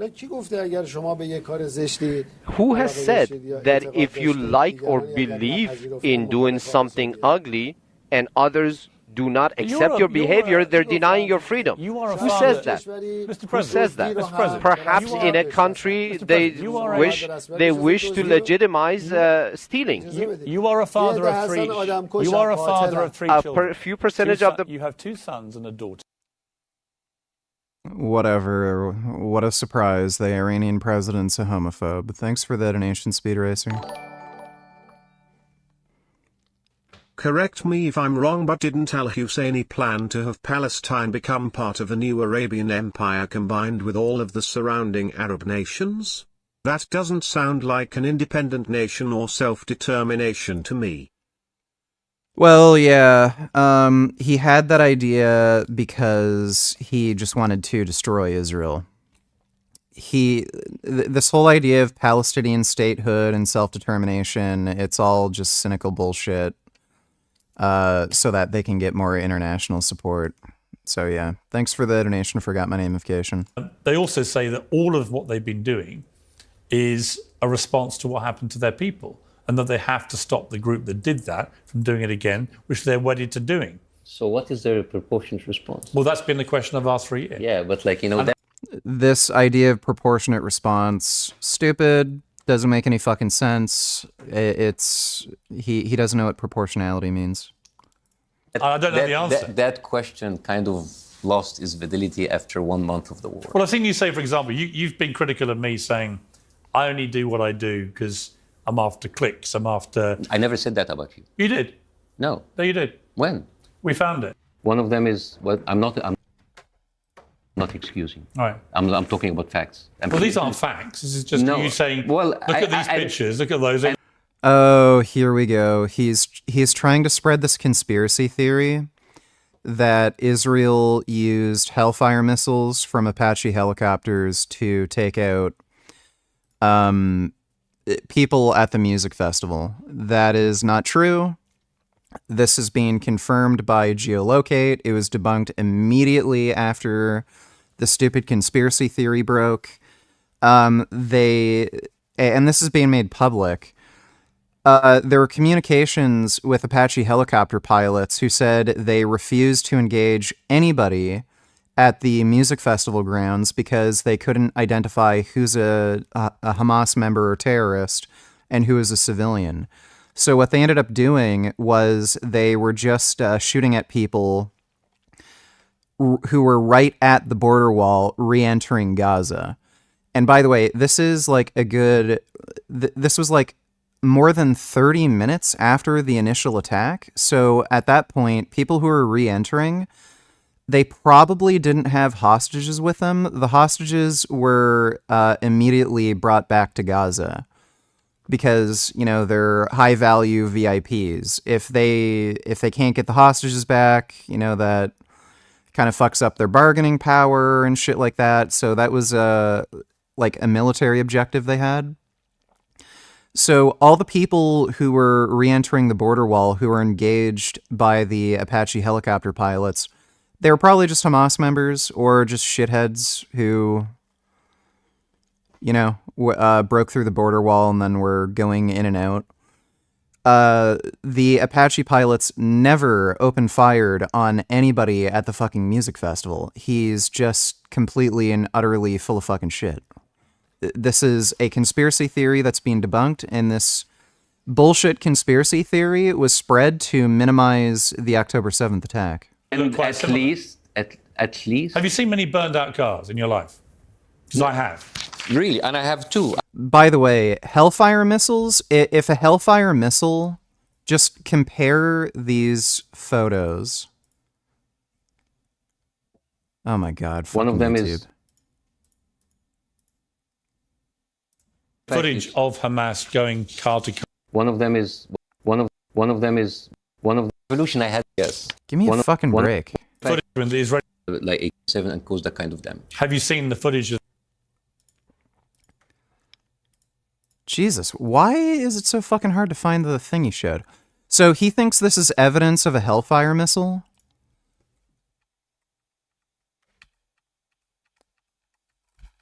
Okay, and suddenly my keyboard doesn't want to work. Apache Hellfire missile. Let me see if I can find some video footage.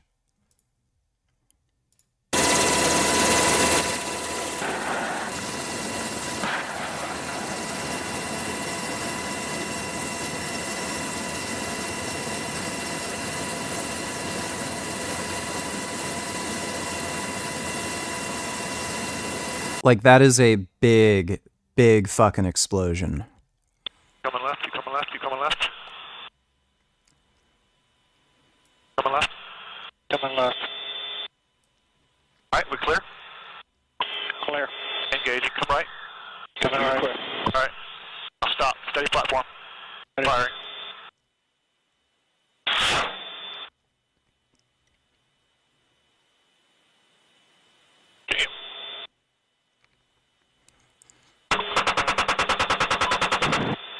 Should I be stoned? Mustang 3. Are we do what we do? So that is leaving a clear impact crater. It doesn't just leave shit burnt. It is a big fucking explosion. So if helicopter pilots shot somewhere around, like... Frown. I'll take a look at that in a second. Thanks for the donation, Wally Polly. So if Apache helicopter pilots fired on this like group of cars, at least some of them would just be blown to fucking bits. It's not just like, oh, well, it just looks like they're burnt out. So this guy is completely and utterly full of shit.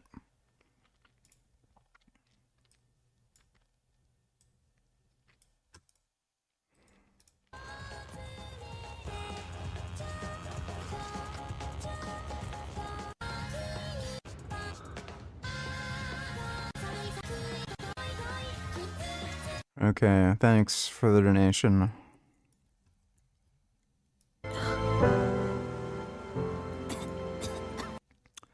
Microwave poop, Trump 2024. Smells bad. It has a distinct smell.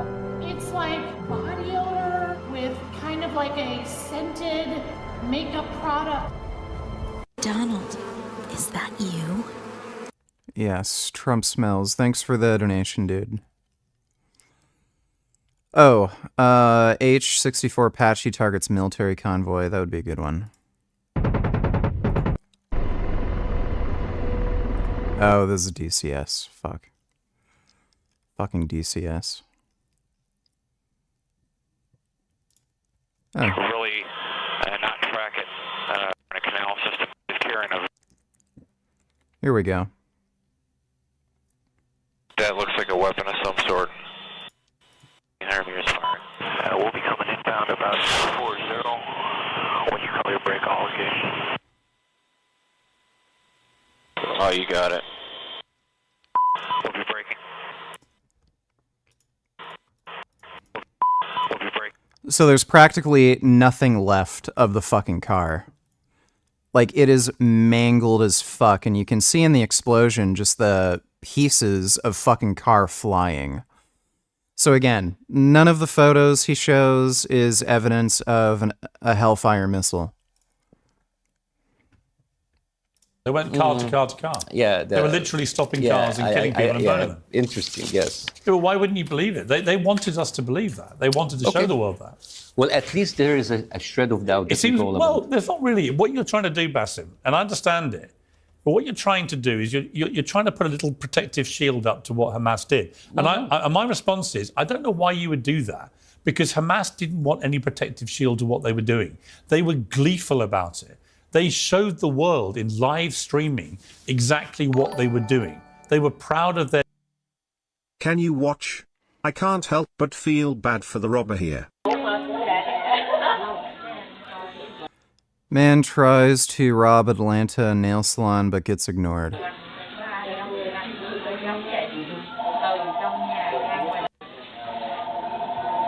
Everybody get down! Give me all the money! It's got the boxes! Give me all the money! Get down! Where's the money?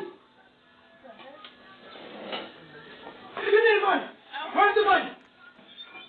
Everybody give me everything! Where's the money?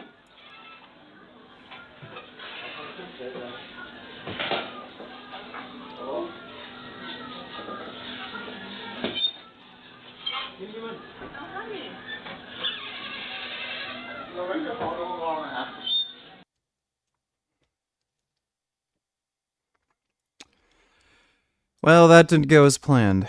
Thanks for the donation, Speed Racer. Their depravity. You don't need to defend it, I'm not defending it or at all. downgrade it, or diminish it, I'm talking or about reduce facts. it. I'm talking. Well, let's about talk about your claim that you don't think any women were sexually abused. Yes. Well, Why would he say this unless he's a Hamas supporter, right? So let's see. There are eyewitness accounts of women being fucking raped. There are dead bodies of women with their bottom half of their clothes ripped off, naked, with their legs spread open. And on top of that, there are hostages that have been returned who have admitted they were sexually assaulted. Gee, putting this all together, do you think Hamas might have raped women? Oh no, I don't believe it. This guy is a terrorist. He supports Hamas. He wants Jews to be murdered. And he is going on a big platform to like gaslight people into thinking, oh, Hamas isn't that bad. They wouldn't do anything like this. They wouldn't kill that many people. Israel's the one responsible for most of the deaths. Oh, Hamas never raped anybody. They're actually really nice to all the hostages. They're freedom fighters. That's what he's trying to do. The Times of London, which is a right-leaning newspaper, talked about the UN report, and that is an appeal to authority. Who the fuck cares about what a newspaper said? Show us the evidence that no women were raped. They said Pramila Patten, who confirmed Israeli authorities were unable to provide much of the evidence that political leaders had insisted existed in all the Hamas video footage Patten's team had watched and all the photographs they had seen. There were no depiction of rape. We hired a leading Israeli dark web researcher to look for evidence of those images, including footage deleted from public sources. None could be found. And Patten said the first letter that I received from the government of Israel talked about hundreds of thousands of cases. So they just didn't record the rapes. And again, why would you assume they would record the rapes? Even if they're fine with raping women, they're still Muslim. It goes against like some of their religious beliefs to film themselves naked engaging in sex. So you would kind of expect them not to film it. But again, there's eyewitness reports. Women were found on the ground naked, dead, with their legs spread open, and the hostages have claimed they were sexually assaulted. Putting it all together, what do you think is most likely? Of brutal sexual violence perpetrated against men, women, and children. I have not found anything of that. That is the UN report. Well, the same UN Special Representative Pramila Patton, reported in March 24 that there was, quotes, clear and convincing information that Israeli hostages in Gaza experienced sexual violence, including rape, sexualized torture, and cruel, inhumane, and degrading treatment, that there are reasonable grounds to believe such abuse is ongoing. And there was also, her quotes, reasonable grounds to believe that conflict-related sexual violence occurred during the 7th of October attacks in multiple locations across Gaza periphery, including rape and gang rape in at least 3 locations. But That's the same commission said has refused testimonies obtained by journalists and the Israeli police. I mean, I'm reading the same report. It's the same woman. And I'm reading the same woman. March 2024. So yeah. My point is, you're reading selectively from that report. And you're reading selectively too? I'm reading a point which actually crystal clear that there was sexual abuse and violence both on October the 7th and indeed to hostages, which may be ongoing. No, I've read the whole report. And then what you say... Well, why haven't you read that? I've read that. And I if you read that, you would... So he's lying. He's just lying. I'm glad Pierce Morgan pointed out this guy is just a liar. But if you read that, you'll include that too. Yeah. Yeah, so the thing, you see what you're saying here? That Well, you're just not reading that out. Pierce, the thing is like... I have great respect for you, Bassem. If you're going to use a woman's quotes to prove your point, you've got to use the rest of the quotes where she actually proves the opposite. Yeah, but in the same report, they said that all of this was not provided by the Israeli, any forensic evidence that proved that. It's mostly witnesses that was provided Clear by and the... convincing information. So not only was there eyewitness testimony, there were people who literally came forward saying I was raped. But apparently, all Jews are liars, so we can't believe them. Reasonable grounds So to believe. but there was no... It was written and there's I've nothing... also read people like Christina Lamb, one of the best war correspondents in the world, who writes for the Sunday Times, who has done some stunning journalism with victims of this abuse, female victims of the sexual abuse and rape. I mean, are you saying she's just made that up? Is she lying? She's an award-winning journalist. Why would she? Well, also Gettleman, Jeffrey Gettleman, who's award-winning journalist of the New York Times, who wrote the Screams Without Voices, Screams Without Words. His article was completely panned by 60 journalists who said that article was a shame. But are you saying that Christina Lamb just made her reporting up? I don't know who's Christina Lamb. You've never heard of her? No. Literally one of the top war correspondents in the world, renowned for her utter impartiality. Yeah, but the thing is... From a series of reports of women who were raped and abused by Hamas. Yeah. And continue to be so, the hostages. I don't know who she is. She Jew? If she Jew, she liar. Does she get paid by Netanyahu? Oh, she not trustworthy. This guy's a fucking cunt, just absolute dipshit. Richard sucks come out my dick. Donate Jeff $2. Nippard just survived what is almost a murder attempt at a gym in Canada. Mike went back and did a set with his client with a pull down. So what? We already watched this. Thanks for the donation, dude. Donate $2. Don't turn the audio off.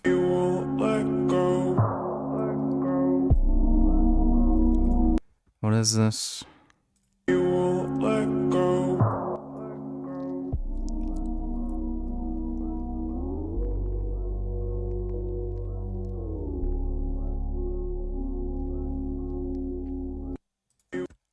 That's great.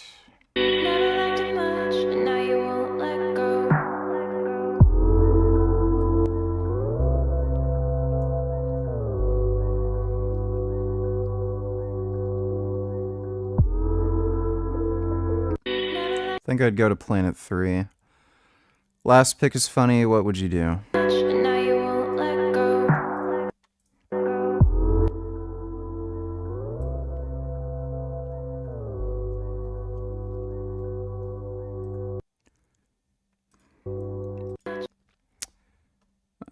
I guess wait for my stop and get off. Thanks for the donation, Dodo. And you don't believe any of it? You think none of it's happened? No, I don't believe.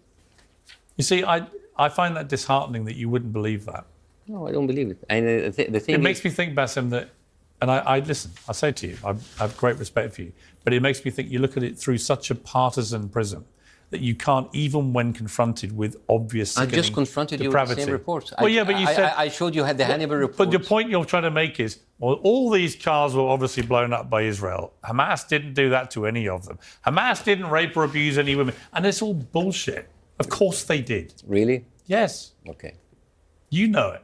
No. In your heart, you know I don't think so. You don't want to concede an inch. No. And understand why, because you think that actually the bigger picture is that Israel's behaved like this for so long towards the Palestinians with their occupation, apartheid. But we never know. As a matter of fact, we have the Israelis raping Palestinians on camera. But you think it diminishes your argument if you give an inch to any of this stuff? What kind of inch you want me to give? My point to you, it would actually, I think it would strengthen you, not diminish you, if you were able to concede these things had happened, rather than try and defend it or try and excuse it or pretend it didn't happen. This particular point, Piers, has been debated by so many people on both sides. The woman you quoted, I've literally just read to you what and I've she just said. written some You for didn't read out what she's actually and you didn't said read about out mine. So that means that this is a very conflicting report at best. No, it's not a conflicting report. They just acknowledged a lack of forensic evidence, but since there's multiple eyewitness testimonies of the same thing occurring, and first-hand testimonies from the victims,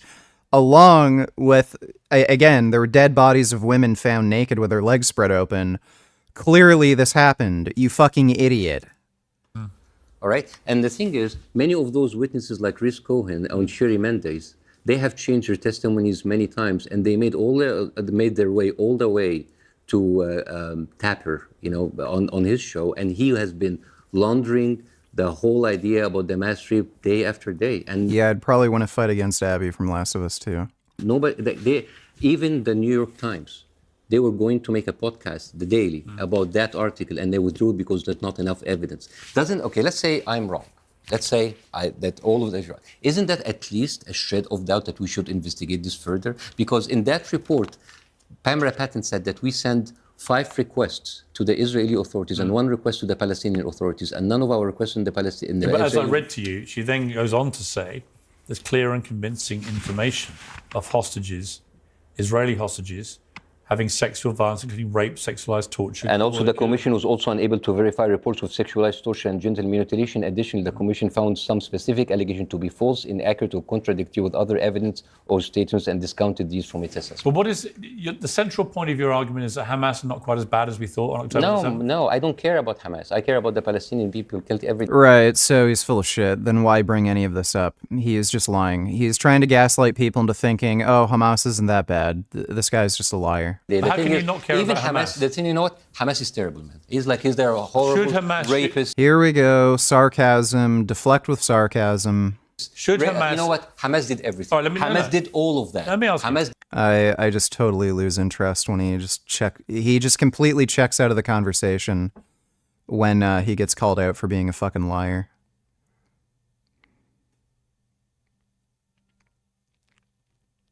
Israel. But they've killed civilians. They killed 42. So, but the idea, the idea they're only targeting military. And Israel killed 1,000 for 42. That's like a 1 to 20. But they've also targeted thousands of Hezbollah very precisely. This is retarded. So he's claiming Hezbollah only targets military bases. That's not true. For one thing, they can't even target military bases. They don't have any guided rockets or missiles. So they literally just launch rockets hoping they kill somebody. So they don't target military bases. They literally just launch rockets into Israel hoping it kills somebody. Where was the military base on that in that park where those kids were killed? Huh? Bassam Youssef is just a piece of shit. Pages. And then they killed 1,000 people. Right. Yeah. So it's not really targeted. And when you go and evaporate.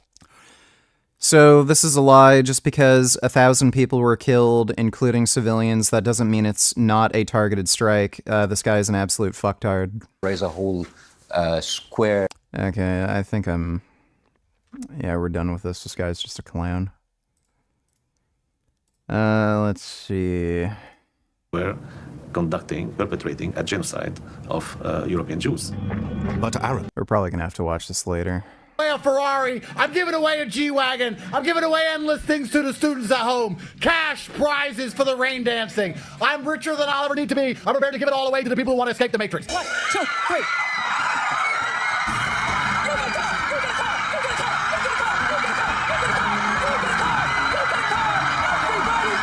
The Matrix. All you have to do is be a student of the real world and understand that we're gonna pump it up because we fucking can. For the lulz, it's gonna be funny. Ha ha ha. There's a nigger coin that's at $1 billion. Daddy's at $1 billion. He did it just to spite everyone because he's famous and rich. Isn't Tate great? Andrew Tate's scams are getting beyond parody. His Lamborghini giveaway ended in utter humiliation, and now his crypto schemes have gotten the attention of someone he does not want looking at them. It's been a crazy week for the top G, and there's a bit to go over. So let's start with the Lamborghini debacle. On the 26th of September, Tate announced he was going to give away a Lamborghini. To qualify, you had to retweet the tweet, be a member of his supposed university, The Real World, and buy $1,000 US of his shitcoin, Daddy.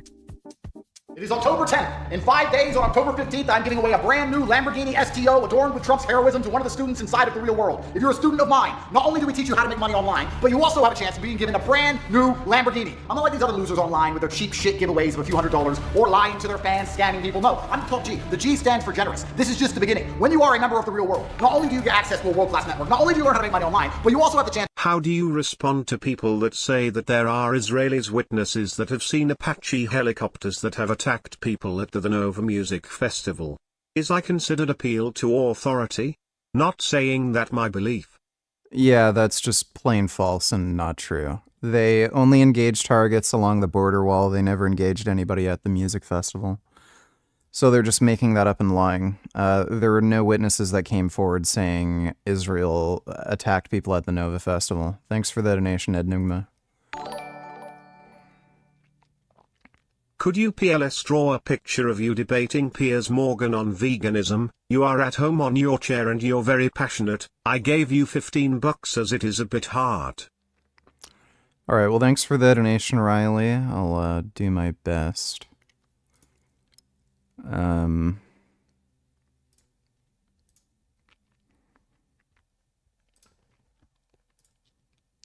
it.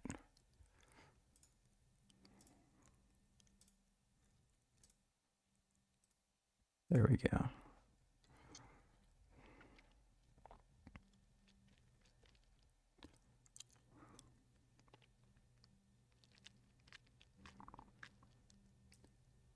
Fuck.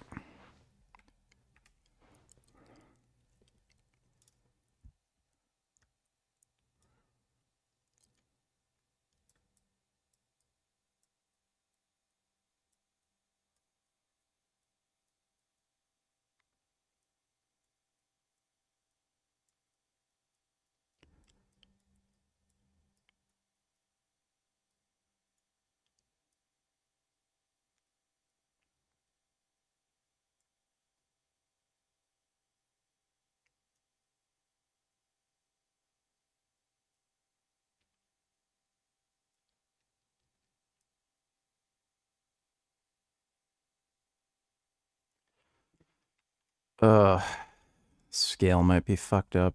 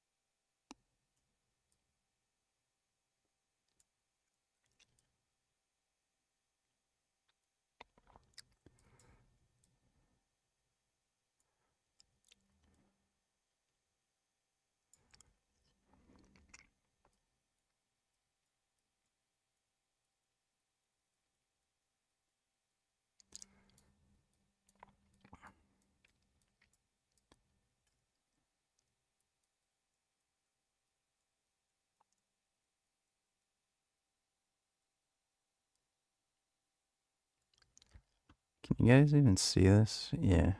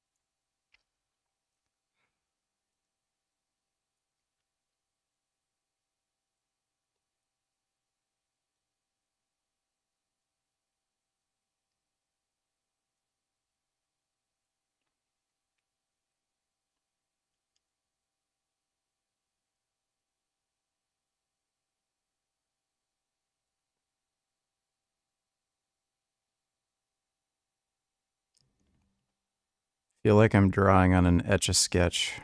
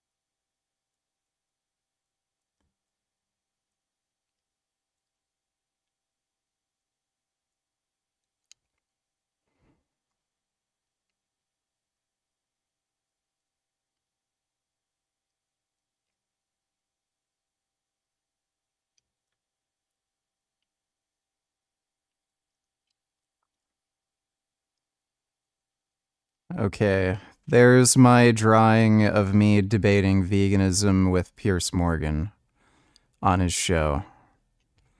Thanks for the donation, Riley.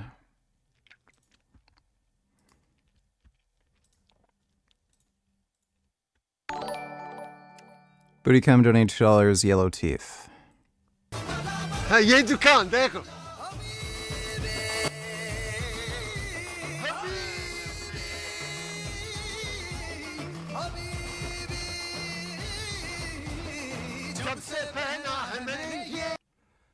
Yeah, he has very yellow teeth, like he doesn't brush.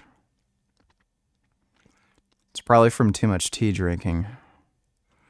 Thanks for the donation, Bootycam. Chance of one day having a brand new Lamborghini parked on your driveway. 5 days until this is going to be given away live on an emergency meeting, and I hope you're a part of the school so you stand a chance of winning.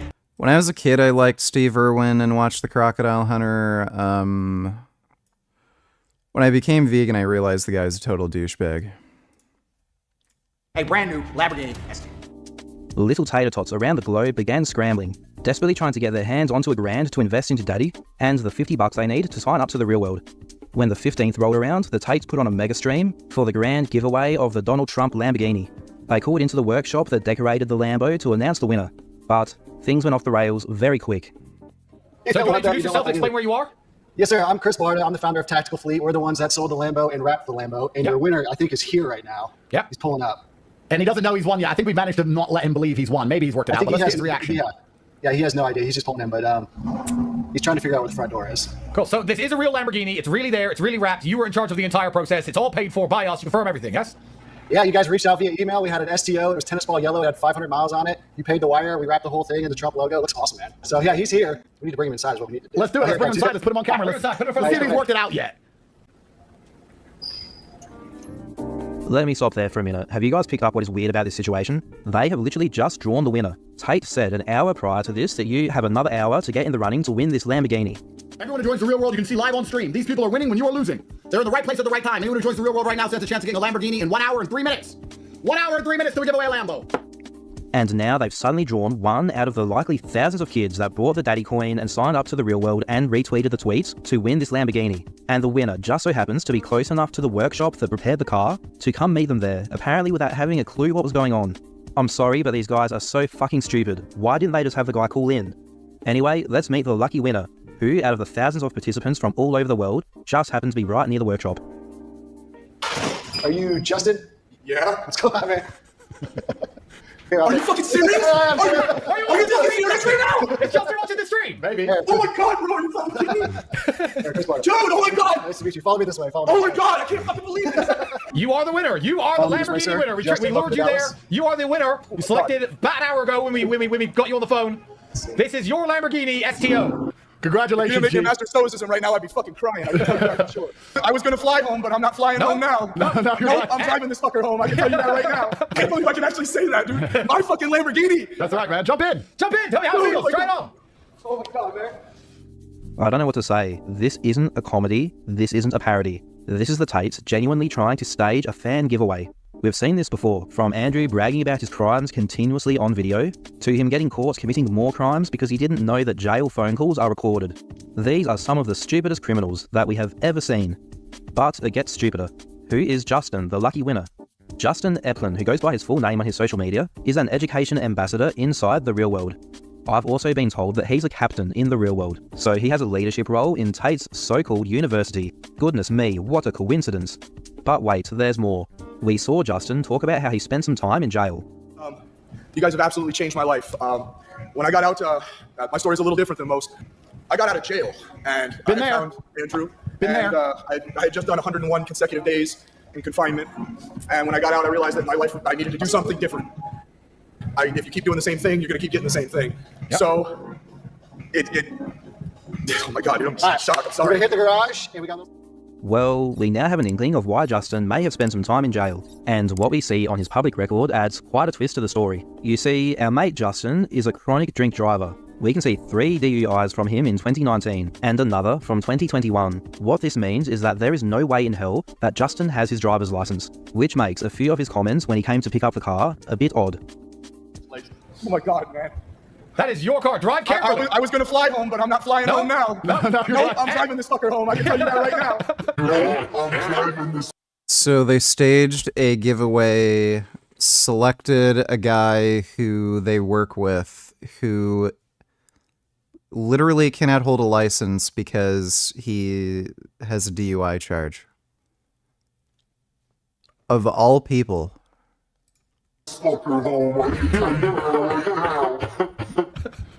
All we ask of you is to make a bunch of videos having a bunch of fun. That's all we ask. Oh, I'm going to melt the fucking tires off of this thing. I can tell you, I'm taking this down to Mar-a-Lago. I'm going to have this in front of DJ T and DJ T Jr. It has been confirmed that Justin does not have a driver's license. He also has a massive rap sheet of driving offences, including driving without a license. Before moving on from this situation, I'm going to have to call Justin out, and I'm going to do this for any of the boys watching that are Andrew Tate fans or in the real world. This is how you get humiliated if you follow a pathological liar like Tate and learn from him.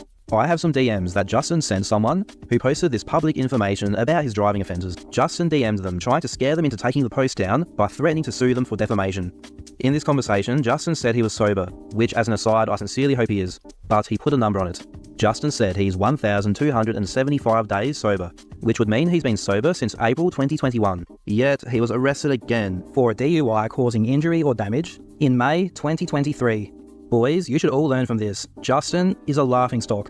All because he follows someone who constantly lies like a child, like Tate, threatened to sue over nothing like Tate does all the time, and when trying to get sympathy about how long he's been sober, he was caught lying.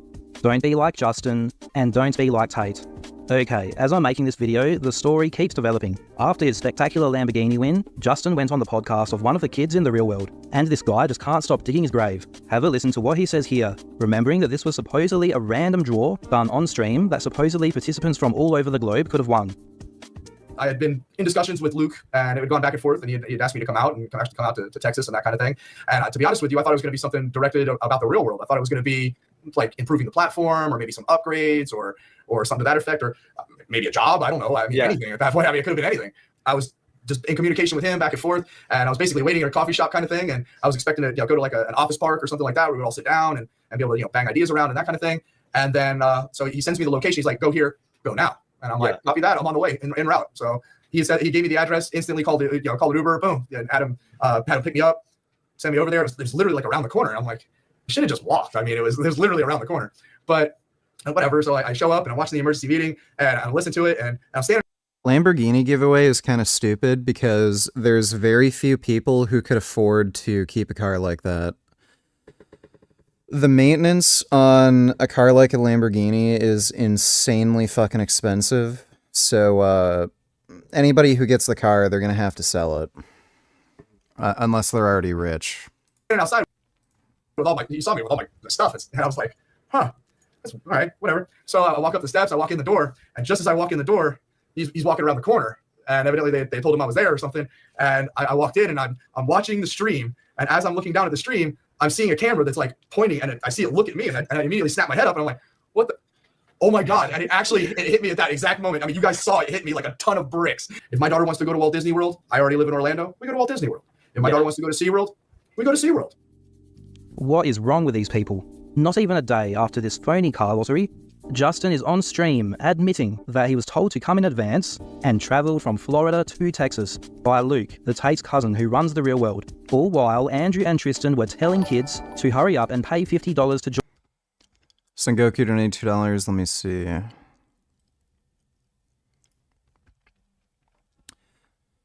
Running a 5K under 25 minutes is much harder and more impressive than benching 225. Who cares? I don't know. Thanks for the donation, Sengoku. Join the real world so you can go into the draw to win this Lamborghini. If it wasn't obvious already, Justin has confirmed for us that this was a blatant scam. But Justin has been determined to keep digging that hole. In a Twitter reply, Justin started by saying, "What color's your Lambo?" Then, with another confession, he said, "If you weren't ignorant, you would have literally seen me carrying my suitcase. I flew into town for this." Again, making it clear that the winner was predetermined. And if all this isn't enough, in the Twitter DM exchange that I mentioned earlier, Justin admits that he, and I quote, is in the top tier of the school, as you can see by them selecting me as the winner. I'm finding it hard to give commentary to this that does justice to how much this stunned me. Justin admitted point blank that this was an illegal, staged car lottery with a predetermined winner. Justin Heplin has really learned how to be a self-snitcher from the king of all self-snitchers. And after all this, Justin, who goes by his full name on all social media, who openly participated in a massive scam on Andrew Tate's mostly child audience, and who has a massive amount of driving offences in a state where such records are public, Justin, on stream, threatened to sue us. What do you have to say to the haters? Because I've seen some people on Twitter, I saw this one account, the main hater, I won't give him any attention, posting basically about you, people calling it a scam. Obviously, we know it's not a scam. I'm sitting here right here with you. But what do you have to say to all those people that are running their mouths on Twitter? I got 2 words for them. Fuck you. How about that? Because I don't give a shit what you got to say. Because bottom line is, unless you're paying the fucking insurance on my Lamborghini, or you're paying my fucking bills, or you're paying it for anything in my life, you ain't got shit to say about me. So keep my name out of your fucking mouth. Because I've already contacted my attorney for that specific account. Don't worry, motherfuckers. You're going to hear from them. I can tell you that for sure. Oh, we are going to sue you. What? Yeah, you think you can say our religion is a lie? No, I'm not going to lick Tate's head for $5. A lot of prizes offer a cash equivalent instead of the actual prize advertised, so you can just take the cash equivalent instead. I'd probably just take the cash equivalent rather than accepting the Lamborghini, because Lamborghini is just going to cost you money. Like, unless it's a very rare, desirable car that not many people can get, you're better off just taking the cash.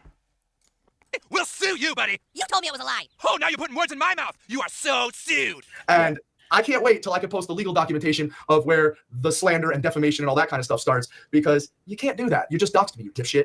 And you're not allowed to do that in life. So life has consequences. And luckily, my attorney's got a very nasty pen. So I'm going to let him take care of all that shit for me, because to be honest with you, I don't even care. Working the whole time.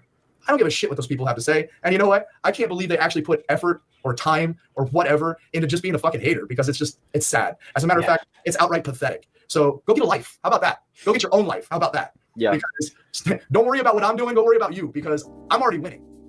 What an absolute clown. And that concludes Justin's story, at least for this video. I'll just finish up by asking Justin, now that it's out in the open, that this was an undeniable scam that you participated in, are you going to be a man and work with the Tates to reimburse all the kids that lost money because they thought that they might win that stupid Lamborghini?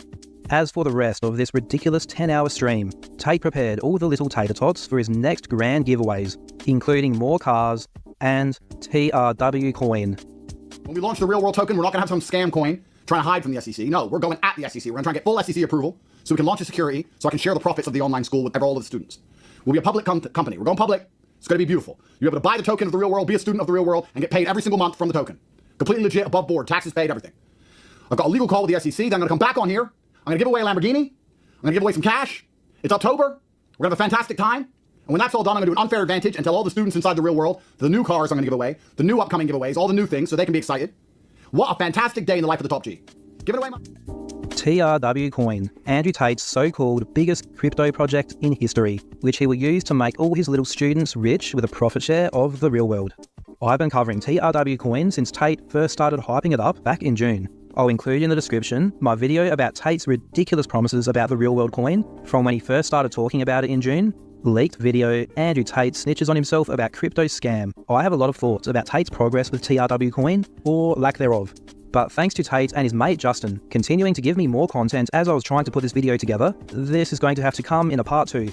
My analysis of Tate's crypto is pretty surface level. I don't claim to have the know-how to do in-depth blockchain research and hunt down wallets, but there's a man on YouTube who can.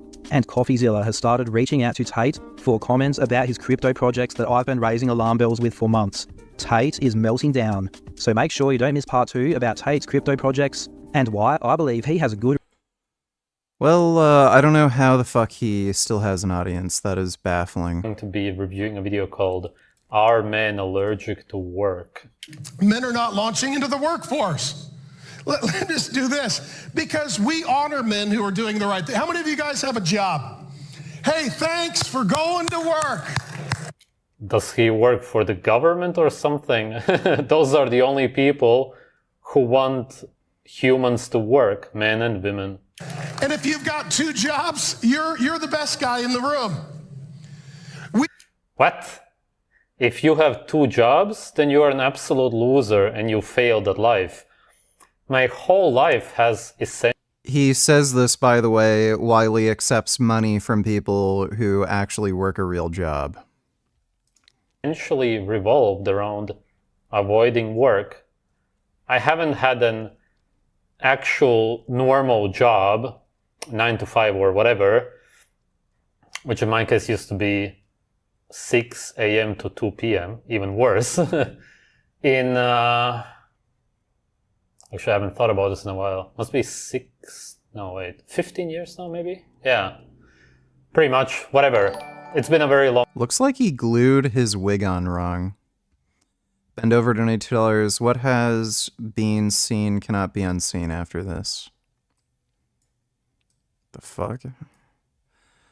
Tulsi Gabbard celebrates officially joining the Republican Party by inhaling Donald Trump's rotten egg and ammonia breath while her nostrils like Jabba the Hutt licking frosting off a beer. Yeah, that's pretty gross. Thanks for the donation, Ben. Long time. I've had a few jobs in my life, maybe like 4 or 5, and it was just horrible. There was nothing worse that I went through in life. I knew that after these few jobs that I never want to work again. I can't. It's impossible. At this point in my life, I would probably rather be homeless than work. That's how much I can't stand it. You don't even have men who are looking at going to work as a masculine responsibility. Right, because it literally isn't. You're a slave. If there's anything that a masculine man would do, an actual man, natural one, then it would be not to work. You wouldn't be a slave to your... What an idiot. Kid Boo donate $2 alright, be 100% honest. Do you like her answer here because I know this topic you actually care about? Restricted video, can't watch it. Thanks for the donation though, Kid Boo. government, to the boss, whatever. The worst kind of job you can have is to be a police officer or in the military. Then you're just an absolute tool of the government. You risk your life for them. It doesn't get any worse. But most jobs on Earth are absolutely horrible. We'll see what else he says. We now have, which is just shocking, in our nation, let me explain how we got into this problem. Our nation has the highest percentage of fatherlessness of any nation on the earth. If you are a boy or a young man growing up in the United States of America, your odds of not having a father are 300% higher than... What does this have to do with working exactly? I wonder how he's gonna draw some connection to that. The rest of the world. We have custom architected men and masculinity out of marriage and family. The result is, if you're a little boy and you have no dad, and you don't wake up every day and see your dad get up and go to work, you don't understand that. That's great, because your dad should never go to work. In nature, the mother is always there with the children. She really hardly ever leaves. Most of the time, in most of Richard's Frozen Heart donated $2. Richard, what would your rates be if you were hired as a personal bodyguard? No idea. Can I hire you so people won't steal my Pokemon card binder at trading card convention? Sure. Thanks for the donation, Richard's Frozen Heart. Of the lives, never, actually, literally. You're just always with your children. And the father would only go to hunt with the other man and then come back with the food. And if you're old enough, then you would go already with the Yes, because none of that is work, right? father to learn how to hunt. I get that guys like him could somehow try to compare that to working like a slave in some company or whatever kind of job you would have in this modern slave society, but it just has nothing to do with it because you hate doing it. Sure, there could be some jobs which you don't hate as much and some which you could maybe even like. It's possible. It's very, very few, but there are jobs like that out more. You don't... There may be... Okay, whatever. He was a man simply seeking to protect his people's rights to a territory that is now no longer theirs. In fact, to many, he was a prophet who foresaw the destruction of his homeland and only wanted to defend it. So what were his motives? How much did he really support Hitler and the Nazis' intentions towards the Jews? It's not simply a matter of history, as the Grand Mufti's actions and influence have had a significant impact on the Middle East of today.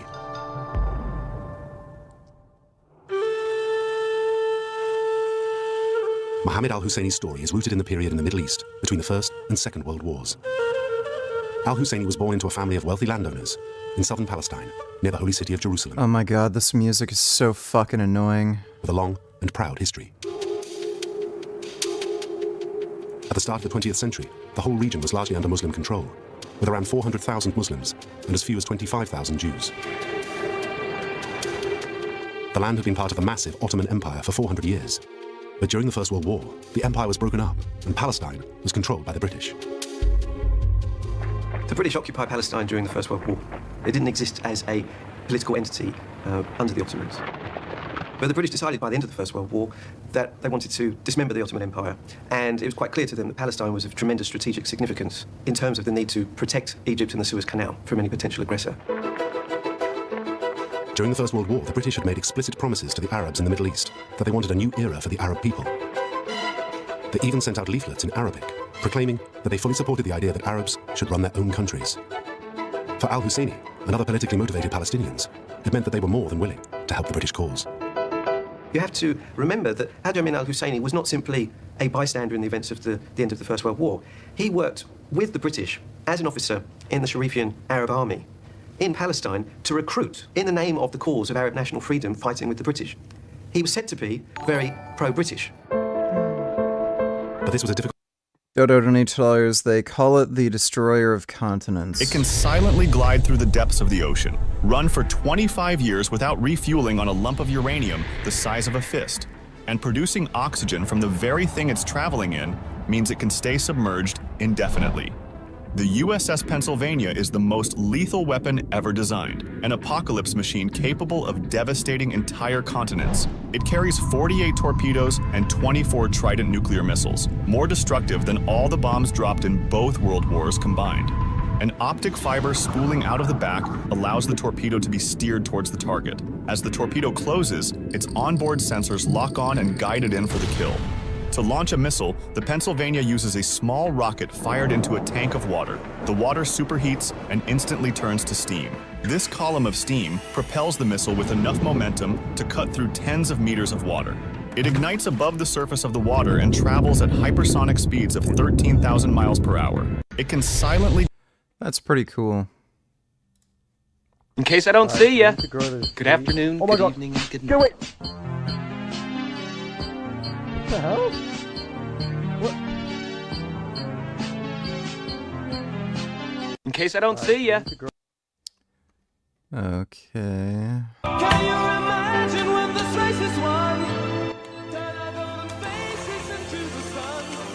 Praising our leaders, we're getting in tune. The music's played by the madman. Forever young, I want to be forever. Can you imagine? I never played Uno. It looked like fucking shit. Did you know that in the year 1916, there was a proposed amendment to the United States Constitution that all acts of war should be put to a national vote, and anyone voting yes had to register as a volunteer for service in the United States? Did you know that in the year... That is remarkably stupid.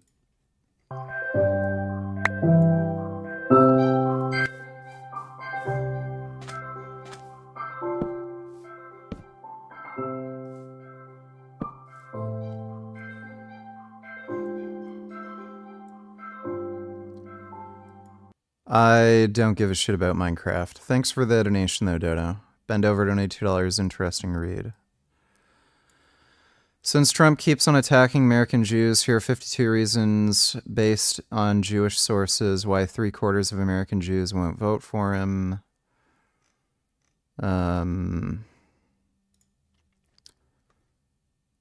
Repeatedly insulted American Jews, questioning their judgment by saying, actually, do not know how a person who is Jewish can vote for her.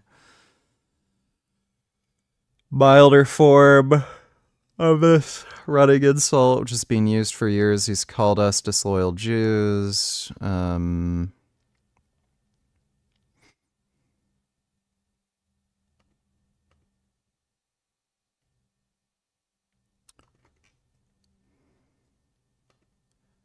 Attack on lies.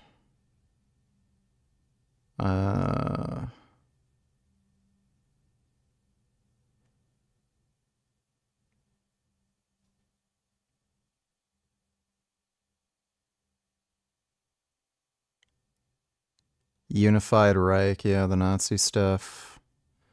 America First.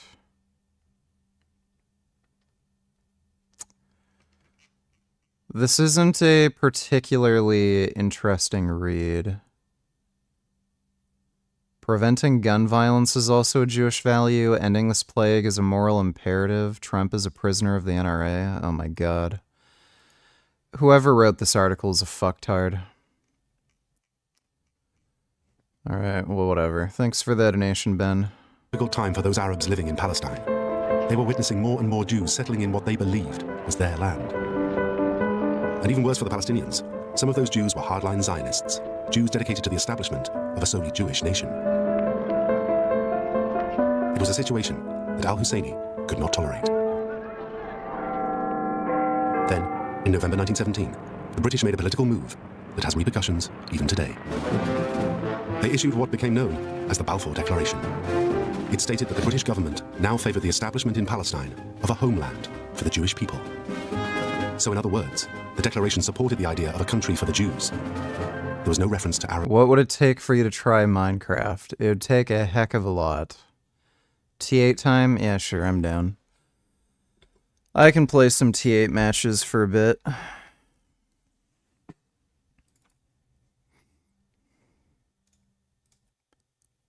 I am so goddamn hungry. Oh man, dieting sucks. I really want some more Chinese food. The dumplings at that place are so fucking good. I gotta get more of their dumplings.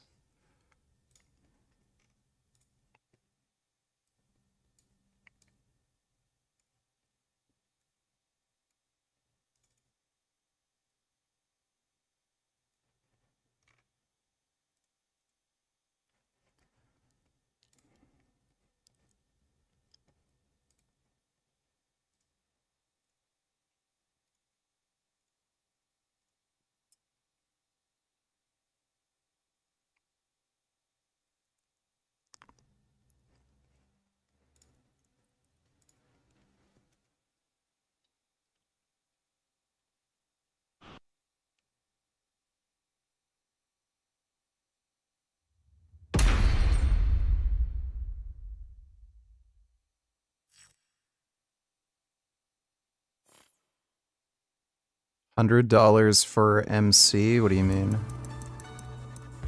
What's MC?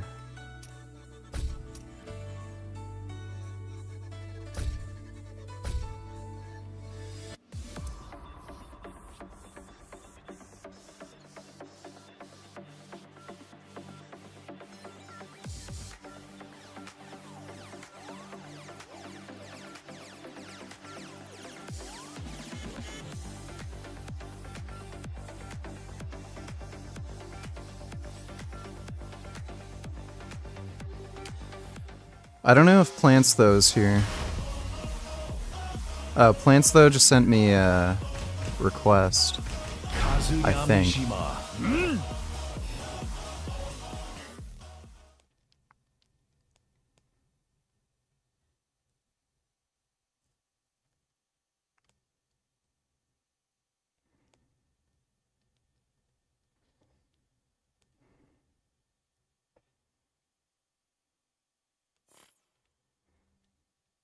Get ready for the next battle.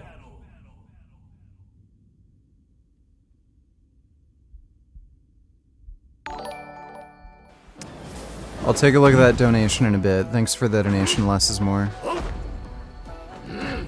Round one. Fight.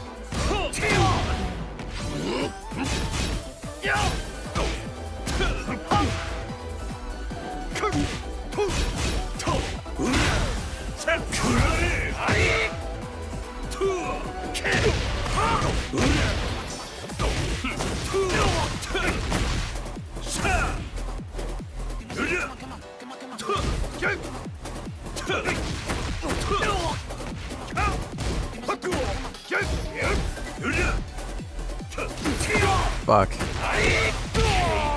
Well, there we go. Round two. Fight. The fuck? The fuck?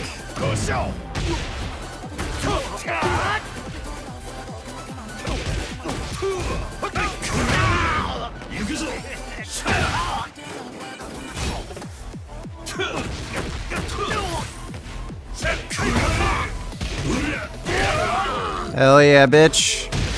Take that one. Round three. Fight.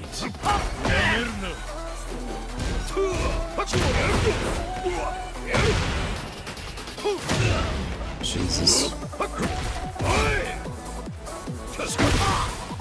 Fuck. Damn it. That was a shit match. Round four.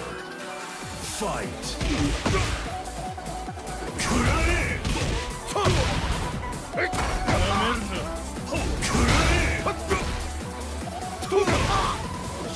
What?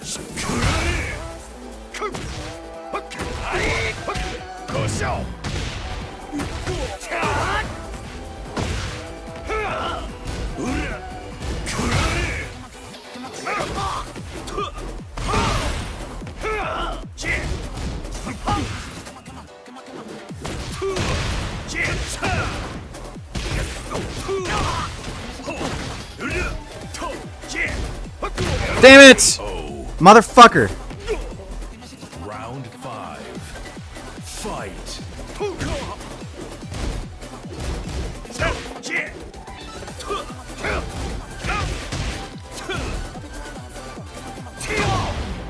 That was weird.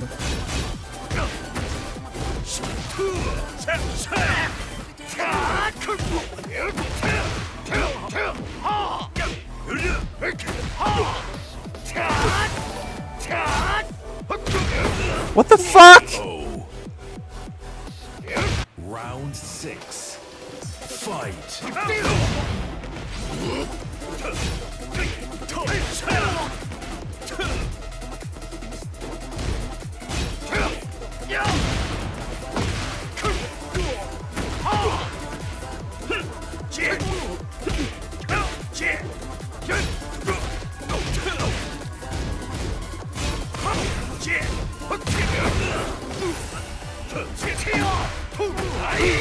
God damn it.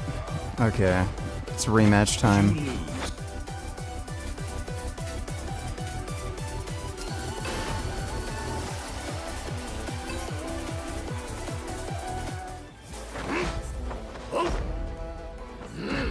Round 1.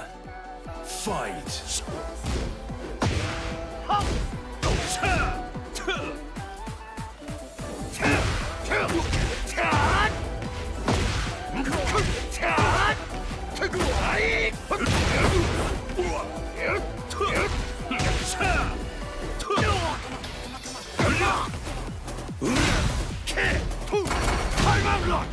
That doesn't seem fair.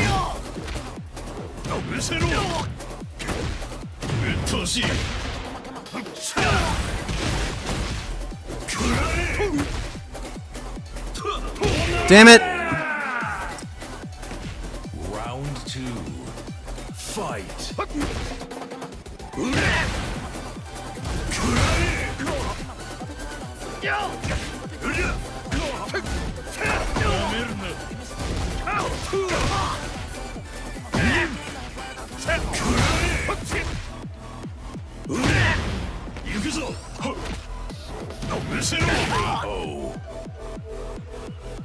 Round 3. Fight.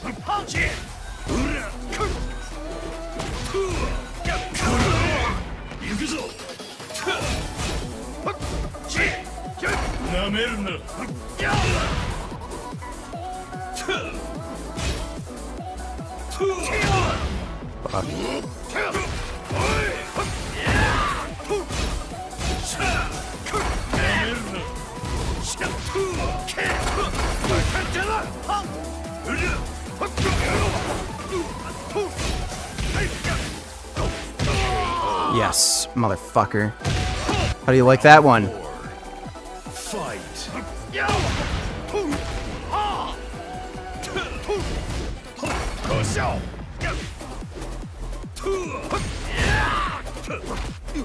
Fuck.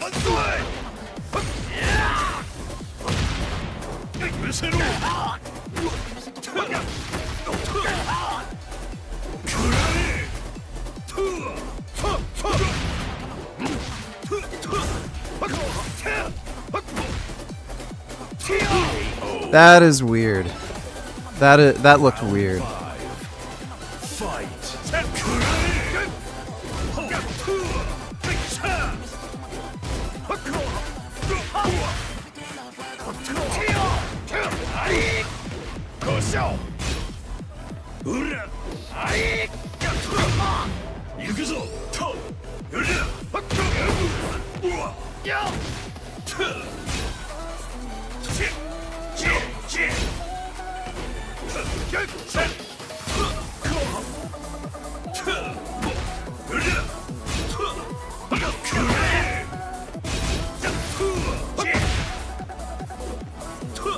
Damn it! Oh!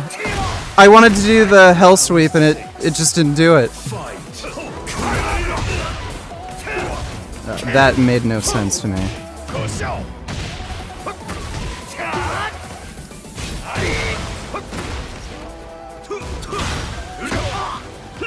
What?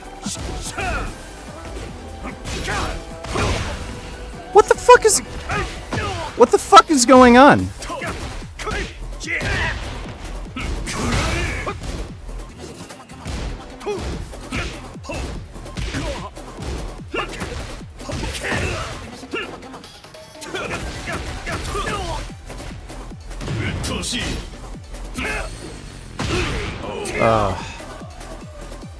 Round 7. Fight.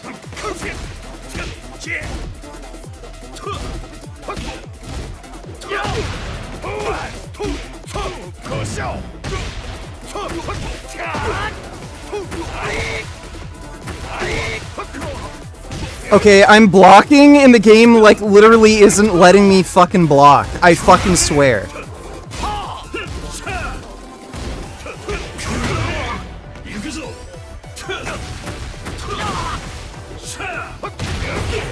God damn it. Fuck me. Alright, rematch again. That last round was fucked. I was literally fucking blocking and it just didn't work.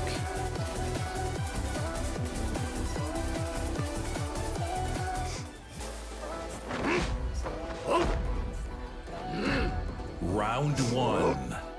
Fight.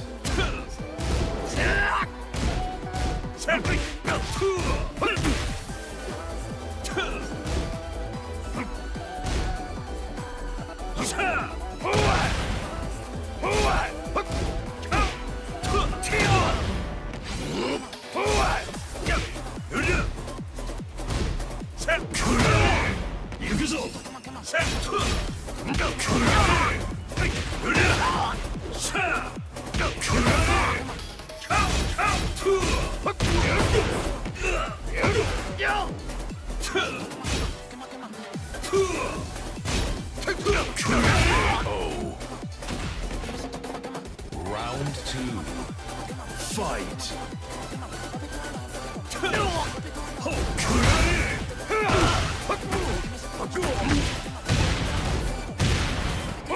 The fuck? Yeah, okay.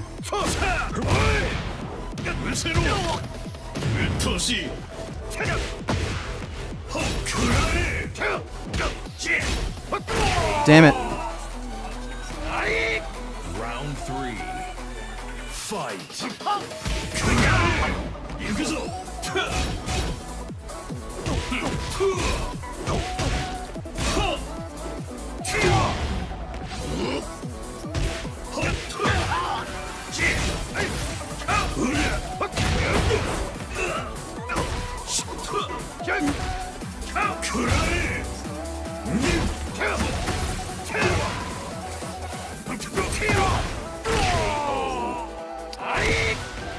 Fuck. Round 4.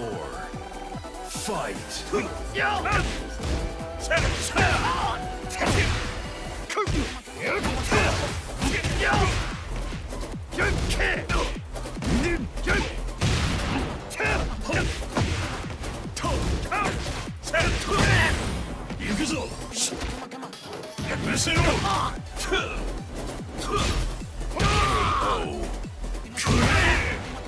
Round 5.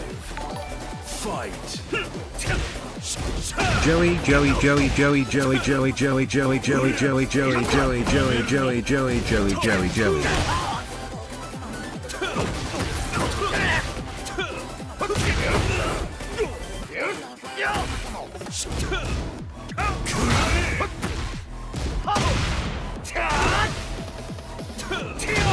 What?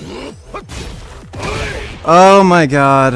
I hate that move. 6. Fight.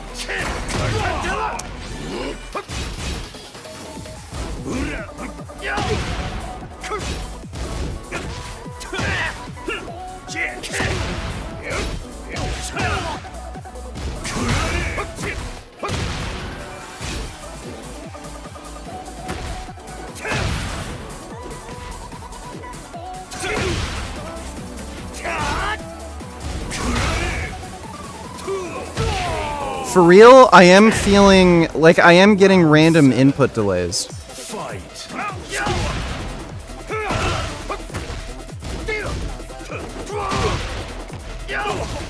I'm actually annoyed. Like genuinely irritated right now. Hey Richard, how are you? I'm doing just fine, I guess. Thanks for the donation, Chris. Oh my god, I have to rematch again. I gotta get at least one fucking win, dude. Son of a bitch.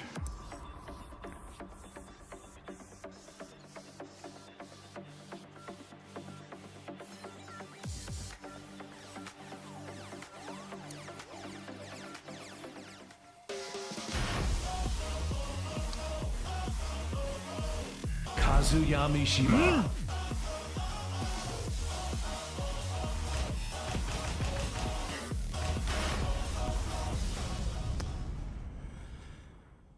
Oh, goddamn, fuck shit.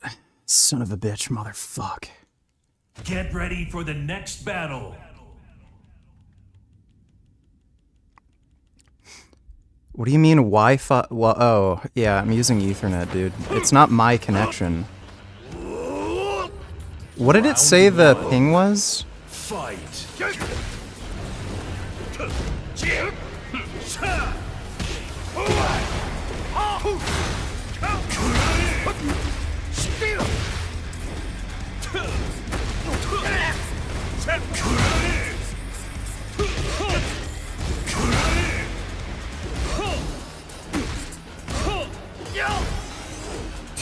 What the fuck? It literally just doesn't let me do the fucking button thing.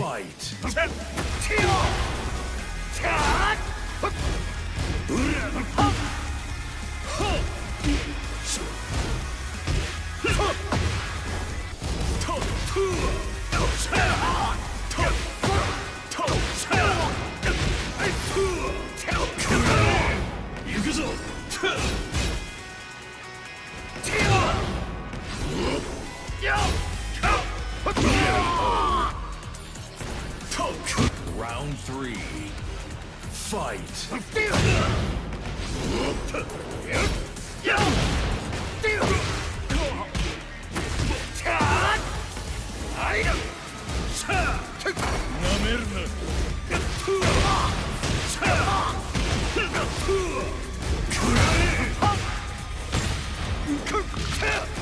I don't know how you can transfer into a grab doing that, but apparently you can.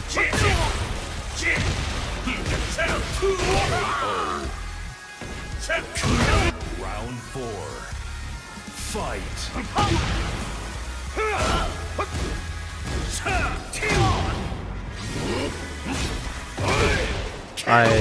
Damn it. What? I blocked it!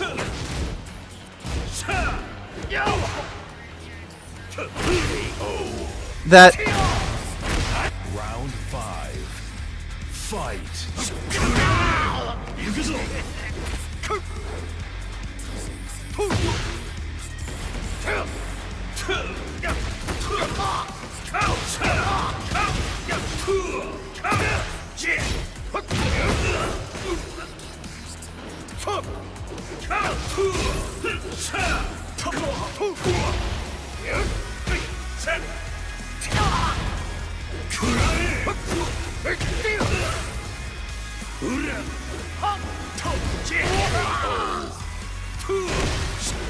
Round 6.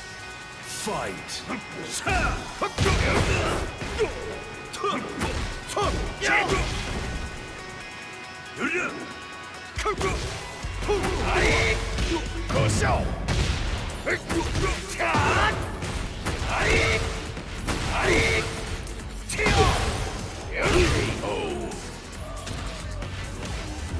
This fucking game, dude. Fight.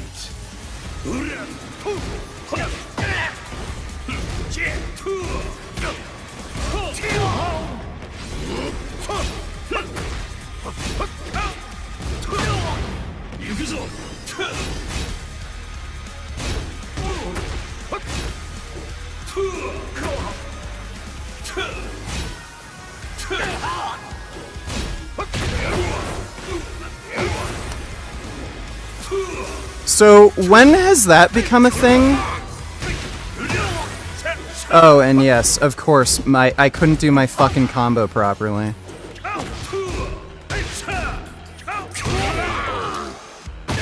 So he's able to elbow me when I'm on the ground. Sometimes? Like, it only works sometimes now?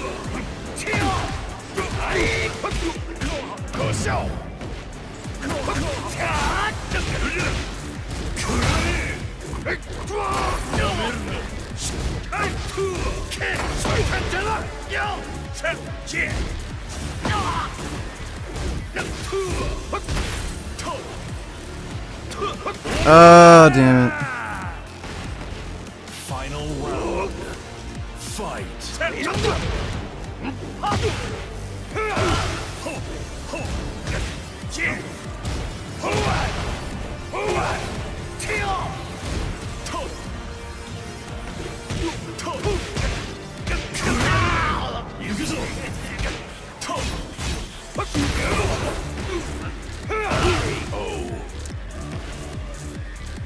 Fuck. Thanks for the donation, leave them now. And yes, Joey is my favorite kitty.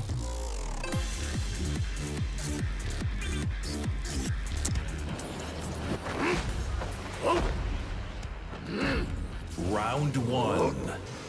Fight.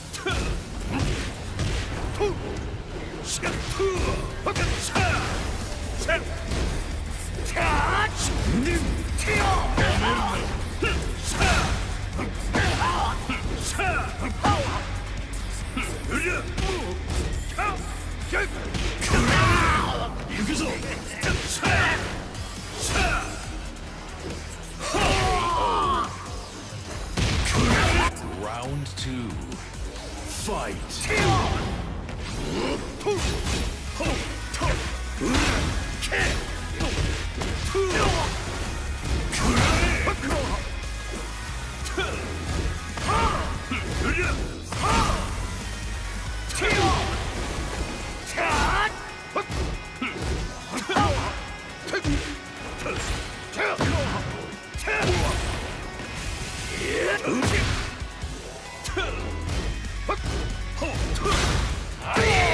Damn it. Round three. Fight.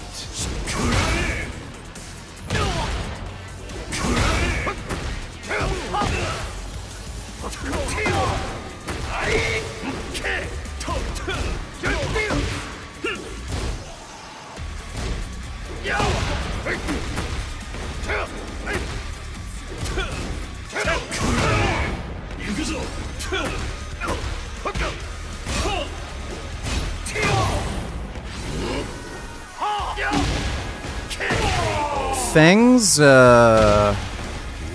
move there is fucking horseshit.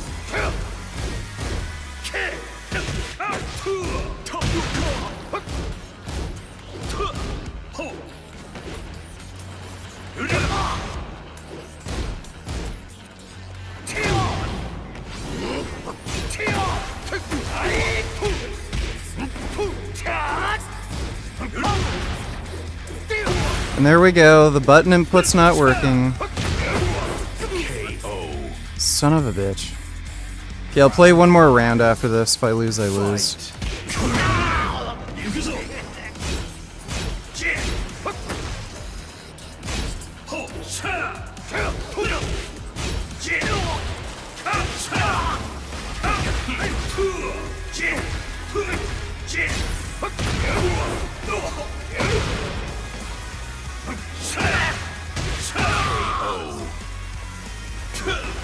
Round six.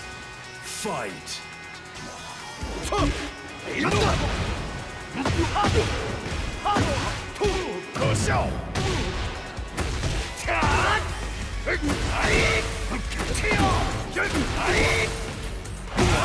Like, he literally won't get his ass up! What is going on? Round seven. Fight.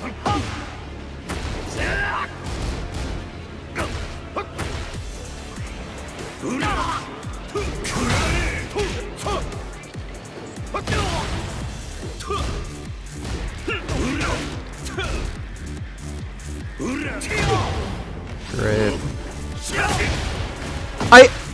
Okay, I literally did a grab, and it did that stupid kick. Okay, I don't even... What is his ping at? Like, something is genuinely fucking strange. Either there's something wrong with my fucking controller, or there's something wrong with the connection. I did a grab, and it did that stupid fucking kick. It's a completely different button combo. Round one. Fight.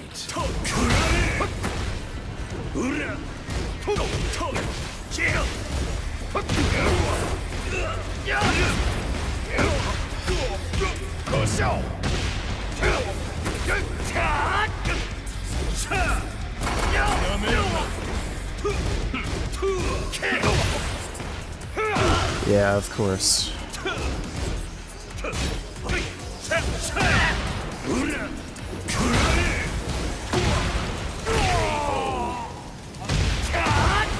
Round two. Fight.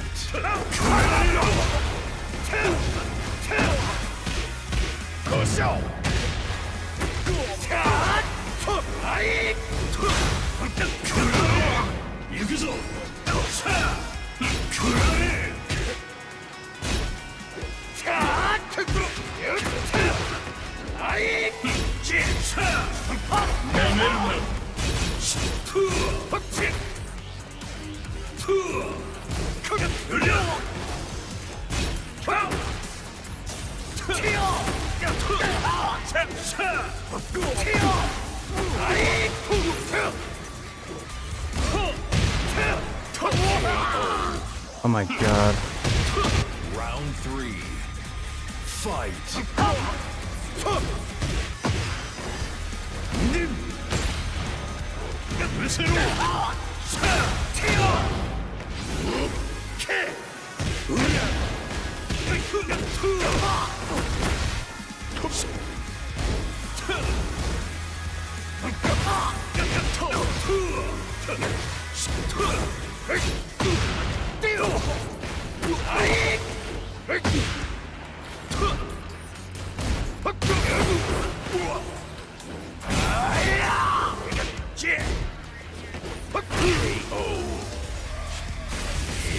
Round four.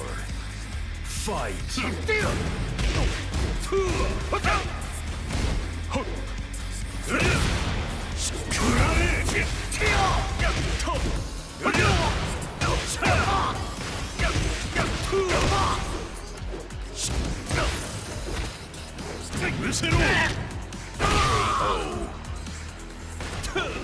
Round five.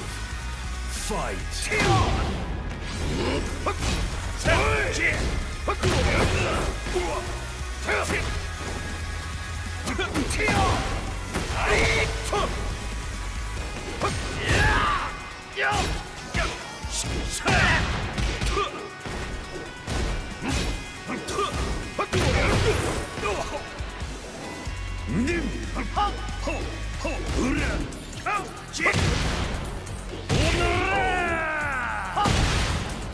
Round six.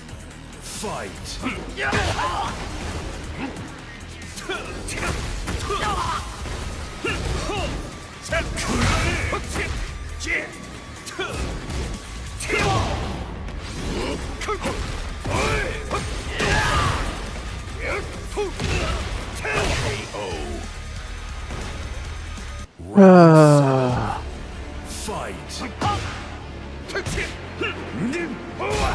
That landed!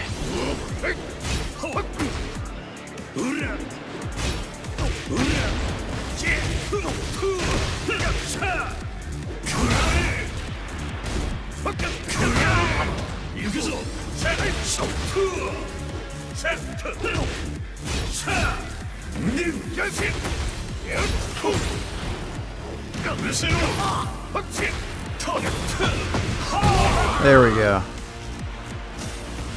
Fuck me, dude. Fight.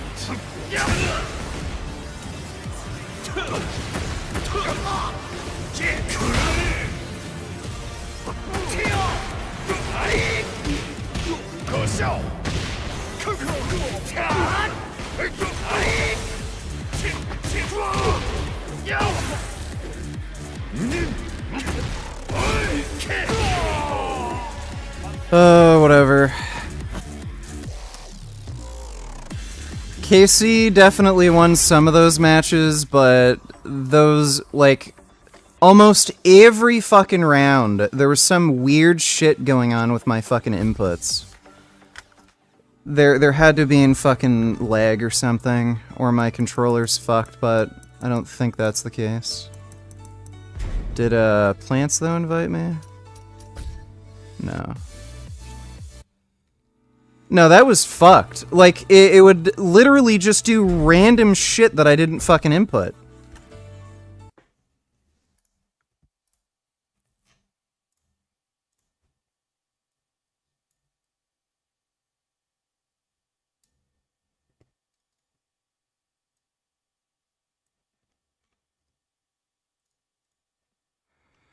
Less is more, donated $2. Is the human race getting dumber, lonelier, or hornier? Here's something you don't hear about every day. Hope you're well. $2 to make you holla. His mom has some nice ones.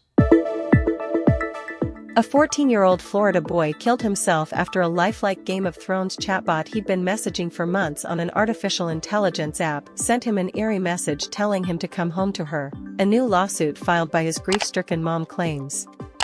Sewell Setzer III committed suicide at his Orlando home in February after becoming obsessed and allegedly falling in love with the chatbot on Character.ai, a role-playing app that lets users engage I'm not on Wi-Fi, dipshit.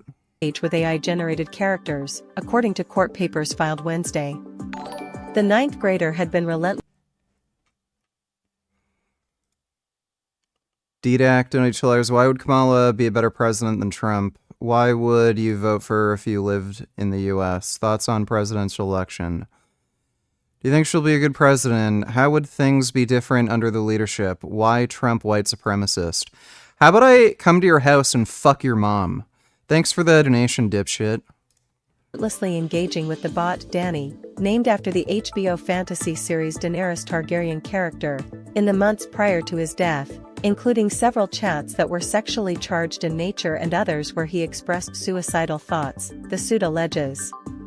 On at least one occasion, when Sewell expressed suicidality to C.AI continued to bring it up, through the Daenerys chatbot, over and over, state the papers, first reported on by the New York Times.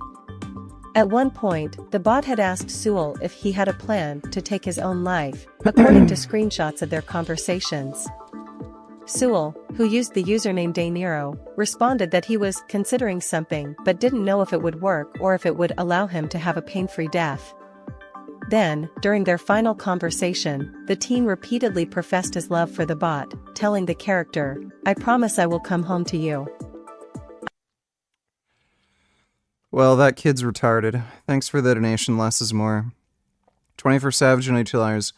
You wouldn't have to be dieting if you didn't get so obese in the first place. Maybe that'll teach you, so next time you don't have to. You don't get so fucking fat to begin with. You won't have to starve for a month to not be obese anymore. Impressive weight loss, fatty. Thanks for the donation, 24 Savage. Mike donated $2, based Andrew. Doesn't take a detective to figure this out. Women are allowed to not be in the mood for sex and say no to their husbands, and they're not in sin for doing so. I'm in a lot of private Christian women's groups on Facebook, and the amount of women coming forward about their husband's porn addiction is heartbreaking.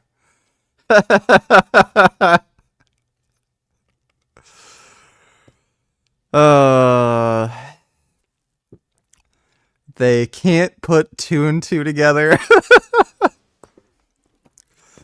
Gee, I don't have sex with my husband, and he's watching porn. I don't know if there could be a link. That's hilarious. Thanks for the donation, Mike. Alright, we're caught up. Arabs at all.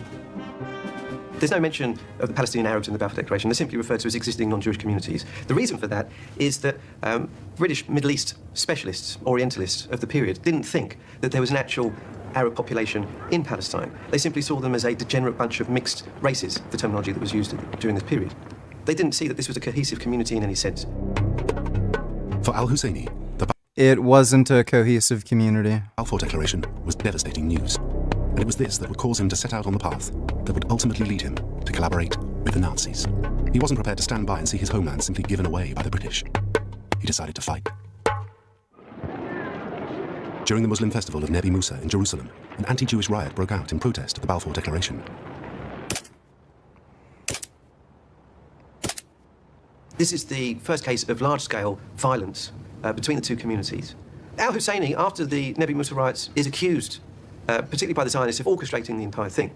The commission that investigated the cause of the riots certainly believed that Al-Husseini had a part to play. Afterwards, he was sentenced to 10 years in prison by a military court, but he avoided jail as he'd already fled the country. This figures as part of a larger narrative that he's a troublemaker, that the Palestinian Arabs would have been okay with Zionism if it wasn't for these extreme Palestinian Arab nationalist leaders like Al-Husseini, who throughout the mandate continually drive them towards extremism and violence against the Zionists. Then in July 1920, the British made a move that would give Al-Husseini hope. They appointed their first High Commissioner to Palestine, Sir Herbert Samuel. It was an interesting choice. He was a Liberal MP. He was the first Jewish member of the British cabinet. He was a high-profile politician. And during the First World War, he is the first person to submit the proposal to the British cabinet in support of the idea of the establishment of a Jewish state. Despite his Zionist credentials, Samuel went out of his way to prove to the Arabs that although he was a Jew, above all else, he was fair. So he declared an amnesty for all Palestinian Arabs who had previously been sentenced by the British military. Still in exile at this point, Al-Husseini could now safely return to his homeland. Then came another event that changed Al-Husseini's life. His half-brother Kamal died suddenly. He was the Mufti of Jerusalem, the Palestinian Muslims' spiritual leader. His funeral was a lavish occasion attended by thousands. His death left a serious power vacuum in Jerusalem. It was a situation that the British had to resolve quickly. Samuel realized that if there was any chance of creating stability in the region, then the right person had to be appointed as the Mufti's successor. Samuel wasted no time in selecting Mohammed Amin al-Husseini to fill the role. To enhance the authority of their chosen man, the British suddenly bestowed a brand new title on him. Not only would he be the Mufti of Jerusalem, he would be the Grand Mufti of Palestine. That is the spiritual leader of not only Jerusalem's Muslims, but of all Muslims in Palestine. It was a job for which he was barely qualified. What a mistake. The kind of education that would be relevant to the post of Mufti is, of course, religious education and theology. And he didn't achieve this. He started, but he interrupted to go to serve in the army in the First World War and never resumed this education. So he has to be someone who very much learned in the Islamic theology, and that was certainly not the case with Amin Husseini. So this person, who was designated as the Mufti of Jerusalem and Grand Mufti of Palestine by the British authorities in 1921, was barely 26 years old, so very, very young person for the job. He was such an unlikely choice that even his own people didn't think him fit for the job. He was not even part of the 3 persons that were selected according to the normal procedure by the community of religious persons in Palestine for the job. So he was just picked by the British High Commissioner for Palestine, Herbert Samuel, who happens to be a Zionist himself, actually, who picked just Amin Husseini and designated him in this job that the British authorities had renamed Grand Mufti of Palestine in order to stress the fact that this was the highest spiritual authority on the territory of their mandate. But despite his lack of qualifications, Al-Husseini took office on May 8th, 1921. And from then onwards, his power and authority seems to keep on growing. Discover the past with exclusive military history documentaries and ad-free podcasts presented by world-renowned historians, all on History Hit. Watch the script.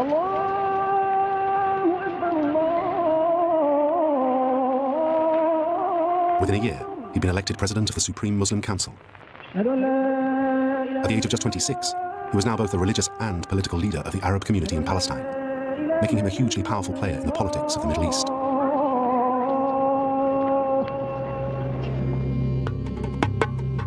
At first, what looked like a high-risk appointment initially seemed to work. Al-Husseini worked hard to keep the peace. Towards the late 1920s, there were regular violent clashes between Palestinian Arabs and Jews. Jewish properties and even synagogues were attacked and destroyed. The Grand Mufti was often seen attempting to restore order during the violence. Yet despite his attempts to keep the peace, there would soon be a dramatic turn of events that put him back on a collision course with the British. Those events occurred in Germany. Sie wollte eine wahrhaftige Weltanschauungspartei sein. Und zweitens, sie wollte daher kompromisslos die einzige Macht und alleinige Macht in Deutschland. By March 1933, support for Adolf Hitler was growing at an unstoppable speed. He'd risen to take total power over the country. He brought democracy to an end, and now, for the first time as dictator, he turned his attention to his driving and overall ambition, the destruction of the Jews.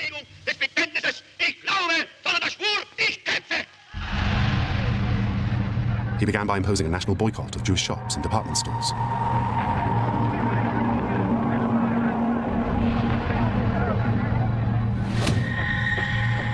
Then, on the night of May the 10th, 1933, an event unseen in Europe since the Middle Ages occurred, as German students gathered in Berlin to burn books that were deemed to be Jewish.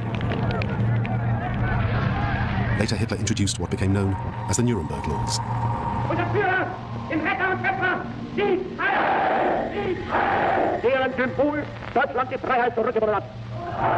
These severely restricted job opportunities for Jews, banned sexual relations between Jews and Germans, and in many cases, stripped Jews of their citizenship. Tens of thousands of Jews were forced to leave the country. One of their destinations was Palestine. There can be no doubt that the major factor in providing the conditions for creating a Jewish state in Palestine has been the rise of Nazism to power, and concluded an agreement with the Zionist movement, which is called the Havara Agreement, that is a transfer agreement, to organize the immigration of German Jews to Palestine, which is the only destination to which German Jews were allowed to move part of their belongings in the form of German goods, German products, bought and exported to Palestine. In 1933, the number of Jews in Palestine rose to 209,000. How am I doing today? I'm doing just fine. Not much new going on. Because of the explosion of Zionist immigration in the beginning of the 1930s, this leads to, as a result, an explosion of Palestinian Arab anger and resentment. This is the real challenge for al-Husseini and other Arab leaders at the time. And as the Palestinian Arab population becomes more radicalized because of the situation in Palestine in the 1930s, by the middle of that decade, things really are clearly out of the control of the Palestinian Arab elite. Bought and exported to Palestine. Why does it do The that? Palestinian Arab population becomes more radicalized because of the situation in the Arab elite. By 1937, the number of Jews had risen again. The figure now stood at 396,000. But rather than the Mufti blaming the Germans for this influx, the German consul general in Palestine, Heinrich Wolff, informed the Führer that Palestinian Muslims were making sympathetic noises towards the new Nazi regime. New Jewish communities with extensive building programs were continuing to populate Palestine. But news for the Arab population was about to get even worse. In London, the British government rejected a demand made by al-Husseini and other Arab leaders for an official council, designed to give them more control over their homeland. It was a bitter blow to their hopes of establishing a group to represent the views of the wider Palestinian Arab population. The members of parliament who rejected the proposal of a legislative council Are you down for a quick chat on Discord about what?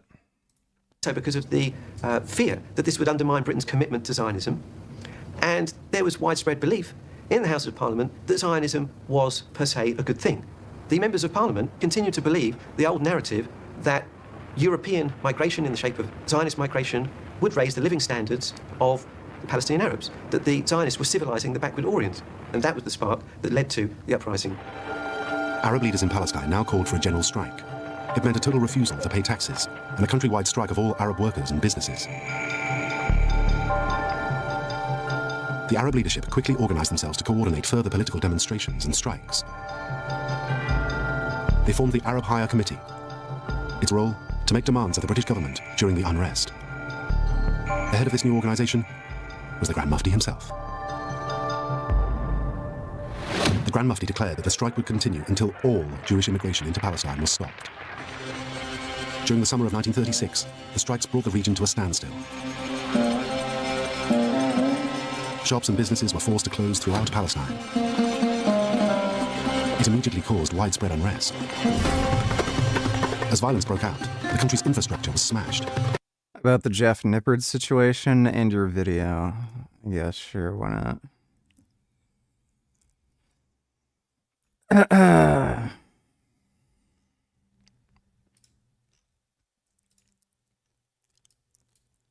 Who the hell are you?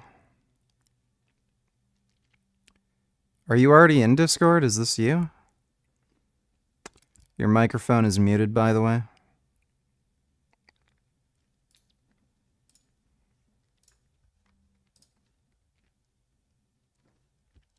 I don't know if that's the guy in chat who wanted to talk or not. There's the Discord link.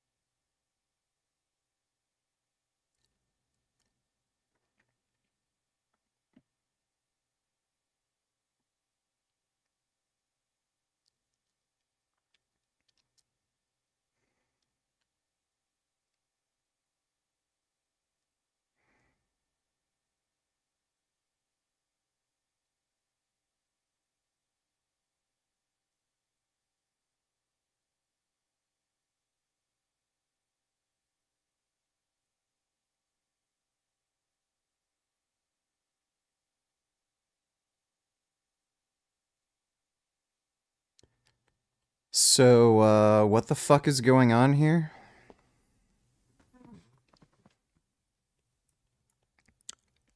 Hello? Can you hear me? Yeah. Okay. So you said earlier in your stream that you said what happened to Jeff was justified, but you I didn't didn't say say he it was deserved justified, I said it was deserved. Oh, okay. That you said the opposite in your stream, but that's probably No, just I said it was deserved, not justified. difference between being deserved and justified. Deserved is like the idea that you personally deserve something. Something being justified would depend in the context in why it happened. So, like, if somebody raped a child, walked out onto the street, and then got mugged and shot by some random mugger, you would say that would be deserved.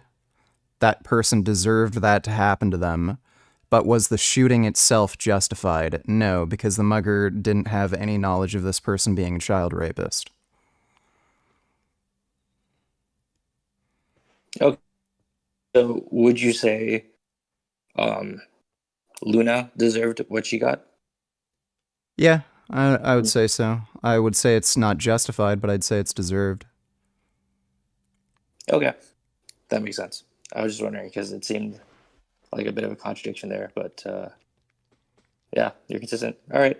Well, thanks for clearing that up. Oh, by the way, so you need a license to practice law, but you don't need a license to be a lawyer. So Joseph McBride, he doesn't have a license, so he's not like licensed, quote unquote, but he's still a lawyer. Yeah. Just like, yeah. He still has a law degree. Maybe. Who knows? Exactly. Guy's kind of shady. All right. Well, thanks for clearing that up. No problem. Take care, dude. You too. And what the hell do you want? Oh, hey, BG. I just had a question. My brother, he's also a vegan, and we still eat. I don't know if you would consider us vegan. We still eat shrimp and crab meat. Depending on what type of shrimp, may be vegan, possibly, probably not though, because of shit like bycatch. And crab meat, much less likely so. I think the scientific consensus is that crabs are sentient. Okay. Wait. Okay, but I'm okay with eating it, and he's not. But when I get sushi, he's like, he still eats it, because it's like it wouldn't make me buy more sushi. I don't know. Neither of you are vegan. Really? All right, I might need to get him. How are you gonna stay here? Sure. Okay, I'm gonna go get him real quick. Be right back. Yeah, Dylan, there's a species of shrimp where the probability of sentience is relatively low. I'm not sure if it's the typical type of shrimp that people eat, but I would just err on the side of caution and not eat it and say it's not vegan. When it comes to bivalves, I can say with nearly 100% certainty that bivalves are not sentient. And Again, shrimp, it's a little iffy, but again, I'd err on the side of caution and say no.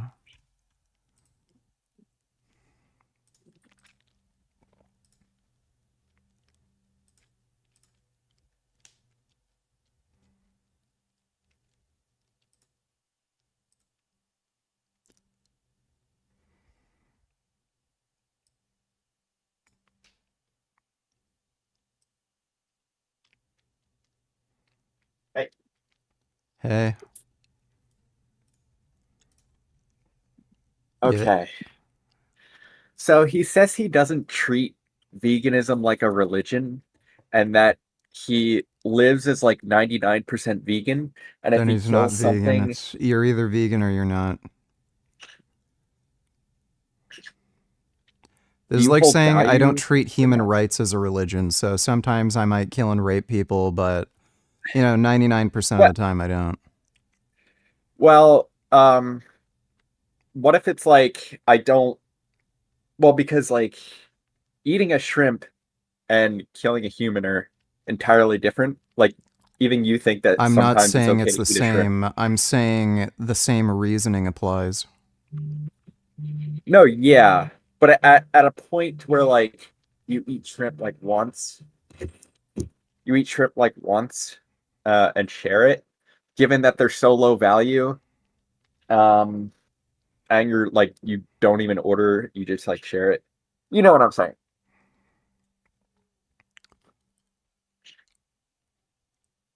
What the You know what I'm fuck are you saying? talking about? Do you order sushi Okay. with shrimp and shit or not? Yeah, I'm not vegan per se, but I don't think it really like me and you are really different in terms of how moral we are that much, because shrimp don't really matter that much. I don't think people matter that much. In fact, I think nothing matters.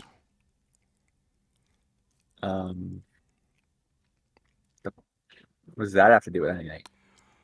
Well, again, if we're going to acknowledge they're sentient, like, would you be okay with just cutting up a human being that had roughly the same sentience as a shrimp and eating him? Probably, yeah. Okay. Would you not? Yeah, I wouldn't chop up a human being just because they have the sentience of a shrimp. That's just me, though. So, like, if it was like, those that like a human that's born with only a brain stem, basically not sentient, but they might have like I don't even know what that would mean. If they only have a brain stem, they're not sentient. I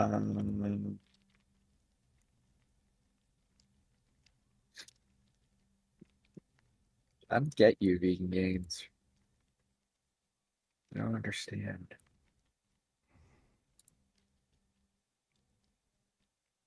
What is wrong with you? It's a shrimp. And you're just a person. But they're completely different. If we trade equalized the human to the shrimp, I mean, I'd be okay with killing it. Or I wouldn't be as, like, I wouldn't care at all that much, but I still might not go out of my way to do it. Or I would, but he might not. If you're talking about sentient life, I don't know how you can really justify just murdering a sentient being for taste pleasure, even if it's a relatively low amount of sentience. It is still a being that would prefer to exist. So you can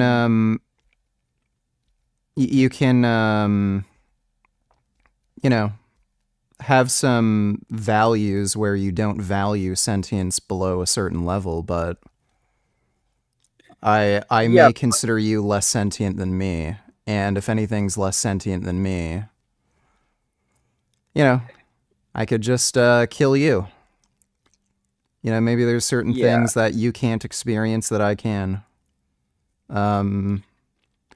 It's just a weird idea to think that you're somehow you have some superiority where you can just take the life of a being that has a will to live just based on taste pleasure, just because it has lower sentience than you.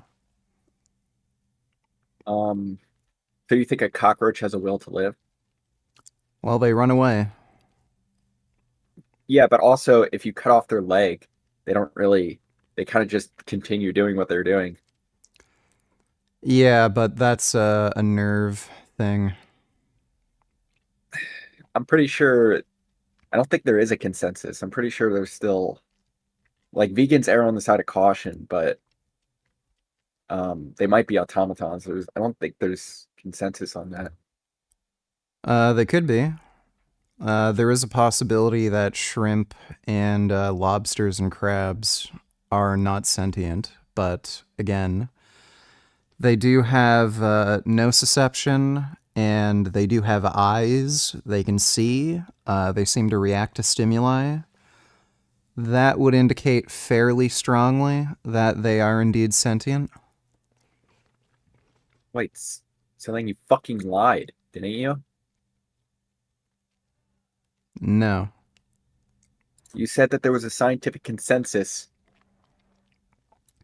Yeah, that they're sentient. I would say there's a consensus that they are likely sentient.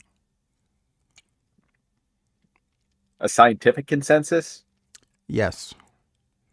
There's recently a Like, pretty big Google. paper published on, what is it? Like crabs, lobsters, crustacean sentience.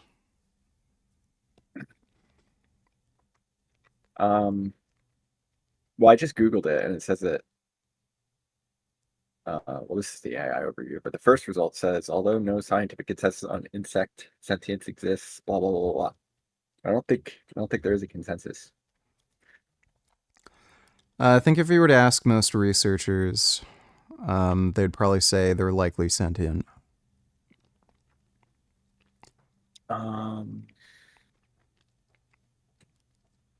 Then why is there no scientific consensus? Well, I'm saying I'm pretty sure there is one. But Google Like, says I don't there know isn't. if you can find like a peer-reviewed published paper where there's like a consensus statement from like biologists, but again, if you were to ask most marine biologists, they'd probably say, yeah, they're likely sentient. Can you demonstrate that?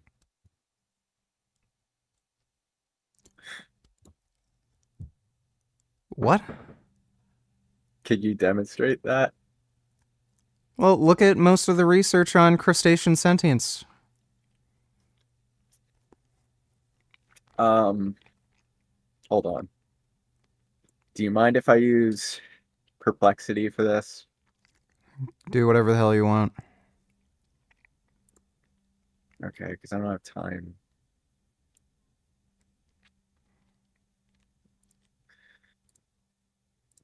And let me know when you want me to leave.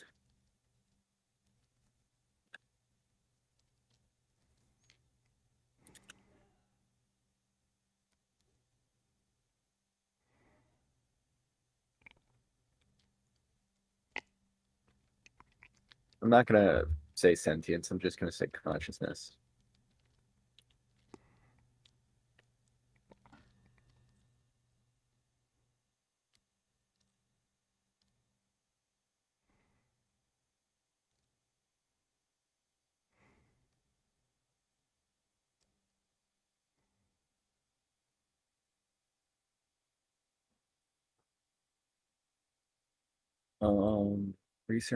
Research and expert opinions have shifted towards a growing consensus that insects may indeed possess a form of consciousness.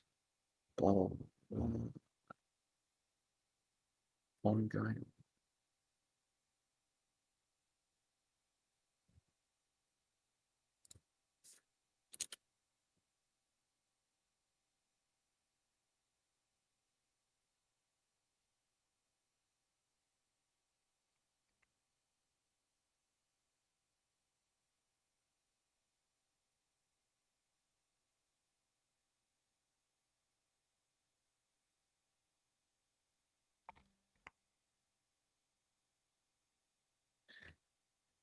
Yeah, I guess it makes sense to err on the side of caution, but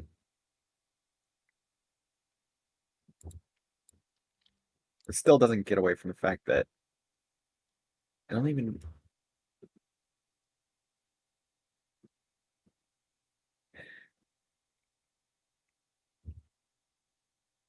You're still here, right? Yes.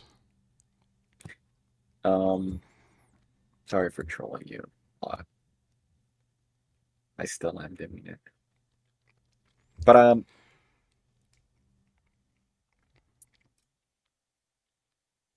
yeah, I don't know what it would mean for a human to have shrimp level sentience. It would mean shrimp level sentience. I know, but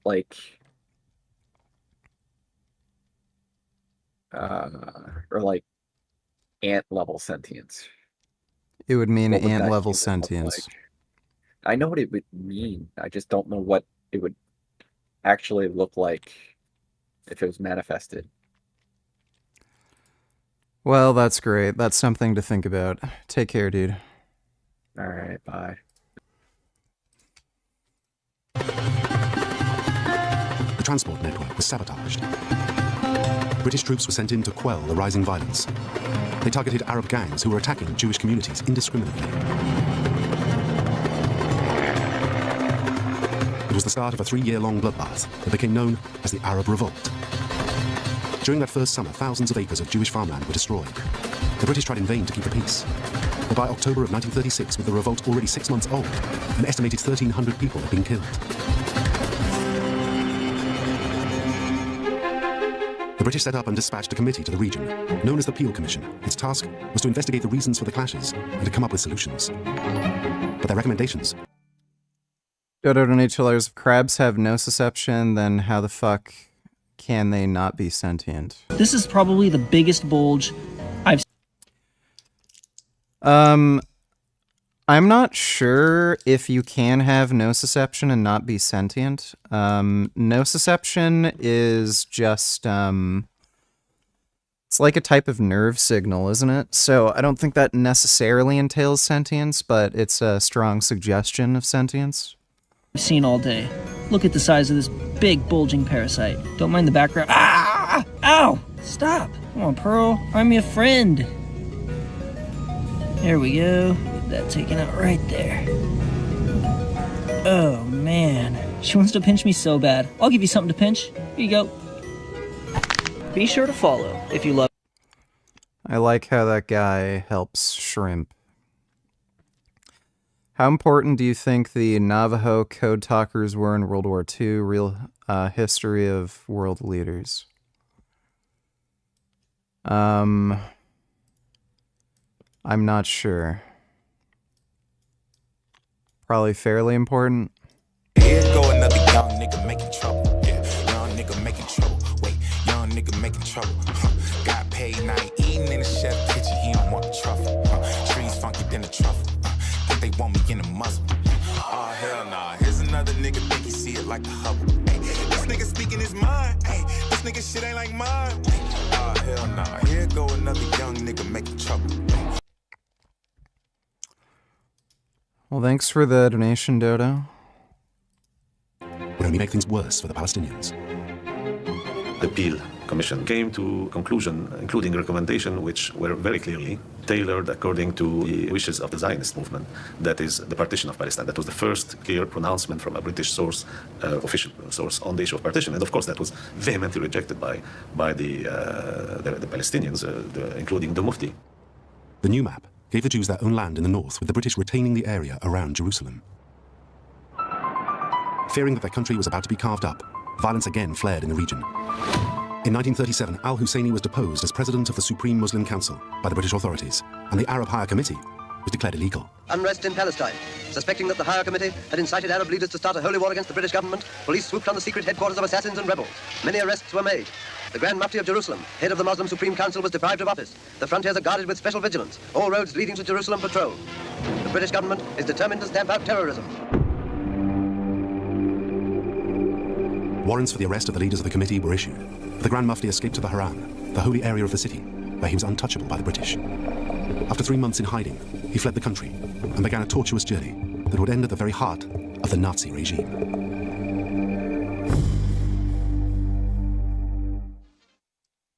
He's staying in Syria, the Grand Mufti of Jerusalem. Foremost in the Palestine Arab trouble, he eluded the British and escaped from the Mosque of Omar. Now in exile in Syria, he continued to direct the war against the British. The British troop numbers were too small to crush the revolt. Strikes, sabotage, assassinations, and the guerrilla warfare went on without let up. The British military presence was small in comparison to the Palestinian Arab forces. They were being overrun.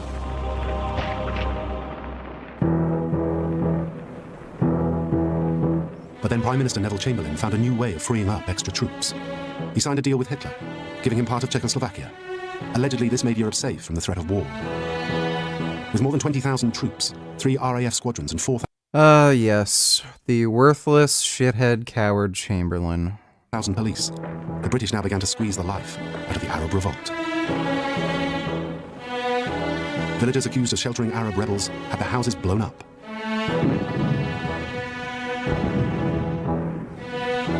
Those Arabs suspected of taking part in the fighting were killed or beaten. Thousands of men were rounded up and imprisoned in detention camps without trial. At least 112 Arabs were hanged for taking part in the rebellion. According to official figures, by the spring of 1939, when the revolt effectively ended, the British had killed more than 2,000 Arabs. The British crushed the Arab uprising, which was the most significant challenge to British imperial authority in the 1930s, and a testament to the Palestinian national movement at that time. But because of the extent of British military suppression of that revolt and the brutality of that suppression against the Palestinian Arab people, you end up with a floundering Palestinian Arab movement after the revolt and going into the Second World War. And the movements of al-Husseini after the revolt are really a testament to that floundering of the Palestinian Arab national movement that's completely lost after the revolt and after it being crushed by the British. But then in May 1939, the British government did an amazing U-turn. With Europe now back on the verge of war, they realized that they simply did not have enough men and machines to defend the Suez Canal and the precious oil fields of Iraq and Persia, as well as fighting Arab rebels in Palestine. Arab public opinion in the Middle East needed to be appeased. So they produced a paper calling for strict limits on Jewish immigration and the creation of an independent Palestine by 1949. Here was an offer that seemed to give al-Husseini and his freedom fighters everything they'd asked for. The 1939 white paper was No, there is not an argument for Chamberlain needing to appease Hitler. Seen by many Palestinian nationalists, including some radical nationalists, as a real achievement of the fight that has been waged by the Palestinians ever since the start of the revolt, the Great Revolt in 1936. It was a sharp curtailment of Jewish immigration that was going to be limited to 75,000 over the following 5 years. And also a commitment that in 10 years' time there would be an independent Palestinian state. They really saw in the white paper the outcome of these years of struggle and the very high cost that they had to pay for that in lives and in repression and all that. This was a real chance for the Mufti to get what he wanted. Such was his hatred of the British that he dismissed their efforts to attempt to win him over. He rejected the white paper's recommendations, and he went much further. He called for an end to the British mandate in Palestine. He wanted the British out and the creation of a single Arab state. The forces that propelled him to collaborate with the Nazis were now inevitable. He had his own selfish personal ambitions above any considerations of the real interest of his people and the movement. I'm saying that because, again, many nationalist leaders of the Palestinians considered that the white paper should have been accepted and at the time were in favor of expressing... Skip to 11:20. OK, now this is convincing me even more that Professor Dave is flat out fucking to his Palestinian wife. How the fuck can you acknowledge this and deny Jews their right to self-determination? He knows a lot about all kinds of stuff.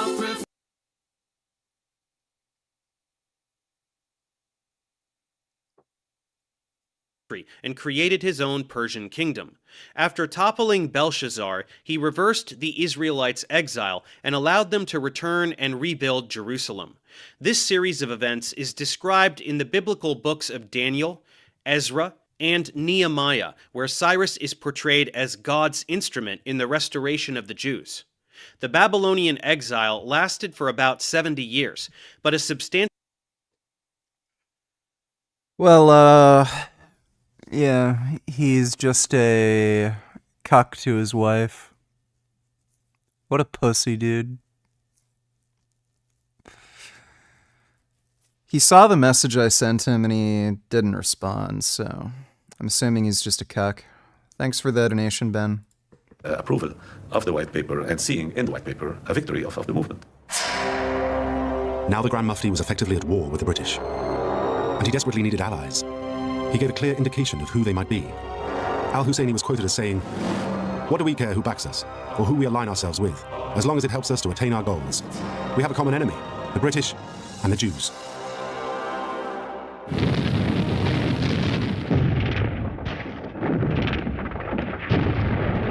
This morning, the British ambassador in Berlin handed the German government a final note, stating that unless we heard from them by 11 o'clock, that they were prepared at once to withdraw their troops from Poland, a state of war would exist between us. I have to tell you now that no such undertaking has been received, and that consequently, this country is at war with Germany. As the war began in Europe, Al-Husseini's deteriorating relationship with the Syrian authorities forced him to move on from his base in Damascus. This time, he made for the Kingdom of Iraq. In Baghdad, he continued his political agitating, and in 1941 was involved in an anti-British revolt. From his base in Iraq, he issued a fatwa for a holy war against Britain. But just days later, British troops invaded Iraq, and Al-Husseini was forced to move on yet again. This time, he made for fascist Italy, where he met with the country's dictator, Benito Mussolini.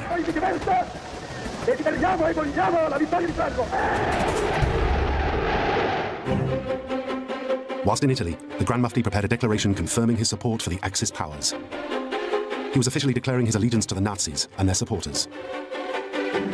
Within days, it had been sent to the German embassy in Rome.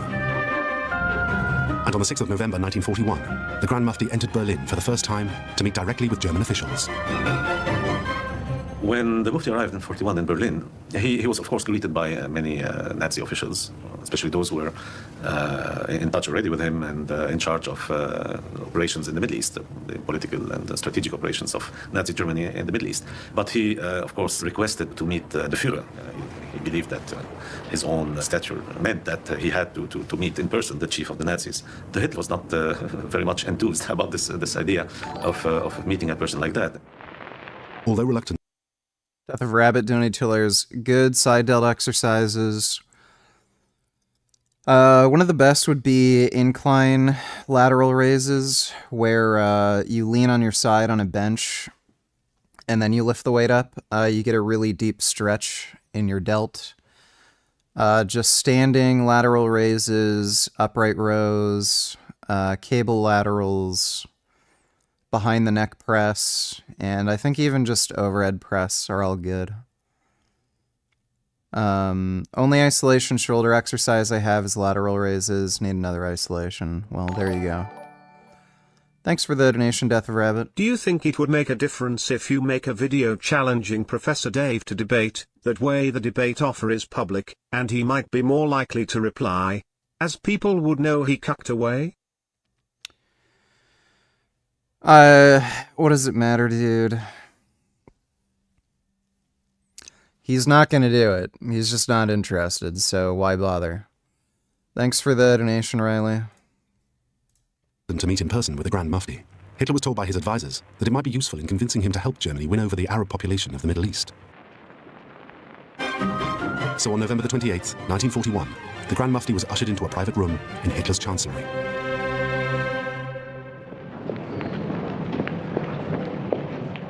Surrounded by Nazi dignitaries, he finally met the Führer.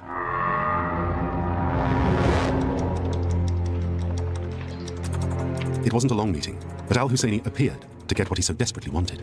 Hitler was saying, give me some time, let us develop our military strategy, and when we'll be in the military position of dominating this part of the world, we will fulfill your desires of independence.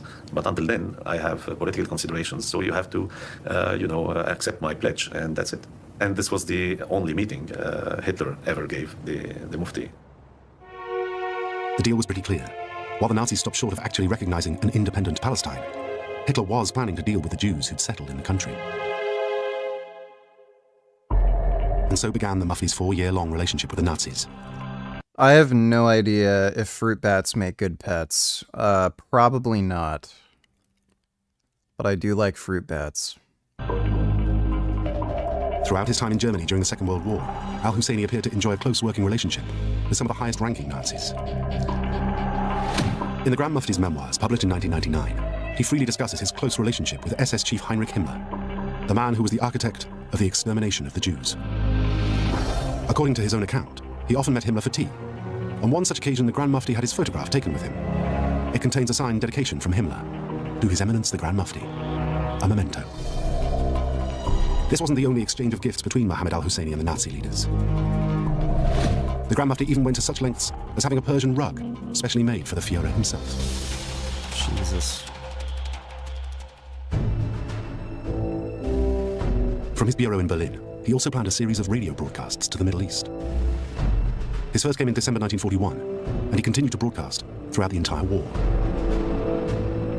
But then his involvement with the Nazis became deeper and darker.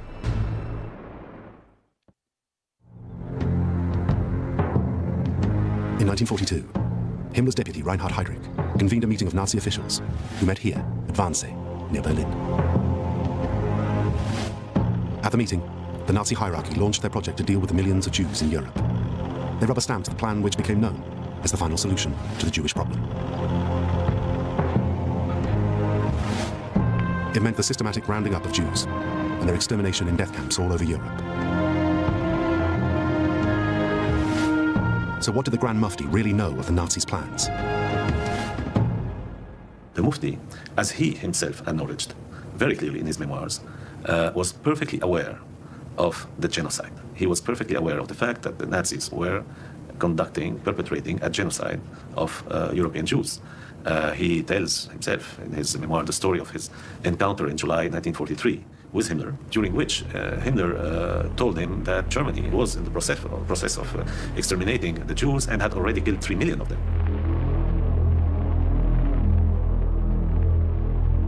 He himself recognizes that he knew. He was informed about that, at least in July 1943. Whilst there is no evidence of the Grand Mufti actively assisting Hitler's plans, he certainly did help the Nazi war effort. Über den Bergen von Bosnien. Deutsche Kampfflugzeuge zerstören Schlupfwinkel kommunistischer Banditen. As the Second World War progressed and Germany began to suffer defeats, their troops became more and more stretched. One area of conflict where there was a desperate need for military support was the Balkans. There, the communist partisans were growing in strength. The Germans needed more resources urgently, especially soldiers. One possible solution was the drafting of Bosnian Muslims. But they had been strictly forbidden by Muslim leaders from collaborating with the Nazis. So the German authorities turned to their trusted Muslim voice, the Grand Mufti, to exert pressure on the power brokers in the region. In the spring of 1943, the Mufti successfully convinced Bosnian Muslims to ignore the clerics. By doing so, he played a major role in establishing a new unit of the SS, the most feared and fanatical part of the German armed forces. It was the SS that was responsible for some of the most brutal and horrendous crimes perpetrated in the whole of the war.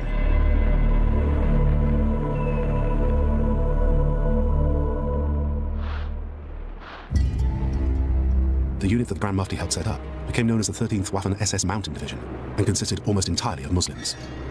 However, again, there is no evidence that this unit was actively involved in any anti-Jewish atrocities. But the Grand Mufti went further. He wrote letters to European leaders urging them not only to stop sending their Jewish citizens to Palestine, but to actively redirect them to Poland.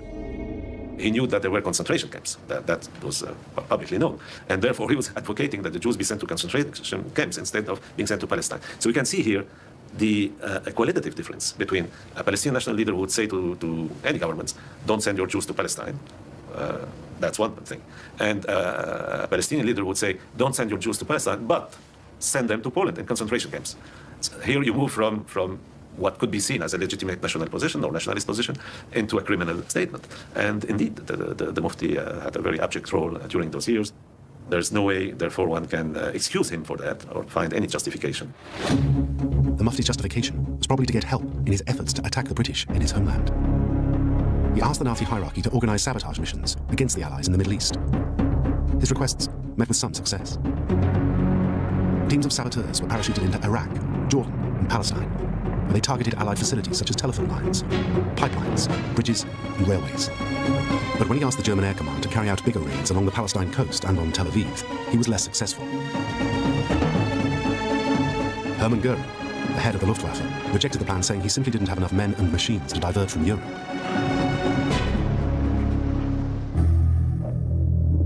But despite being let down by the Nazi hierarchy that he had come to trust, he continued to throw his support behind them. On March 1st, 1944, during one of his many broadcasts, he said, "Arabs, rise as one man and fight for your sacred rights. Kill the Jews wherever you find them.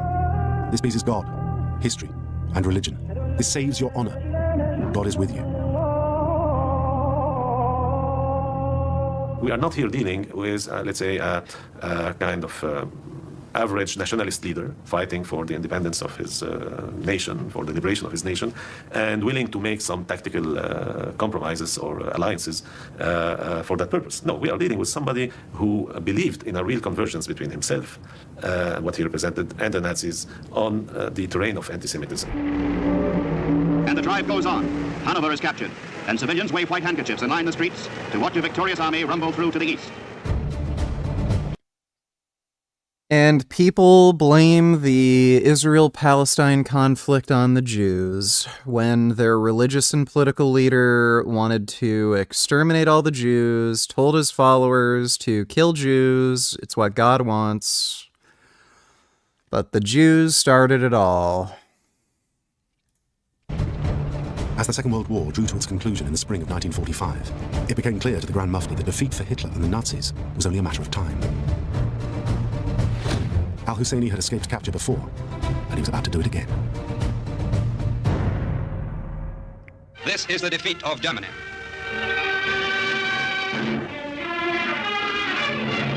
Facing Air Chief Marshal Tedder and Marshal Zhukov is a conquered German general. Keitel signs the surrender.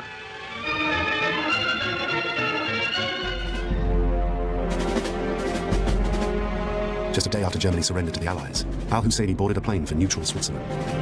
But he was denied political asylum and moved swiftly on to Paris.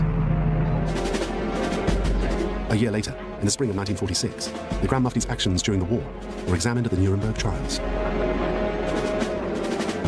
The Mufti was not indicted as part of the Nuremberg Tribunal and all that. There wasn't enough evidence accumulated against him, despite the efforts of course, the Zionist movement. The fact is that, of course, Husseini did everything I mentioned in terms of propaganda, contribution to the propaganda. He was a close collaborator of the Nazis, but he was not himself directly involved in war crimes.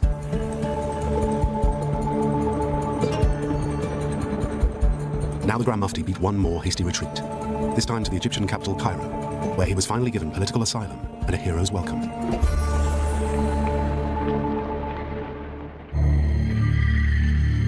So what is one to make of the Grand Mufti of Palestine? To some, he was simply a committed nationalist religious leader, one who was driven into the arms of the Germans by an unsympathetic British government, which repeatedly let him and his people down. They see him as a man faced with losing everything he'd promised his people he would protect. A man who would go to any lengths to see his Palestine remain solely in the hands of the Arabs. Some people in the Arab world had tried to, if not justify, at least to find attenuating circumstances for the Mufti's collaboration with Nazism through the famous saying, the enemy of my enemy is my friend. But to others, his relationship with the Nazis is damning. When you know about the nature of the force with which you are allying, and this force is committing such a huge crime against humanity, then this enemy of my enemy does not really hold water as an argument. The abjection, the abomination of collaborating with such a regime is clear.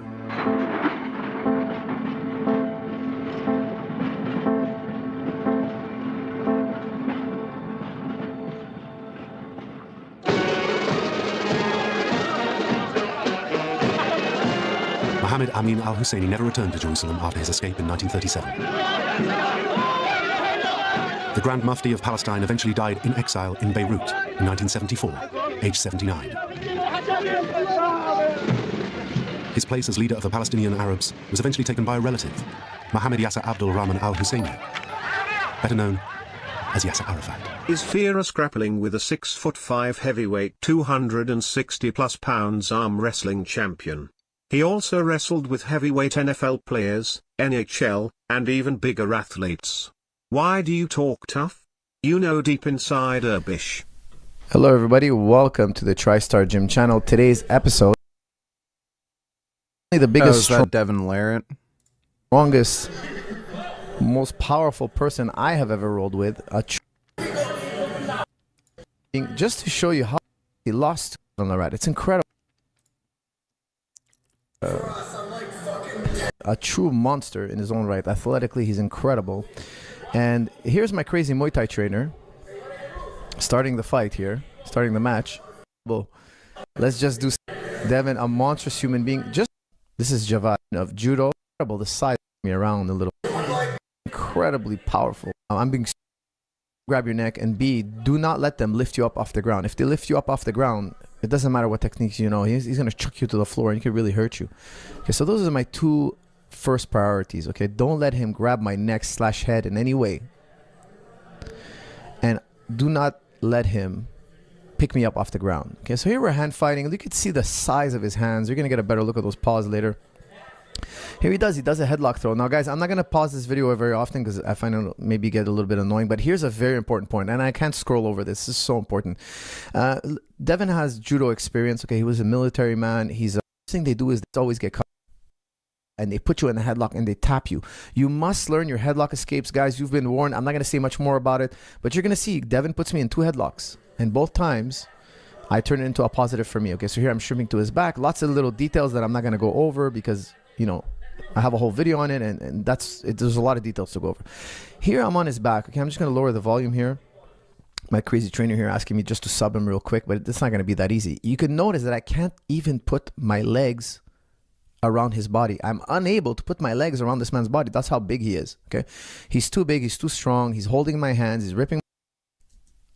They're just ripping my grips apart, and I'm going to go over the top. I already knew I was going over the top. I need a sub. I had to foot lock him. I have to leg lock him. Why?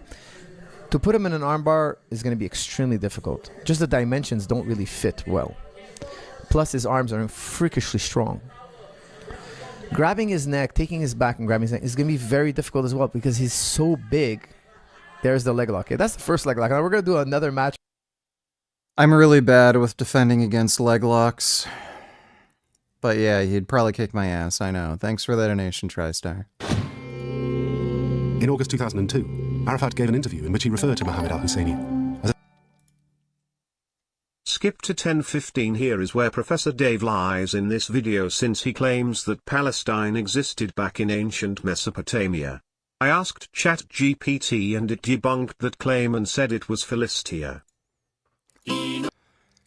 Well, yeah, the Romans called it, what? Palestine or whatever, as an insult to the Jews. 10:15. Nomadic Semites from the coasts of Palestine and Syria, the Amorites, moved east to Mesopotamia following a major drought that hit the region around 2200 BCE. The Sumerians never regained their dominance over the area, as the Amorites were displaced by the Babylonian Empire founded by Hammurabi around 1800 BCE, and Sumerian stopped existing as a spoken language by around 2000 BCE. But because it had been used to compose the important religious and literary texts of the region, it continued to be used for this purpose alongside Akkadian. It is from around the time of the Amorite kings that we find the texts of Sumerian king lists, which are one of our sources of information for the rulers of the 3rd millennium BCE. These lists actually go...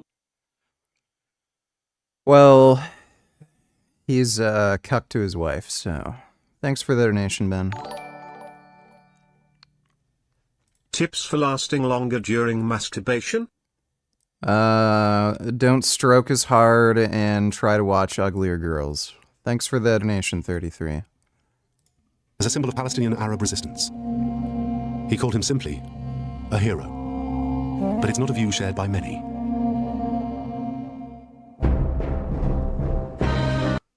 Yep.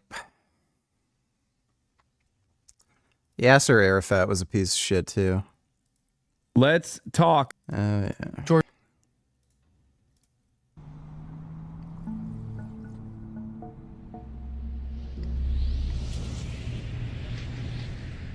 This is David Pecora. He's 22 years old, has shoulder-length blonde hair, and studies computer science. His online names are Xenon and Xenomega. He's part of the Xbox community, tweaking consoles and creating cheats for games like Halo and Call of Duty. Right now, he has an annoying problem. The bumper of his car is broken, and the dealer refuses to ship the parts to Canada. So he asks his friend Justin, who lives in the US, if he can order the new bumper to his house. They met each other years ago on the internet. Justin lives in Wilmington, about an 8-hour drive away. David's plan is to drive there, get the bumper, maybe grab something to eat together, and head back home. His dad offers to tag along so they can take turns driving. They take the family car. About an hour later, David and his dad get to the border. The US border officer checks their passports. He's about to wave them through when he sees a strange name on his display. "What's Xenon?" the officer asks. David flinches. That's his online name. But why on earth does it pop up here at the passport control? Two figures in dark uniforms approach the vehicle. They pull their weapons and tell him to step out of the car. David gets arrested. He walked right into a trap. The thing is, David may have done more than tweaking consoles and coding cheats. The FBI has been after him for years. He's part of a hacker gang that will become to known as the Xbox Underground. They are responsible for an unprecedented series of cyber attacks on some of the biggest tech firms on the planet. They stole thousands of login credentials, heisted the source code of unpublished games, and hacked into confidential US military simulations. They didn't do it on behalf of some government agency. Sometimes they didn't even make money with it. They were just a bunch of teenagers.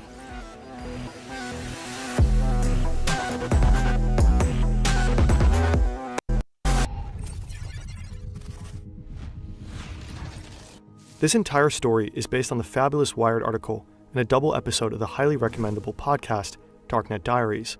You'll find the links in the description. David was always destined to become a hacker. He's still in elementary school when he builds his own little web browser. He simply teaches himself how to code. In 2001, David's world and that of countless other kids changes forever. The OG Xbox is released.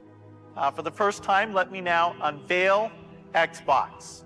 Back then, the Xbox marks a technological milestone, a bunch of high-end hardware packed into a massive black casing. The black and green dashboard and the ridiculously oversized controller kind of give off nuclear reactor vibes. It's a completely new aesthetic at the time. David gets one and hopelessly falls in love with Halo. But he's not just a passionate gamer, he's fascinated. Xbox sucks and Halo sucks. I don't know why anybody ever bought an Xbox. By the Xbox's tech. He becomes part of the fast-growing online community of like-minded nerds. They crack their consoles and get their own software running. They stream.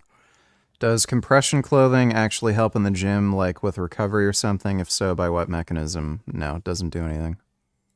Music, install Linux, and even manage to boot up Nintendo games. David is extremely talented and quickly gains cred in the scene.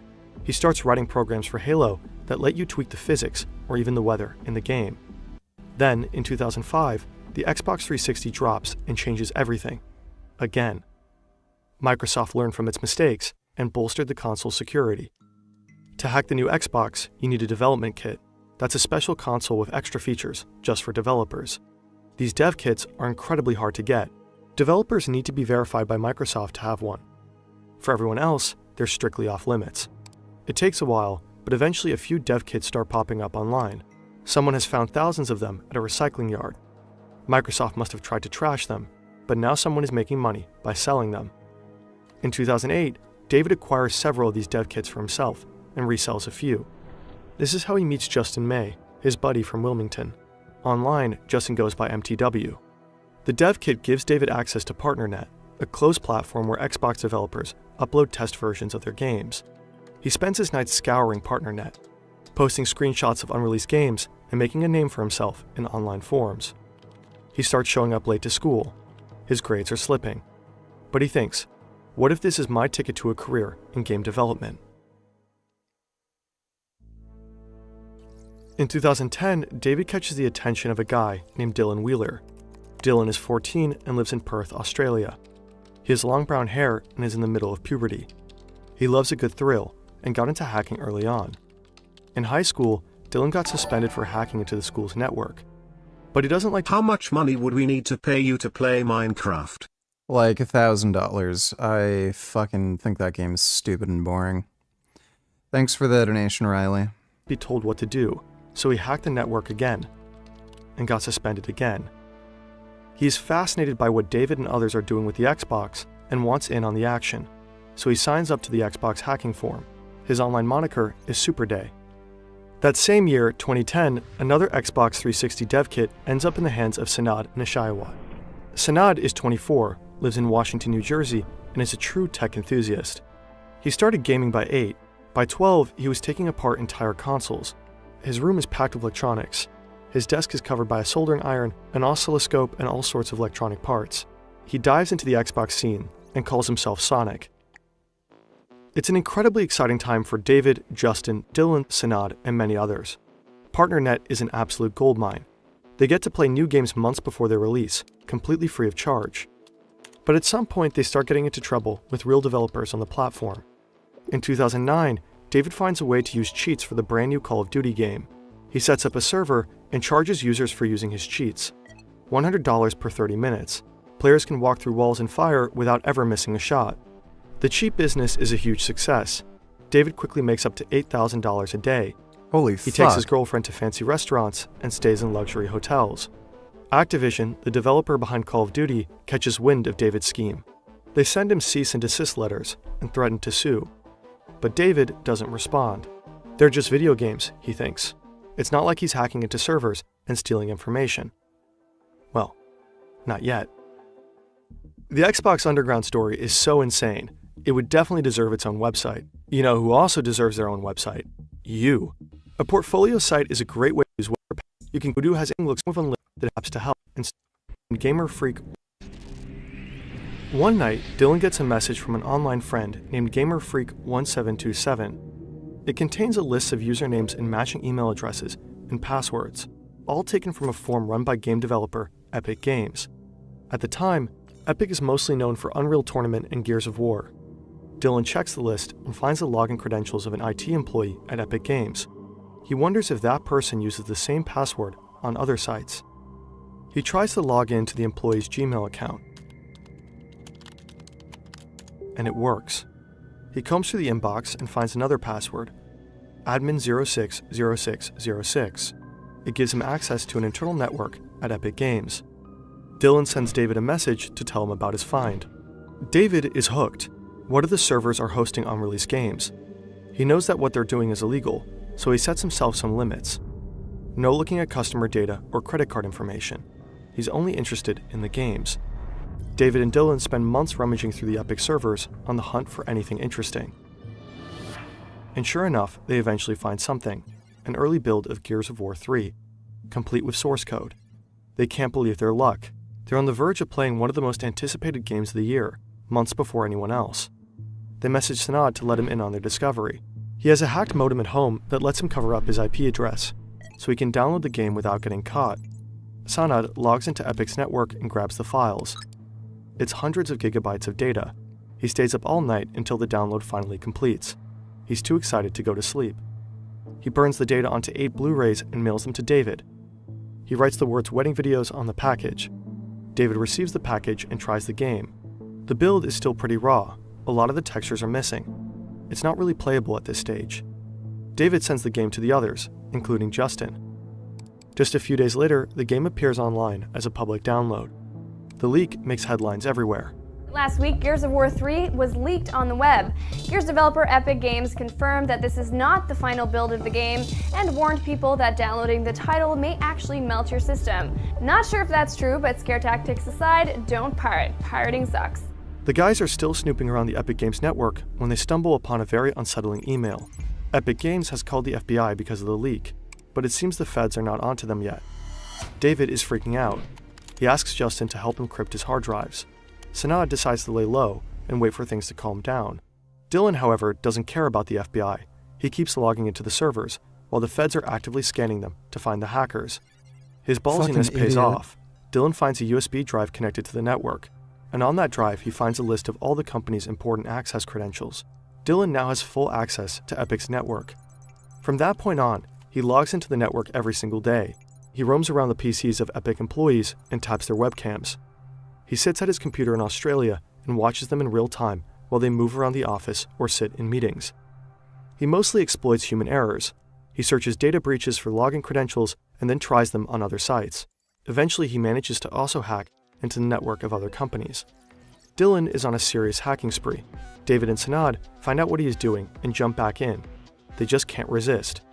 One by one, they hack the networks of tech giants like Microsoft, EA, Bungie, Blizzard, Valve, and Activision. They keep digging deeper and deeper, downloading more and more unreleased games. It's like a fever dream.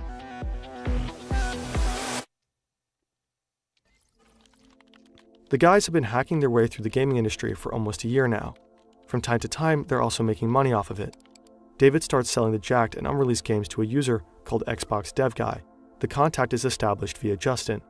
But deep down, they're still just a bunch of gaming fans. They invite their friends over to show their new video games. They never reveal where they get them from. They're a small and tight-knit group, but they can't always keep the excitement to themselves. So every now and then, word gets out to the wider scene. And every time that happens, new people want in on the action. 2 new faces join the group. Austin Alcala is a 16-year-old high school student from McCordsville, Indiana. He's tall, rather shy and reserved. Online, he goes by AA Monkey. The second newbie is Nathan LaRue, an 18-year-old from Bowie, Maryland. His dad works as a diesel mechanic, and his mom is busy homeschooling him. Nathan has written a program to fake FIFA coins and dreams of becoming a proper game developer someday. Online, he calls himself Anime Freak. The group expands their hacking activities, and their virtual break-ins move further and further away from gaming. AMD, Intel, Disney, Warner Brothers, and Google. They end up infiltrating the servers of almost 25 companies, all of them major corporations. A late summer evening in 2012, Austin and Nathan are poking around the servers of Zombie Studios, a developer known for war games like the Spec Ops series. They discover a tunnel that leads them straight to a US military server. The drives host a new game Zombie Studios is working on, AH-64D, Apache Simulator, a flight simulator commissioned by the US Department of Defense. They hesitate. This is bigger than anything they have found so far, and much more dangerous. Curiosity ends up getting the best of them, and they download the game. The group is at its peak. They've been active for over 2 years. They've gone places no one else could. David, Dylan, Sanad, Austin, and Nathan have become the core of the group. Others are loosely involved in individual hacks. Altogether, there are almost a dozen strong now. They're aware that everything that they have done could already land them in jail. But they just can't stop. They joke about what they would call their gang in prison. Xbox Underground sounds pretty badass, they think. They laugh at the idea, but not for much longer.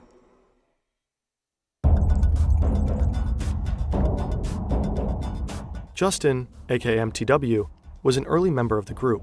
He met David when he bought the Xbox 360 dev kit from him a few years ahead of the Epic Games hack. Justin was directly involved in many of their operations.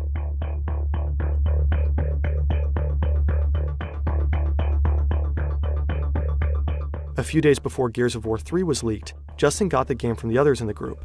Some of them, like Sanad, suspected that he was the one who put it online. Justin is almost 3 years older than David, but compared to him, he's a lot less cautious. In 2010, Justin attends PAX East, a video game convention in Boston. He gets calls from Sanad and a few others in the group. They ask him if he can hack into one of the networks on site. Maybe he'll find something interesting. No big deal if not. Justin gives it a try, but doesn't find a breach to exploit. The network is too secure. He's not ready to give it up though. He walks around the convention center and finds the stand of a small developer called Atomic Games. They're showcasing a new shooter called Breach. Justin waits until one of the employees heads to the bathroom. Then he sneaks behind the stand and secretly tries to download the game onto his laptop. But the employee comes back sooner than expected. At just 14 megabytes, Justin has to cancel the download and make a run for it. 2 Atomic employees chase after him and quickly catch him. They take him to the police. During the arrest, Justin tries to bribe the officers. The He fuck? offers them $100 if they let him go. What During an the interrogation, idiot. he openly admits he was trying to steal the game. He repeatedly tells the cops that he has names of people bigger and more important than himself. When the others hear about the arrest, they get suspicious. What if Justin has been talking to the cops? He loses their trust. He disappears for a while, but eventually gets back in touch, trying to regain their trust. Now he is scamming companies like Cisco, Microsoft, and Lenovo Oh my with a God. return fraud scheme. Someone like that couldn't possibly be working with the cops. Some in the group, like David and Dylan, are thinking. Others, like Sanad, remain skeptical. After some time, Justin manages to get back on board. These kids Back are to August stupid. 2012, David and Dylan are poking around Microsoft They're servers. dumb nerds. They come across a folder that seems pretty well protected. Looks like only a few developers have access to it. Maybe the company is working on some super secret project, they think. They download the folder and find a bunch of technical documents. Some pics of circuit boards and casings, source code, all that kind of stuff. They wonder what all of this could be for, and they quickly piece it together. They found the plans for the upcoming Xbox console, codename Durango. It'll later be called the Xbox One. They ponder what to do with the plans. They could sell them to others, or they could try to build the console themselves. All parts seem to be available on the market. They order the parts online and have everything shipped to Nathan's house. He volunteers to assemble the gaming console, and it works. The group now has a working prototype of the new Xbox, but no games to test it with, so they decide to sell it. They find a buyer in the Seychelles who is willing to pay $5,000. The buyer transfers the money, and the group discusses who is going to ship the console to him. Justin steps up. He offers to take it to the post office. The group agrees. Justin drives from Delaware to Bowie, about a 2-hour ride, and picks up the console at Nathan's place. But the package never makes it to the Seychelles. They start to get nervous.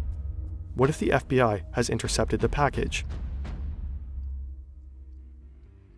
After the sale falls through, Dylan decides to upload the pictures of their prototype online, just to see what happens. He doesn't consult with the others. That means the Xbox prototype is now seemingly publicly up for auction on eBay. By now, Dylan is already known for his impulsive actions. In early 2012, he got drunk, called Epic Games, and confessed to hacking their servers. He explained to the employees over the phone how he did it and asked for a poster as a reward. He actually got one. This time, things get even worse. What the fuck? This kid is crazy. The eBay auction goes viral. In no time, bids reach over $20,000. But the sale doesn't go through because Microsoft files a copyright claim. Dylan, who set Oh my god. Why are people paying this ridiculous fucking money for horse shit? the auction under his online name, Super Day, starts giving online interviews. We have someone who's gotten pretty world-renowned over the past couple of weeks here. I'm just gonna go straight to the chase here. His name is Dylan. Most people probably know him by his moniker Super Day. He's gotten himself into a little bit of trouble with Microsoft and I guess he's taking the hacking community by storm. Dylan, welcome to the show. Thanks. Sanad and David are pissed at Dylan. Really pissed. After leaving traces all over the internet, this kind of attention is the last thing they need. David cuts off all ties with Dylan. The only ones even more pissed are the people at Microsoft. The investigation picks up speed. Just weeks after the auction, the FBI raids Nathan's, aka Anime Freak's, house and arrest him. Sanad Nishayawat, aka Sonic, tries to distance himself from the group, but his house gets raided too. He sends a copy of the search warrant to others in the group, including Dylan. Dylan then posts the name of the agents who raided Sanad's house online. He publicly threatens to send hitmen after them, a statement he later regrets. In February 2013, Dylan Wheeler, also known as Super Day, is finally arrested by Australian authorities. Austin has learned from Nathan how Dude, these kids are fucking, like, retarded. to fake FIFA coins and turned it into a business. Justin is involved in scams of his own. Both of them lay low for a while. David also keeps a low profile in Canada after he learns about the string of arrests. Well, at least until he gets a chance to snag an actual prototype of the new Xbox.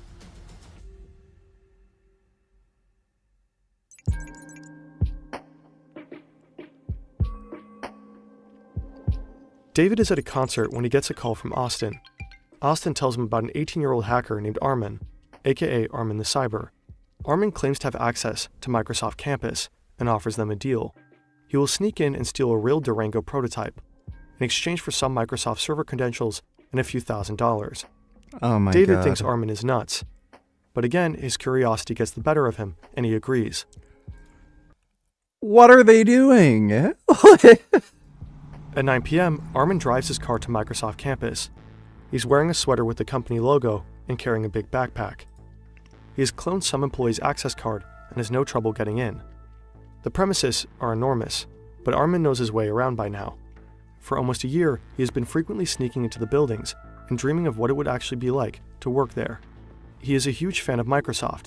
He has even applied for a job, but has not heard back yet. Armin enters one of the office buildings. Oh my God. He's nervous. He's been there many times, but never to steal anything. There's still a few people around. Whenever he hears footsteps approaching, he hides. He eventually finds what he's looking for in one of the open plan offices on the 3rd floor.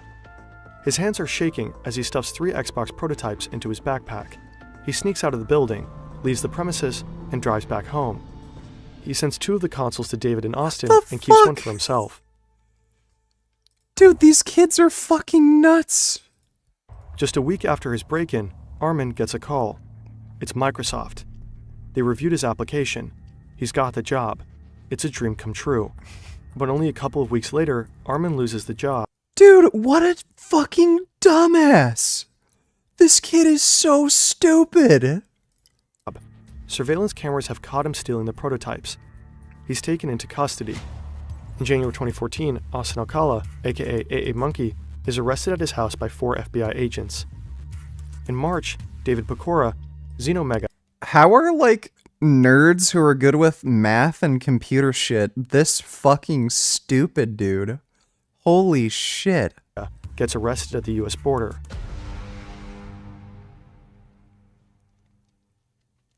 David, Sanad, Austin, and Nathan stand trial together in the US.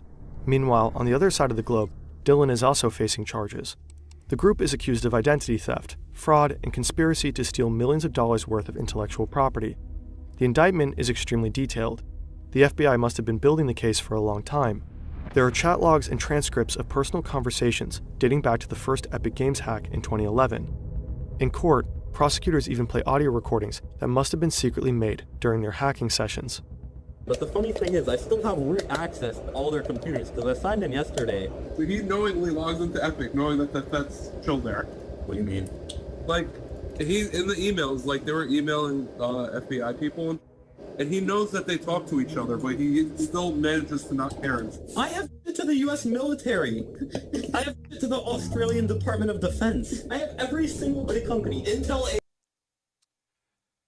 Well, that is some epic levels of self-snitching, dude. AMD, Nvidia, Google, Microsoft, Disney, Warner Brothers, everything. The indictment repeatedly mentions Person A. Person A provided most of the evidence for the FBI. Person A allegedly helped David encrypt his hard drive and sell unreleased games to a user named Xbox Dev Guy. Person A is also said to have delivered a self-made prototype of the new Xbox to the FBI. I get a copy of the indictment, and I start reading about Person A from Wilmington, Delaware. We all only knew one person from Wilmington, Delaware. Justin. Justin. All signs point to him being an informant of the FBI. Did he cut a deal with the police after the incident at the convention? Is that how he got away with all of his scams? No one knows for sure. The guys in the US plead guilty. They all have very different ways of coping with the conviction. David is cooperative. He helps the investigators understand how they bypass the systems of billion-dollar corporations. The officers are pretty impressed by the 23-year-old's skills. He spends 18 months in prison. After getting out, he finishes college and starts working for cybersecurity firms. Austin gets 3 years probation. He doesn't serve a single day. That's not too bad. In jail because he agrees to help the FBI with another fraud case involving fake FIFA coins. He later becomes the head of cybersecurity at a social media startup. This is hilarious. They actually got pretty good jobs after this whole thing. Sanad serves the same sentence as David, 18 months. He too gets out, but the following years are very hard on him. He starts working at a vape store and goes to college. But his probation officer bans him from using a computer and constantly harasses him. Everything that I would ever ask her would always be a no. like, for example, like, I would want to go down and see, you know, my sister in Virginia or something, and it's no. You know, it could be, she would come up with the craziest reasons to why she wouldn't let me do anything. Sanad became more and more isolated and eventually slips into depression. Seeing no prospects for himself, he turns to drugs. His probation officer sees this as a violation of his probation terms. She drags him before a judge, who sentences Sanad to another 9 months behind bars. In 2019, What a load of bullshit. Fucking probation's the most retarded shit ever. Sanad's probation for his second sentence ends, and for the first time in years, he's allowed to use a computer. He's now clean and living with his sister.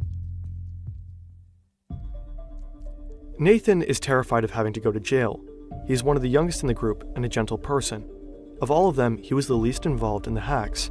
Nathan applies for bail until the verdict is final. He gets an ankle monitor and is allowed to stay with his parents. But the thought of what awaits him in prison eats him up. One day, he cuts off the ankle monitor and tries to flee. He pays a friend to drive him to the Okay, yeah, wow. These people are just fucking dumb, dude. Canadian border, but the police catch him at the border checkpoint. Nathan panics. He jumps out of the car and runs across the bridge towards the border, but the cops catch him. He is desperate and considers jumping off the bridge. Then he pulls out a knife and injures himself until he collapses. He survives and is almost immediately taken back to jail, this time serving a 2-year sentence. Shortly before his release, Nathan comes out as trans and is now Holly. The time in prison must have been awful. Just a year after their release, What in the Holly fuck? takes their own life. This is a In Australia, crazy Dylan is story. the only one who pleads not guilty. This leads to a series of court cases that drag on for over 3 years. I guess I pled not guilty to the sense that they tried to hit me with everything when there wasn't everything that I did. At the start, they put a lot of false charges on me. Dylan is ordered to surrender his passport, but instead he heads to the airport and flies to the Czech Republic. He has Czech citizenship because his mother is from there. Shortly after, Dylan's mother is sentenced to 18 months in prison for aiding his escape. Dylan claims that his mother neither drove him to the airport nor sent him money. Yeah, it's kind of the harsh reality of everything. You know, someone's got to go down for something. Dylan moved to the UK, where he established a cybersecurity firm and gave talks on security-related topics. I'm not hiding, because I'm not doing anything wrong. I did something when I was a kid, when I was a teenager, an underage teenager. It was wrong. I learned from that. In March 2020, Dylan shuts down his company. There's been no trace of him since. In 2017, when almost all members of the Xbox Underground had served their sentences, the police finally arrest Justin May. The authorities seized a brand new BMW and nearly $40,000 in cash. In 2021, he was convicted of fraud, fencing, tax evasion, and money laundering. He was sentenced to almost 8 years in prison and fined $4 million. Holy shit. Well, he got it rough.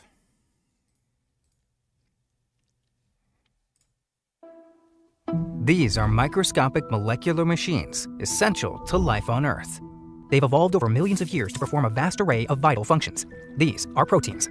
For more than half a century, biologists have sought to unravel the enigma of how proteins fold to function. The effort to doing this is enormous. But during a recent grand challenge, a team at DeepMind used artificial intelligence to solve a key part of the protein puzzle. Your group has performed amazingly well in Cast 14. It was really a shock. This breakthrough opened the door to a new era of biology. The AI revolution, if you want. Heralding a future of human-designed proteins engineered to fix some of the world's biggest problems. You always want to be pushing the frontier. This is the inside story of how AI cracked the protein folding code, and the trailblazing science for which these 3 researchers won the 2024 Nobel Prize in Chemistry. Proteins first appeared at least 3.7 billion years ago. Since then, nature has produced countless variations of these molecular marvels. They're the molecules that do the work. They interact with other molecules, they build other molecules, they take molecules down. They include enzymes that catalyze biochemical reactions, including digestion, and antibodies that protect us from pathogens. Proteins keep our cells running, regulating molecular flow throughout our bodies. They also provide structure to tissue, power our muscles, and so much more. All these are at the end chemical reactions, and to understand this chemistry of life, you need to understand the structure of these molecules. A protein-specific molecular function is a product of its 3-dimensional folded shape. They'll fold up into a really precise shape, and they do that every time, and that shape carries out a biological function. This origami-like shape is rendered by the sequence of its primary structural components, amino acids. All proteins are built from 20 different flavors of amino acids connected in chains, called polypeptides. When first assembled inside a cell, proteins are unfolded, their amino acids strung together like beads on a necklace. These amino acids can be arranged in countless configurations to form different proteins. The recipe for a given protein's specific polypeptide sequence is encoded within a cell's DNA. In 1969, biologist Cyrus Leventhal observed a paradox. For any protein, even small ones, there's an astronomical number of possible folding configurations. Trying them all at random could take longer than the age of the universe.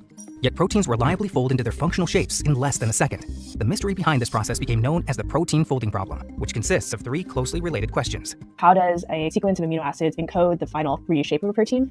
What are the series of stages along which it folds? And then the third is, how do we computationally predict the 3D structure? The protein folding problem is a key concern of a field of research called structural biology. Structural biologists study protein shapes, formerly known as structures, to figure out how they work. If we have the 3D structure, then we can really begin to understand how these molecules behave and function. A better understanding of protein structure could lead to cures to many diseases, including ones linked to misfolded proteins, like sickle cell anemia or Alzheimer's. The real promise is designing new drugs against specific targets, cheaper and faster biologics. In 1957, biochemist John Kendrew revealed the first atomic protein structure using a technique called X-ray crystallography. This method became one of the most important tools for structural biologists. In the first step of X-ray crystallography, a desired protein is purified and concentrated as a crystal. Forming this highly ordered array is often the most difficult part of the entire process. The crystal is then placed into the path of a high-intensity X-ray beam and rotated. The X-rays deflect off the electrons surrounding the crystal's atoms, scattering before striking a detector. The resulting diffraction pattern is then transformed by a computer into a 3D map of the protein's electron density. From here, it's like solving a jigsaw puzzle. Amino acids from the known protein sequence are fitted into the 3D map to produce a structural model of the protein. Initially, researchers solved this jigsaw puzzle by hand, using balls and sticks to construct the model. Holy shit, that sounds complicated. Later, computational tools were developed to accelerate the task. The effort to doing this is enormous. You can think of it as something like $100,000 in expense, a couple of years of a PhD student's time, really an enormous investment to get even a single structure. In the 1970s, a consortium of researchers started the Protein Data Bank, or PDB, to catalog determined structures. The location of each atom inside a protein structure was recorded as a set of 3-dimensional coordinates. Yeah, I've seen how they can encode data into DNA. The PDB contains the structural data for more than 200,000 proteins. Newer technologies like nuclear magnetic resonance and cryo-electron microscopy, or cryo-EM, allow researchers to probe larger proteins as well as complex molecular assemblies. But despite these imaging advances, much of how linear strings of amino acids actually fold into their 3D functional shape remains a mystery. In the 1960s, biochemist Christian Anfinsen deciphered a key piece of the protein folding puzzle. He later won a Nobel Prize for his discoveries. In a series of experiments, he denatured proteins in solution, causing them to unfold and stop working. When he reversed the conditions, the proteins refolded to their native shapes, restoring their functions. Anfinsen's research revealed that all of the information for a protein's 3-dimensional structure and the folding steps to reach it are encoded solely in the biochemistry of its string of amino acids. That would suggest you didn't need any other biological machinery to go from the unfolded to the folded state. That implies you could use computational methods to get from one to the other.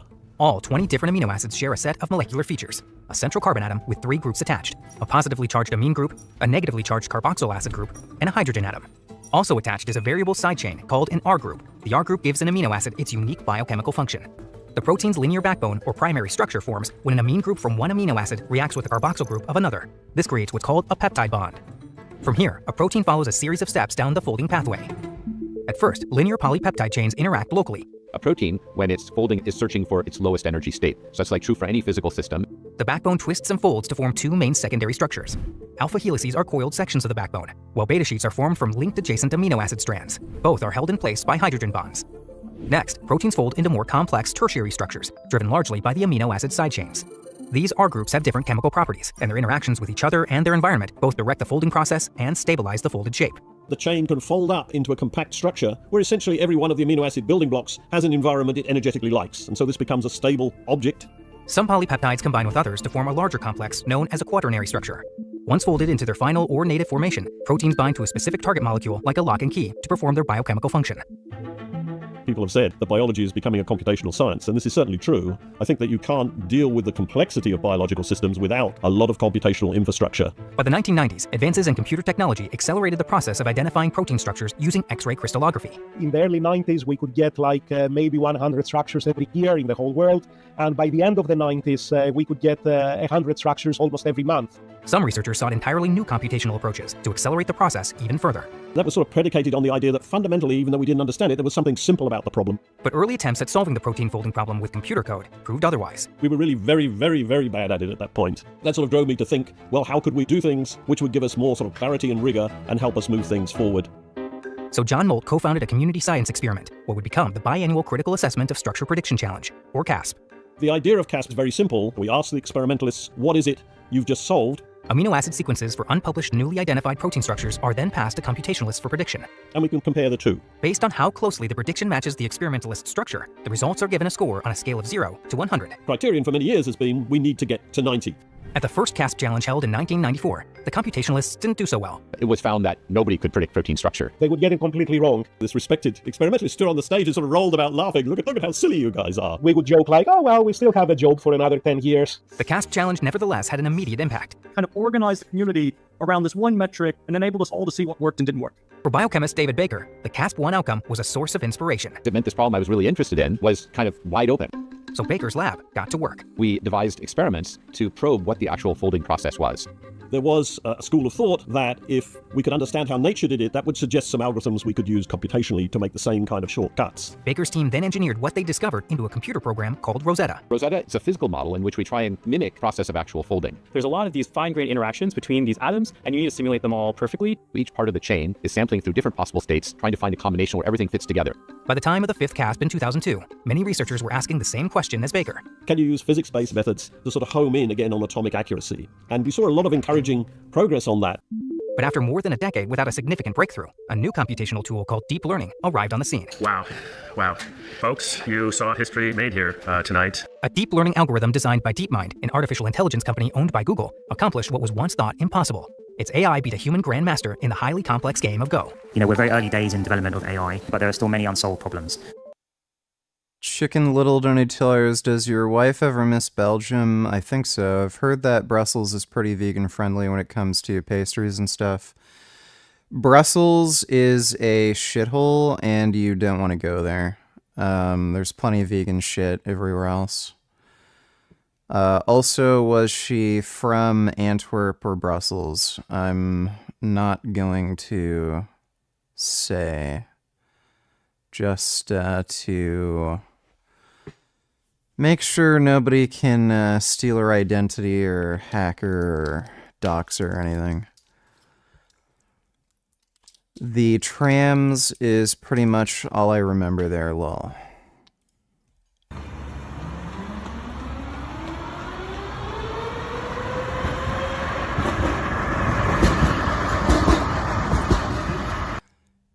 Yeah, I think I took the tram there maybe once or twice.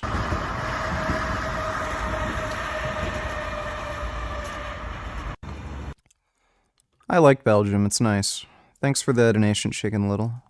After successfully mastering Go and several other games, DeepMind's founder, Demis Hassabis, sought new challenges.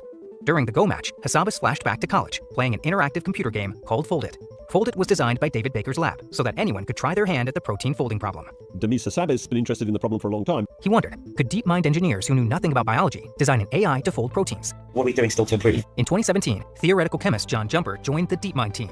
The development of AlphaFold 1 was already underway. And then I'll probably be looking at little tunings that might make a difference. The team's approach was similar to what was commonly being used elsewhere for image recognition. Pretty standard machine learning, and then built the protein knowledge in a system wrapped around it. So we had kind of proteiny inputs, we had proteiny outputs. After training their system on the 136,000 structures in the protein databank at the time, DeepMind was ready to compete against the protein scientists. In 2018, DeepMind entered CASP 13. While they weren't the only team using deep learning, AlphaFold's protein structure predictions came out on top. It did make a very large difference to the accuracy of the structures. It was better than anything else, but it was still not that brilliant. We were the best team in the world at a problem the world was not very good at. We need to double down and go as fast as possible from here. So the intention is to enter CASP again? For the DeepMind team, it was back to the drawing board. So we redesigned the core components of the neural network, the insights in terms of the physics of proteins, the evolution of proteins. The new algorithm, AlphaFold 2, works like this. A protein's amino acid sequence is entered into the system. The algorithm then searches several genetic databases for similar protein sequences found in other organisms. These related sequences are aligned in an array to create a representation called a multiple sequence alignment, or MSA. The MSA contains information about the evolution of the protein across different organisms. Next, AlphaFold generates a matrix to encode the spatial relationships between every pair of amino acids in the target sequence, called a pairwise representation. You can generate a two-dimensional image of which bits of the folded protein are near to each other.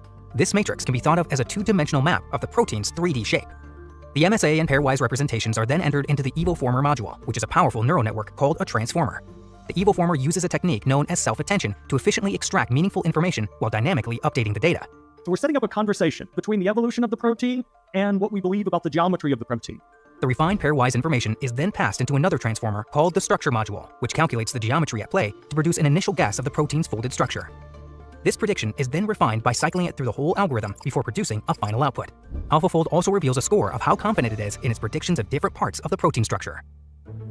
Cast14 returned in 2020 during the pandemic, with everyone on lockdown. The DeepMind team put their new prediction algorithm to the test. This diagram you've got here, John, is this one we've done badly on? We're actually quite good on this region. Months later, the results finally... Dainch Dewey Manos Opt Cardand, Var Hatatuna Far as Ham Shajadi Haim Mankay, Baham Fawley at CSE Mekadim. To Dainch KDE, Fia Ena Neda Akun Buden, Binafshun Tamam Mishawa Olaway Baran. Ko John Beshel Ham Shajadi Ham in Bavare Galas. I don't speak Spanish, but I appreciate the donation, Mandalam. started rolling in. Many of AlphaFold 2's predictions received a score of 90 or higher. It was really a shock. You're looking at these things, like, can it really be that good? What's going on here? I'm going to read an email from John Malt. Your group has performed amazingly well in Cast 14, both relative to other groups and in absolute model accuracy. Congratulations on this work.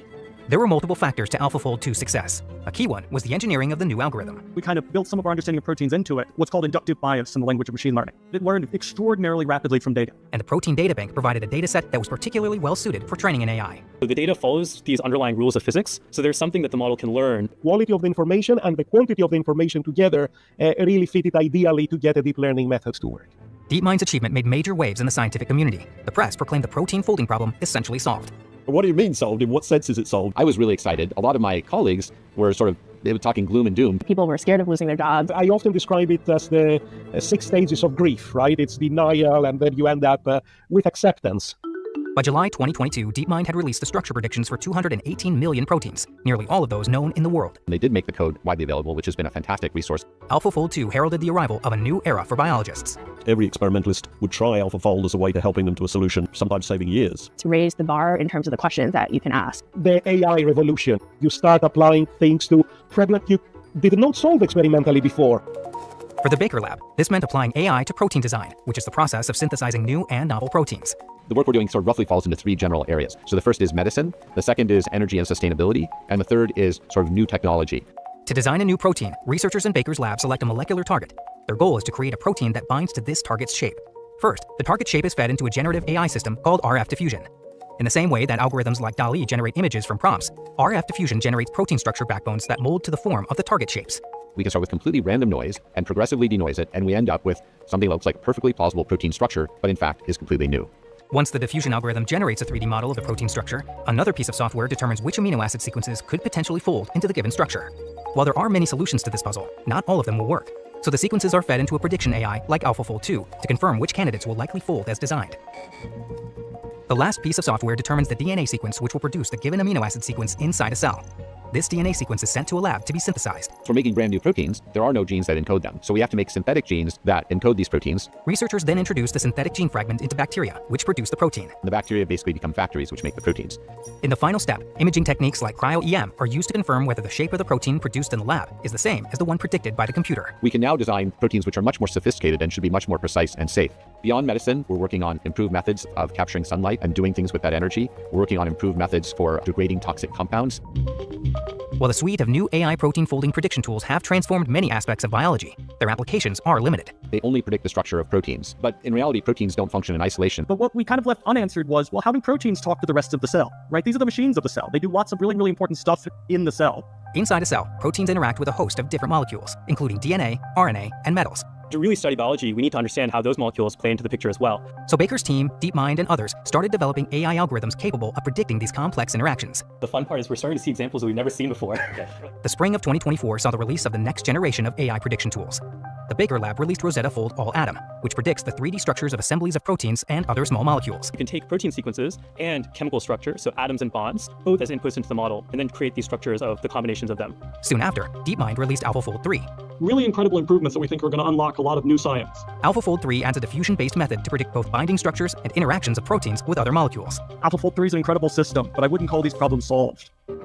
In this new age of computational biology, one fueled by AI, the organizers of CASP have had to rethink the future of the challenge. 2020, with the AlphaFold results, some people said, well, you're done then, right? Maybe Molt will finally go away and shut up. But of course, from our point of view, it's actually a very exciting expansion time in CASP. You always want to be pushing the frontier. At a time of technology transition, it's a very intense time. For me, it's been tremendously exhilarating. In October 2024, David Baker, John Jumper, and Demis Hassabis shared the Nobel Prize in Chemistry for their work related to protein structure prediction and design. I mean, there's so much more to be understood. It's the beginning. That's pretty interesting. Yeah. Yeah, just imagine, in our lifetime, we'll probably, like, cure pretty much every fucking disease, and nobody will get cancer and shit. Pretty bizarre. Alright. I've sort of taken when does this come out? So I'm going to be playing Call of Duty with a friend of mine tomorrow night, so I'm probably going to do an afternoon stream or stream at the usual time but end at 12 midnight.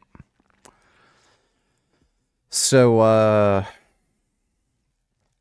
for those of you in Europe who've been waiting for an afternoon stream, you might get it tomorrow, and if not, I'll stream at the usual time, 6, but I have to end it at like 12 p.m. or 12 a.m. technically. But I'm going to go get some sleep. Hope you all had fun. Big thanks to everybody who donated in Streamlabs. Really appreciate it.